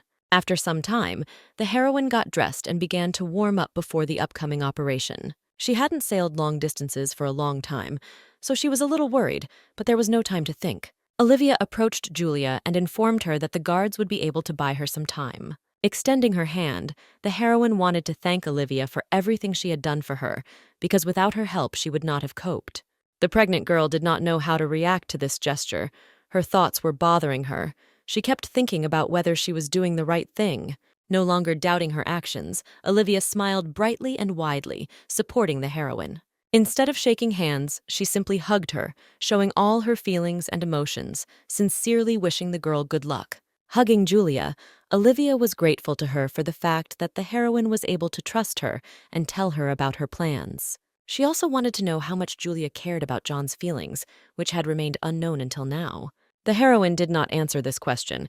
She only smiled tenderly, realizing that this really worried her. Unexpectedly for everyone, John went up to the girls. He immediately paid attention to the appearance of the heroine. Realizing that there was no time for tenderness, she decided to answer John briefly and turn away. She couldn't stay on the ship any longer, so she grabbed the sides of the ship and prepared to jump. John tried to stop the girl, wanting to protect her, but Julia understood that she could not risk John's safety. Leaving him, she said only one thing: "Don't you dare follow me." After these words, the heroine left John. The man did not understand why the girl did not involve him in her operation. He was shocked by this situation, but the heroine was not going to let John in on her plans. She smiled at the end, confident in her decision. Looking at the sky, she told him that she never wanted things to go this far. Turning around, she was about to say something she knew she would regret later, but the heroine had to do it. The girl advised John to get away as far as possible while he still had the chance. Since she had no intention of visiting him in prison, these words shocked John. He did not want to lose his love. Smiling at him one last time, Julia was confident in her words. Now she could say goodbye to John with peace of mind. Watching Julia jump into the water, John couldn't stop her. He could only scream, not wanting to lose her. John was filled with anger and couldn't understand how he could have allowed this to happen. Enraged, he immediately started calling Nick, who was his right hand, to find out all the details. John ordered Nick to call Rick and find out what was going on, what Julia was up to. Turning around, John saw Olivia, who knew all the circumstances and could not allow John to interfere. Olivia wanted to calm John down and convince the man that Julia was only thinking about him. But these words only angered John, because it was for this reason that Olivia allowed his beloved to leave. The veins on John's face stood out. He couldn't believe that Olivia could go to meet her death as a heroine. John was bursting with anger. He broke and smashed everything in his path, trying to somehow calm down after what happened. His fists were broken and bloody. The man was overcome with emotion. He considered all this unacceptable. Standing alone on board the ship, he regretted that he could not protect his beloved. He was afraid that he would lose her. His gaze turned to Olivia was filled with anger. It seemed that in such a state he could kill a pregnant woman. Olivia understood that now John could not control himself. John would not understand everything that she was going to tell him now. Valentine, hearing the rumble of things, climbed aboard the ship, which made Olivia shudder. Noticing that his wife was in such a nervous state, Valentine immediately approached her and hugged her. He immediately understood who could have scared Olivia so much, so his gaze immediately changed, realizing that the conversation would not go smoothly. Valentine couldn't stand by while his wife was being spoken to like that. He stood up for Olivia. John couldn't control his feelings and emotions, so he even yelled at Valentine, whom he considered a friend. Frightened, Olivia stood behind Valentine and watched the situation, wanting to explain everything to John. With her head down, the woman knew she couldn't convey to John what Julia had said before leaving. At the very moment when Olivia asked about Julia's feelings, the heroine smiled, because she was able to understand what she felt for the man. She replied that she loved him very much, so much so that she wondered why they met under such circumstances. Olivia was so surprised at that moment that she couldn't immediately believe the heroine's words. But Julia kept talking about how much she loved John, how much she wanted to be with him. At that moment, the heroine decided that as soon as she saved her brother, she would return to John Parenti. It was precisely in order to save John that she made this decision, and did not regret that she decided to save her brother on her own. Her path was not easy, but she believed that she would succeed, so she was not going to stop. Having arrived at the meeting place, the heroine emerged from the water. Now there was very little left to begin the operation. The helicopter was already at the point, and as soon as it lowered the ladder, Julia immediately grabbed it, keeping herself above the water. She began to climb the stairs, confidently walking towards her target, now with Greg Deacon in her sights. Even at that moment, she was thinking that when it was all over, she would immediately go look for John. Olivia looked at John with a look filled with anger. She did not expect that anger would consume the man so much. Even though it seemed that way, Olivia wanted John to keep trying until Julia confessed her feelings to him. It was approaching lunchtime, and in one of the skyscrapers, Greg Deacon was holding Christopher hostage. He was pleased with himself and the work he had done, and now events had taken a very interesting turn. Christopher came to his senses and was already sitting on the bed in front of Greg, not wanting to answer his questions. Looking at the guy, Greg compared him to Julia, looking for their common features, noting how similar they were to their sister. Julia's brother, however, believed that now was not the time to dwell on him, since Julia had most likely already gone to save her brother. Greg was amused by Christopher's caution, since he didn't know that the man was doing all this for his sister. But he was not going to have a dialogue with him because he did not like what Christopher was saying, so Greg decided to use brute force. Pulling the guy towards him, Greg claimed that he would protect Julia, not kidnap her. Christopher's jaw was clamped shut, and he was unable to respond to the words of the man who used brute force against him. Greg also believed that this was just a rescue of a law-abiding citizen from the mafia. He didn't want to run away anywhere, because he really missed the girl for whom he had such tender feelings. So Greg was kind enough to tell Julia's brother everything, wanting to show him his true feelings. In confessing, the man also said that he hoped that Christopher himself would lead him to her. Signaling to his guards, he informed the boy that he was letting him go and was no longer holding him hostage. The strong guys kindly approached the guy and removed the handcuffs, thereby letting him go. Christopher knew there was a reason for this, so he wondered where Greg was going to take him. Taking a deep breath, Greg decided to tell Christopher about his plan since he was already involved in it. The plan was that once Rick rescued Julia, Greg was going to propose a prisoner exchange. What he heard left Christopher in a stupor. He knew how this would all turn out and did not want to sacrifice his sister like that. Seeing the guy's reaction, Greg was pleased with his work because he knew that Julia would choose her brother over herself. From the sounds, Greg guessed that all the participants in this play were in place. It was time to start this show. He called Rick to find out how Julia's rescue had gone, anticipating his victory. But the man didn't answer him for a long time, so Greg decided to ask again, repeating his question. At that moment, Greg was very surprised, because in the end he heard a familiar voice, but not Rick's, but Julia's. Having said her signature ciao to him on the phone, the girl broke all the windows in Greg's room with her appearance. The fragments flew straight at the guys, so they ducked, wanting to save themselves from unwanted injuries.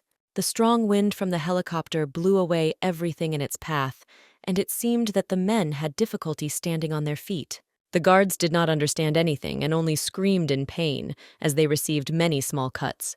Julia didn't intend to mess around with this for long, so she immediately cleared the extra people out of her way. Leaving only her brother and Greg alive, she prepared to personally deal with the man who had been deceiving her all this time. Covering his face with one hand, the man tried to see the woman for whom he had arranged all this. She was in a helicopter in a great position, with a rifle in her hands, looking straight at her target. And she reminded him that she had already said that the next time they met, she would point a gun straight at his throat. Greg stood on the edge of a tall building, looking at the helicopter hanging in the air. Looking up, he saw Julia sitting in it. Thinking that she had appeared very effectively, he laughed. She looked intently, seeing her opponent from top to bottom, building a further plan in her head. With a bright smile, the guy put the barrel of the gun to Christopher's temple, but he didn't like it. He started to break free, but the handcuffs didn't allow him to do so. The girl was furious at what she saw before her eyes. She wanted revenge. But before she could, a voice came through the earpiece, a man telling her that she should start with the small fish and save the guy on the 14th floor. And since Greg was offering a deal, he wouldn't harm Christopher. He understood what Julia was feeling. The angry girl cursed at him, but she couldn't do anything, so she had to listen to the commander and follow the plan. Having secured the hook on the side, she moved towards the building in order to do everything she wanted as quickly as possible and save her brother. Stopping for a split second, she shouted at Greg to stay put. He clearly understood her and said nothing in response.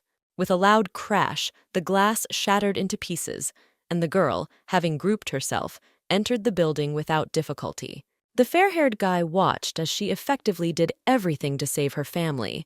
The brother standing behind him could not close his mouth, saying that he had only a few minutes left. The guy obeyed her and remained standing in place with his captive, still holding the barrel to his temple. An unknown man, lying on the floor, writhed in pain from the hard women's boots. In the gray room, a guy sat quietly tied to a chair. Julia, having cleared people out of her way, began to untie him. After untying it, she heard words of gratitude from the guy sitting in front of her. A beautiful, slender girl stood with wide open eyes, holding a rope in her hands, looking at him. In a hurry, she kicked the door in front of her so that she could get everything done and go to her brother. The men were walking up the landing and noticing that the door had opened. They all looked up. One of the guys shouted that it was her. The girl standing above sighed, realizing what was about to happen. Turning to him, she told him to stay close to her. In surprise, he opened his mouth to say that he could fight too. Shouting out that she would kill him if he fell into enemy hands after she saved him, she rushed forward. While fighting back, she hit the men with every limb she had, without taking responsibility for the consequences. Dixon got goosebumps looking down at the girl who was skillfully fighting back. She hit the man in the face with all her might, not thinking about the consequences. She only thought about how to get to her brother as quickly as possible. Dixon had no words to describe what he just saw. He stood, holding onto the railing. When she finished, she straightened up and looked up with a proud expression on her face. Looking at the guy, she told him that he needed to follow her as soon as possible. Otherwise, she would go and simply kill Greg. Running down the corridor after her, she said that he owed her because she saved him first. He only asked if he could return it by saving Christopher. Having run into the spacious room, they looked around. There were a lot of computers and various equipment in the room. Turning to him, she asked if he was sure that the crime files were hidden here, replying that yes, he intended to take them all. Walking behind the gadget stand, holding a weapon in her hands, she said that she would stand guard. He began to hack the computer at a rapid pace, saying that it would take about 20 minutes, and began to search for files. And then a loading bar appeared on the screen, showing 10%. Turning around, she told him to download everything correctly, because her brother's fate depended on it.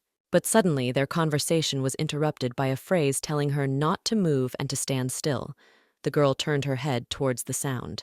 Behind the transparent door, two silhouettes were visible, coming closer and closer to them. Two people were walking along the iron floor. Greg was holding her brother, still holding the barrel to his temple.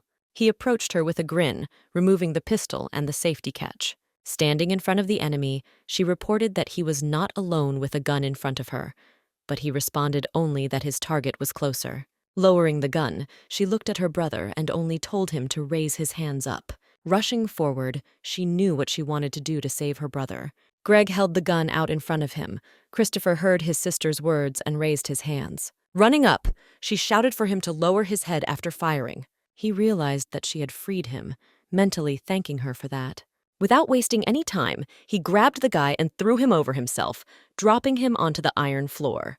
A loud bang echoed throughout the room, and Greg winced from the pain that entered his body. Reacting quickly, he held the gun in front of him, shouting for him to go back into his captivity. Julia was standing a few meters away, and out of anger she shot him right in the arm. Holding the weapon in front of him, she shouted that he had lost. Sitting on the floor, he was wincing in pain, scarlet liquid flowing from his hand, dripping right in front of him. Suddenly, he started laughing. Julia and Christopher didn't understand what was happening. He leaned against the wall and stood up, looking up at them with a furious gaze. Feeling the jolt of the building, Dixon shouted that the guy wanted to blow up the entire floor. Turning around, the girl asked how much time he had left. He replied that it was already 95 and there wasn't that much left. She thought that soon everything would end, but two hands appeared from behind, reaching out to her.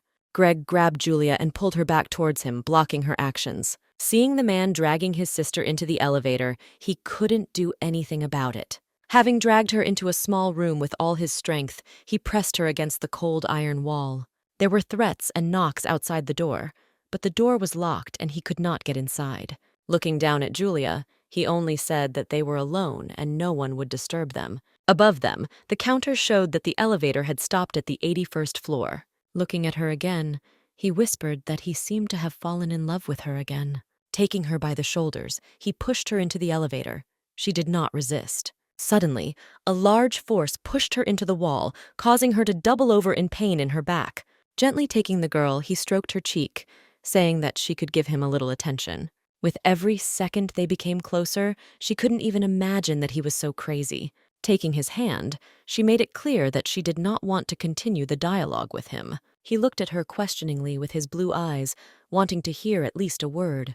Looking at her with crazy eyes, he wanted to know what kind of future she wanted with that mafioso. Suddenly, the elevator started shaking, and at the end, there was only a signal that the elevator had stopped. Greg didn't understand what happened, because the bomb was supposed to destroy the first level, but something went wrong. Julia, looking at him with a victorious smile, said that he was not the only one who could use explosives.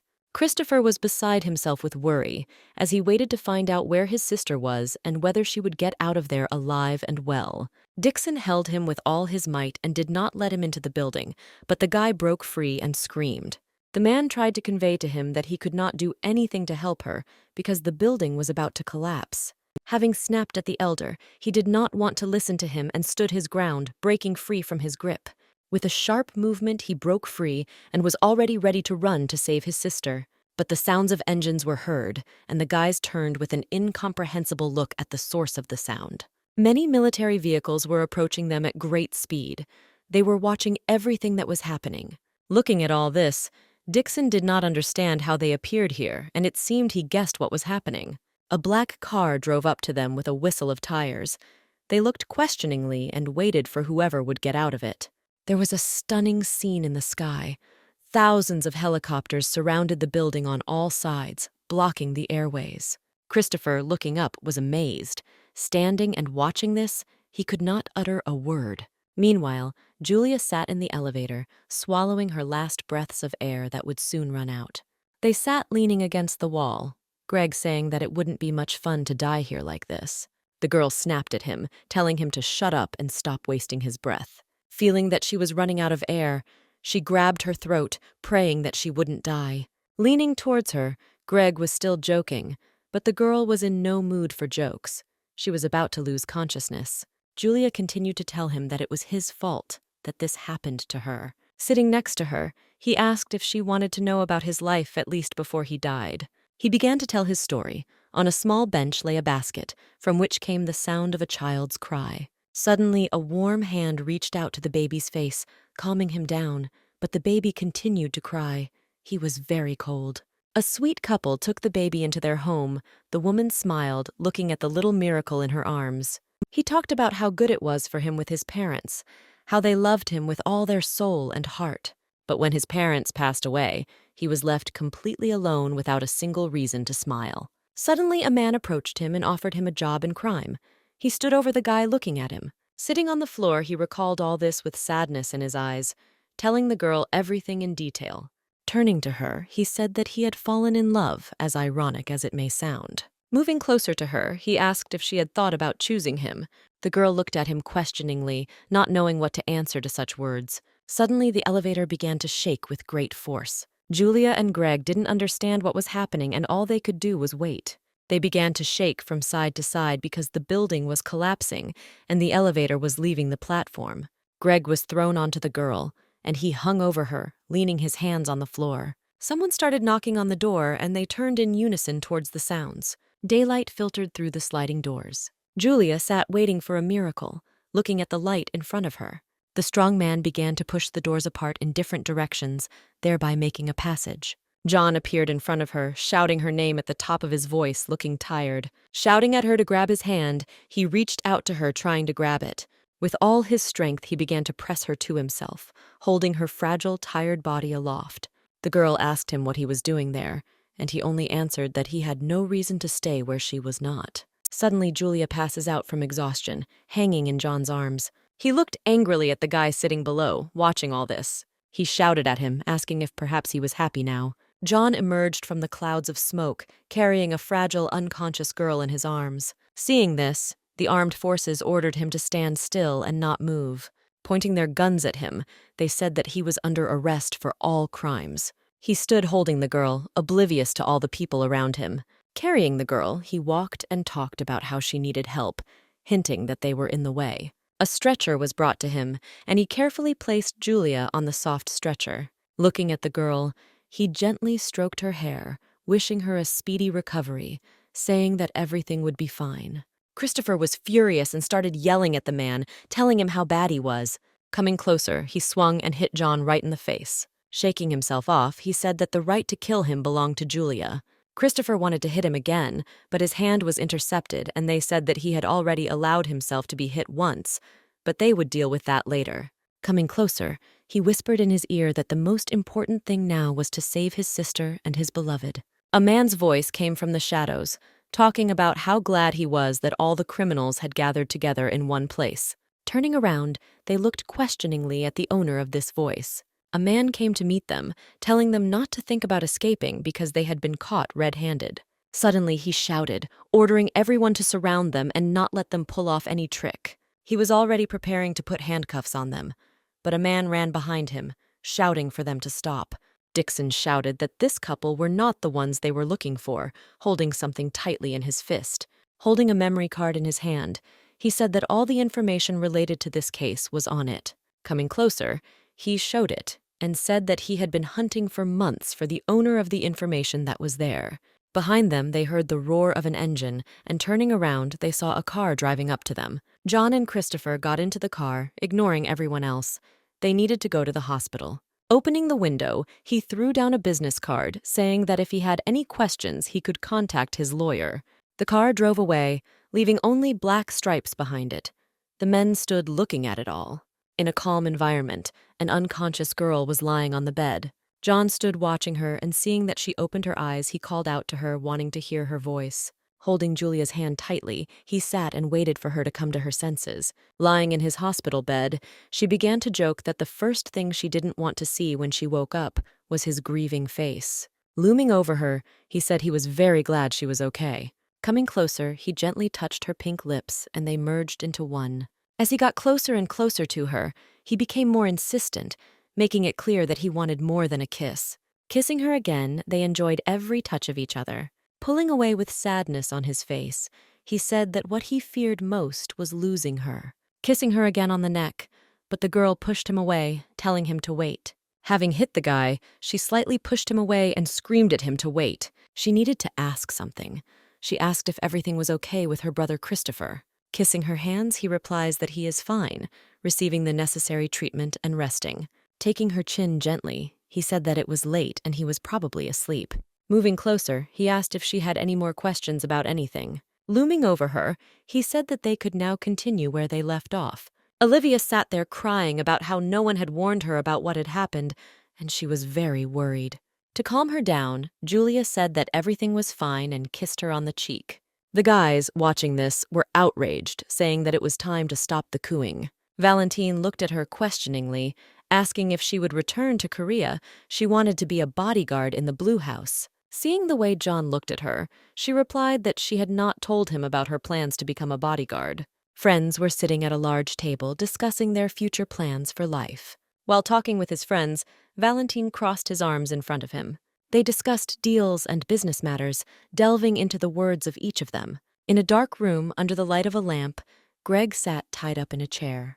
Christopher stood in front of him, proudly asking his name. Raising his head, he looked up at him, replying that he was known as Greg. He shouted at him with a menacing look and said that he was only holding back for Julia's sake. He laughed out loud at the guy's words, saying that he looked like his sister. Sitting on a chair, he talked about how he could introduce him to the head of the drug trade. Footsteps were heard from above. It was Julia coming down. She said that he was joking. Greg, hearing her, forced a smile, raised his head and said how glad he was to see her. As she walked down the stairs slowly, she thought that he should be grateful to them for taking him prisoner, since there were a bunch of hired killers looking for him. Enraged, she stood in front of him and started screaming that he wanted to use Christopher in order to get rid of him. Julia would not allow him to do this. Smiling, he said with a laugh that she had figured him out. Christopher got angry, but his sister stopped him, saying that it was not necessary. The girl confidently stood in front of him and asked if he wanted to make a deal with her that would keep him alive. The sunset had almost disappeared over the horizon, leaving behind only a scarlet glow in the sky. The girl stood, watching the beauty of nature, letting go of all unnecessary thoughts. Standing on the edge of the pier, she looked into the shimmering water, wondering what to do with John. The man appeared from behind, saying her name. Julia turned to the voice of her beloved while the wind gently combed through her hair. Standing under the bright rays, he asked what she was thinking about. Turning around, she didn't know what to answer, because he could see how worried she was. The guy hugged her by the fragile waist. The girl answered with a smile that she was thinking about him. He didn't believe it. John said that the ship would arrive at the port tomorrow, asking if this was a farewell. He looked at her with a sad look, waiting for her to answer. Julia stood there and didn't understand what to answer, because she didn't want to lose him. He approached slowly and lightly touched her hand. Almost in tears, he lay down on her shoulder, telling her to give him a little time to say goodbye to her. Having made him happy, she said with a smile that this was not the end, and they would find a way out. He asked, taken aback, that she really didn't want to leave him. Happy Julia said that she liked him too. John was shocked by the girl's words, taking a long time to realize what she had said. She clung to the man and hugged him tightly, screaming that she loved him. The happy couple stood smiling and looking at each other with love. The bright sun painted everything around in different colors. Julia and John hugged. The night sky was filled with stars. A couple was sitting in the jacuzzi, loudly clinking glasses against each other. A girl sat on the edge, watching as the guy tenderly kissed her knee. Looking down at her, he said that from that moment on he was ready to die for her. The girl looked at him with affection, slowly sipping her cocktail. Lost in thought, he looked at the dark sky strewn with stars. He turned and looked at her while she waited for something. Listening to him, she was shocked because he said that if his life ended today, he would leave without any regrets. Suddenly, he said that he loved her, looking into the girl's beautiful eyes. With her hair pulled back into a bun, she looked at him shyly. Seeing this, the guy gently stroked her pink cheek. And so they were left alone, enjoying each other under the night sky. In the middle of the sea stood a large yacht with friends on it, saying goodbye to a girl for whom a smaller boat was already waiting. Olivia said joyfully but sadly that she would miss her and wait for the girl on the island. Laughing, she said that she would wait for her. Holding hands, they stood looking at each other, realizing that this was their last meeting. Standing on the bow of the deck, she looked at the phone that John had given her. Turning around, she listened to the guy asking if she would come back with him. Suddenly, there was a splash of water from behind, hearing which they turned around to see what was going on. Running towards the splashes, Julia screamed that it seemed to have started. The guy seemed to understand what was happening, and his face changed expression. Greg appeared on the deck, climbing up. Jumping into the water, he swam underwater, leaving only air bubbles behind him. Looking at this, Julia said that it seemed like it was time to finish, looking into the distance of the blue sea. A man sat in a hospital bed with a bandaged head, angrily shouting something into the phone. Clutching his head, he screamed in horror that they were trying to kill him. While talking on the phone, he did not notice how the curtain began to open. Noticing it, he looked at it with fear. Julia appears in front of him, saying that they haven't seen each other for a long time. Seeing her, he turned pale with surprise, dropping the phone from his hands. Moving away from her, he asked how she could find him. Even more surprised when Greg appeared in the window, climbing into the window from behind. Hanging over him, they looked menacingly. Thinking what to do with him, the girl flexed her fists. Looking at them from below, the man begged for mercy. Hearing that the boss was coming towards him, he was horrified and didn't know what to do. A black foreign car parked in front of the small hospital. A brutal man got out of the car, not understanding what kind of wilderness he had arrived in. His entry into the ward left the patient in that ward in a stupor. Coming up to him, he said that his wounds were worse than he imagined. Looking at the man, he told him that he could have warned him about his fate. Hearing this, the boss became furious, saying that everything happened because of him. Straightening his tie, he asked where Greg was, asking a counter question. He asked if he wanted to kill him. Pointing the gun to his head, he asked again where he was. Angry that he was silent, he shouted that it was time for him to die. The guy asked for mercy. Suddenly, he shouted Julia's name, asking where she was, and that this information should be enough. Not understanding, he asks what he is talking about. The sounds of a person approaching could be heard from behind the wooden door. The boss was in shock and could not utter a single word in response.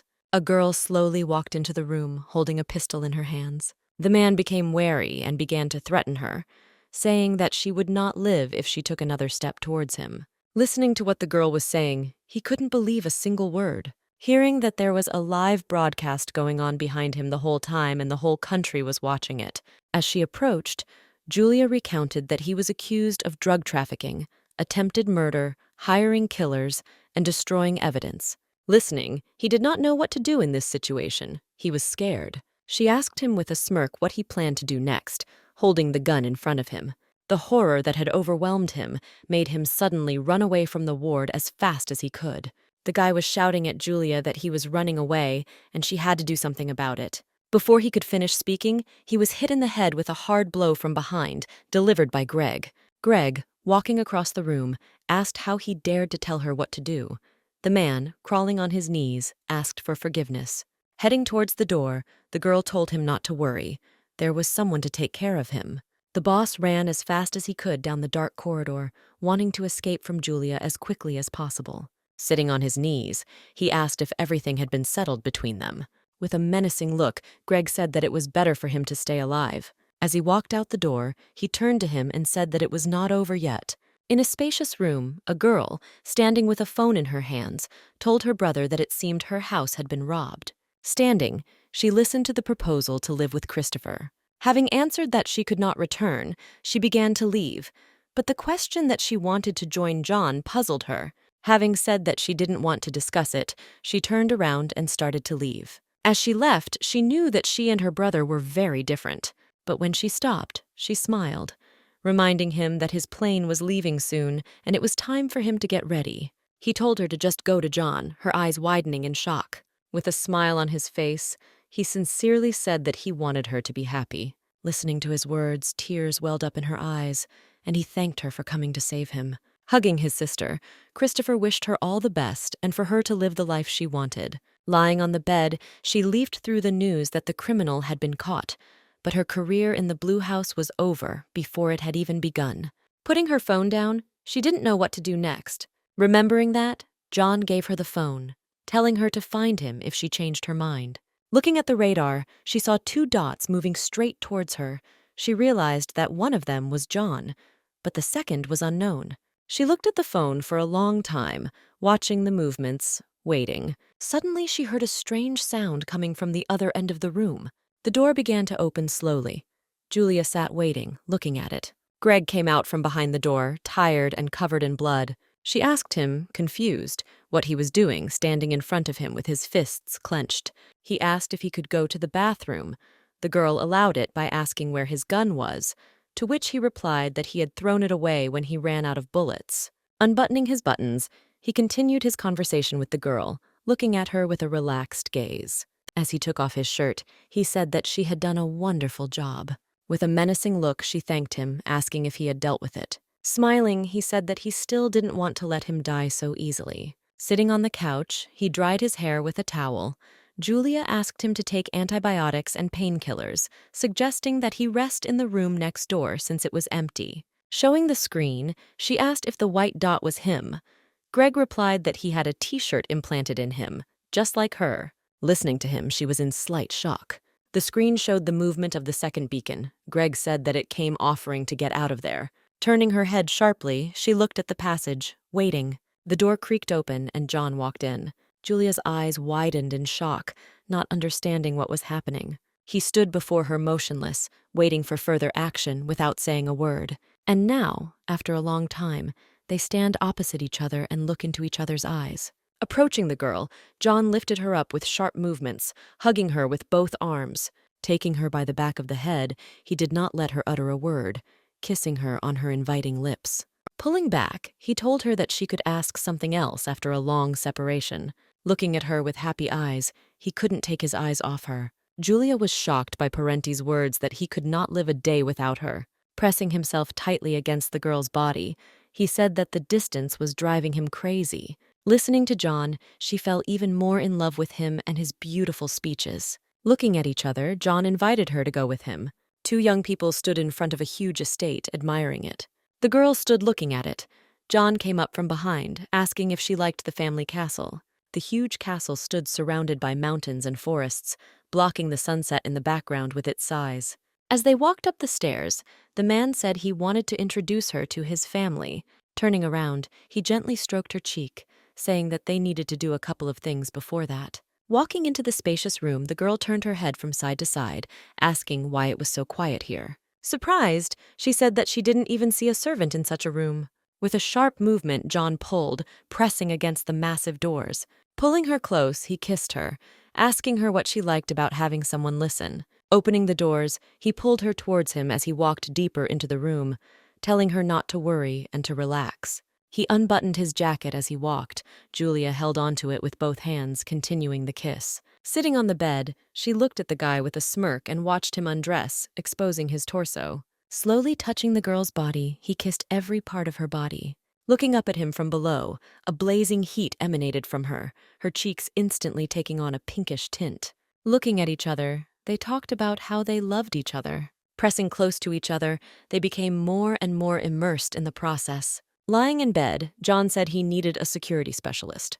Kissing her on the forehead, he asked her to work with him, offering to create a company. Smiling, the girl jumped out of bed, saying that her work was not cheap, and if she did not like the conditions, she would immediately refuse. Grinning, John said that she wouldn't get off easy by bewitching him like that.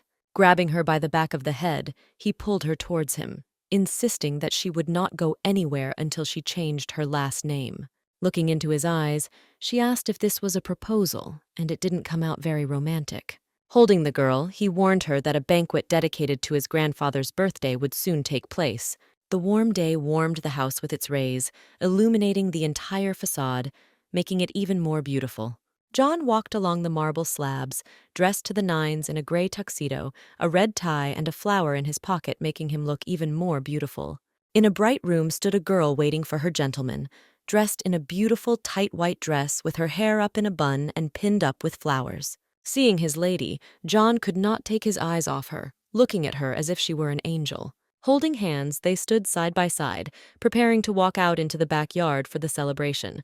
People from different parts of the city gathered around the fountain, waiting for the celebration. As Julia walked past people, she realized that all attention was focused on her.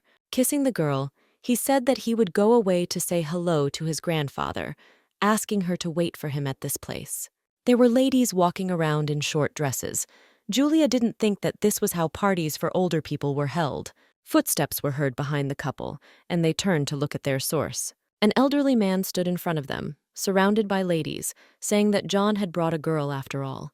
Talking to his grandson, he said that no one had ever brought foreigners into the family before. Angry that her grandfather had insulted her by saying she was small, she reported that his partners were clearly younger than her. Hearing this, People were shocked by the behavior of this lady. Smiling, she said she would go and have a look around, citing that she did not want to get involved in a family quarrel. Leaning down, John whispered to her to be careful because this was a mafia lair. The girl walked slowly to the side without answering him.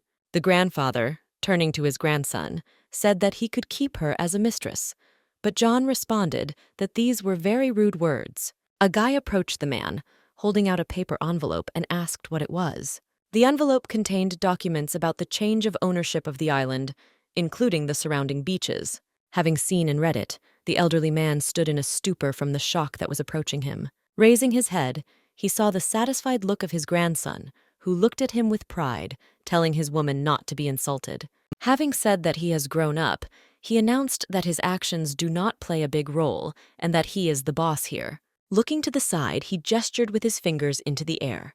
A large crowd of men ran towards the sign of their grandfather. Rushing as fast as they could, they headed towards Julia, fulfilling the order. Noticing this, the girl turned in surprise towards the sounds of stomping. Suddenly, a man flew down the stairs, hitting the hard asphalt and losing consciousness. The elderly man stood in shock, not understanding how this could have happened. Julia let her hair down as she walked downstairs, saying she had acted in self-defense. The men stood in horror watching how the fragile girl dealt with the crowd of men. As she walked towards the men, she said that he could chat endlessly in Italian, but there would be no point in it. Coming up, she put her hand on her man's hand, saying that he was now only hers, and no one cared about the reward. With a bright smile on his face, claiming that he is the only man for her. Meanwhile, in a dark hut in the middle of the forest, a man sat clutching his head. But suddenly he felt a sharp end on his neck. He was horrified when he saw the one holding the knife. Greg was standing behind him. The man screamed, asking what he was doing, but the guy just smirked, looking at him. Pressing the knife harder, he told him to shut up. Standing behind, he warned that if his life was important to him, he must return and surrender to the authorities. As he left the house, he threw the knife aside, not wanting to drag the murder weapon with him. Looking at the sky, he thought about Julia and how she never gave him a chance to love her. Walking deep into the forest along the path, he mentally said goodbye to his past. Sitting in the helicopter, they looked down with smiles, knowing that everything would be fine for them. Smiling, Julia asked where they were going. With interest, John asked where she would like to go. Having moved to the man's lap, she thought about it. John was shocked by the girl's behavior. Taking his face in her small hands, she said that as long as she was with him, she was ready to go anywhere. Looking at her from below, he confirmed how dazzling she was. He could look at her for an eternity without looking away. Having merged into a kiss, they continued their journey by helicopter to their final destination. The aircraft flew over the sea, covering a long distance without any difficulties. The men, trapped on the roof, waited for help, but suddenly saw a helicopter in the sky. Julia was sitting in the helicopter waiting to land on the pad. As she was leaving the cabin, she was talking on the phone, checking the situation. She was informed about a group of 32 people on the -8th floor. Standing, she spoke of how she would make them regret their decision to climb right into the wolf's den. Turning around, she asked if he was the champion who was working with their company. The man was shocked and replied that it was him. She smiled and said that she was going to save them, but if he lost, he was a corpse. Sitting in the chair, John contacted the girl saying that he had a request, but she replied that she was currently on a mission. He said that she must destroy everyone who is there, but not a drop of blood should touch her body. Going towards the goal, she replied that she would make every effort to fulfill this assignment. After waiting for the elevator, she went up to the -8th floor, as she was told. Standing in the aisle, she told herself that it was time to start the fun. She smirked as she held the gun out in front of her, knowing what she was getting into as she walked forward.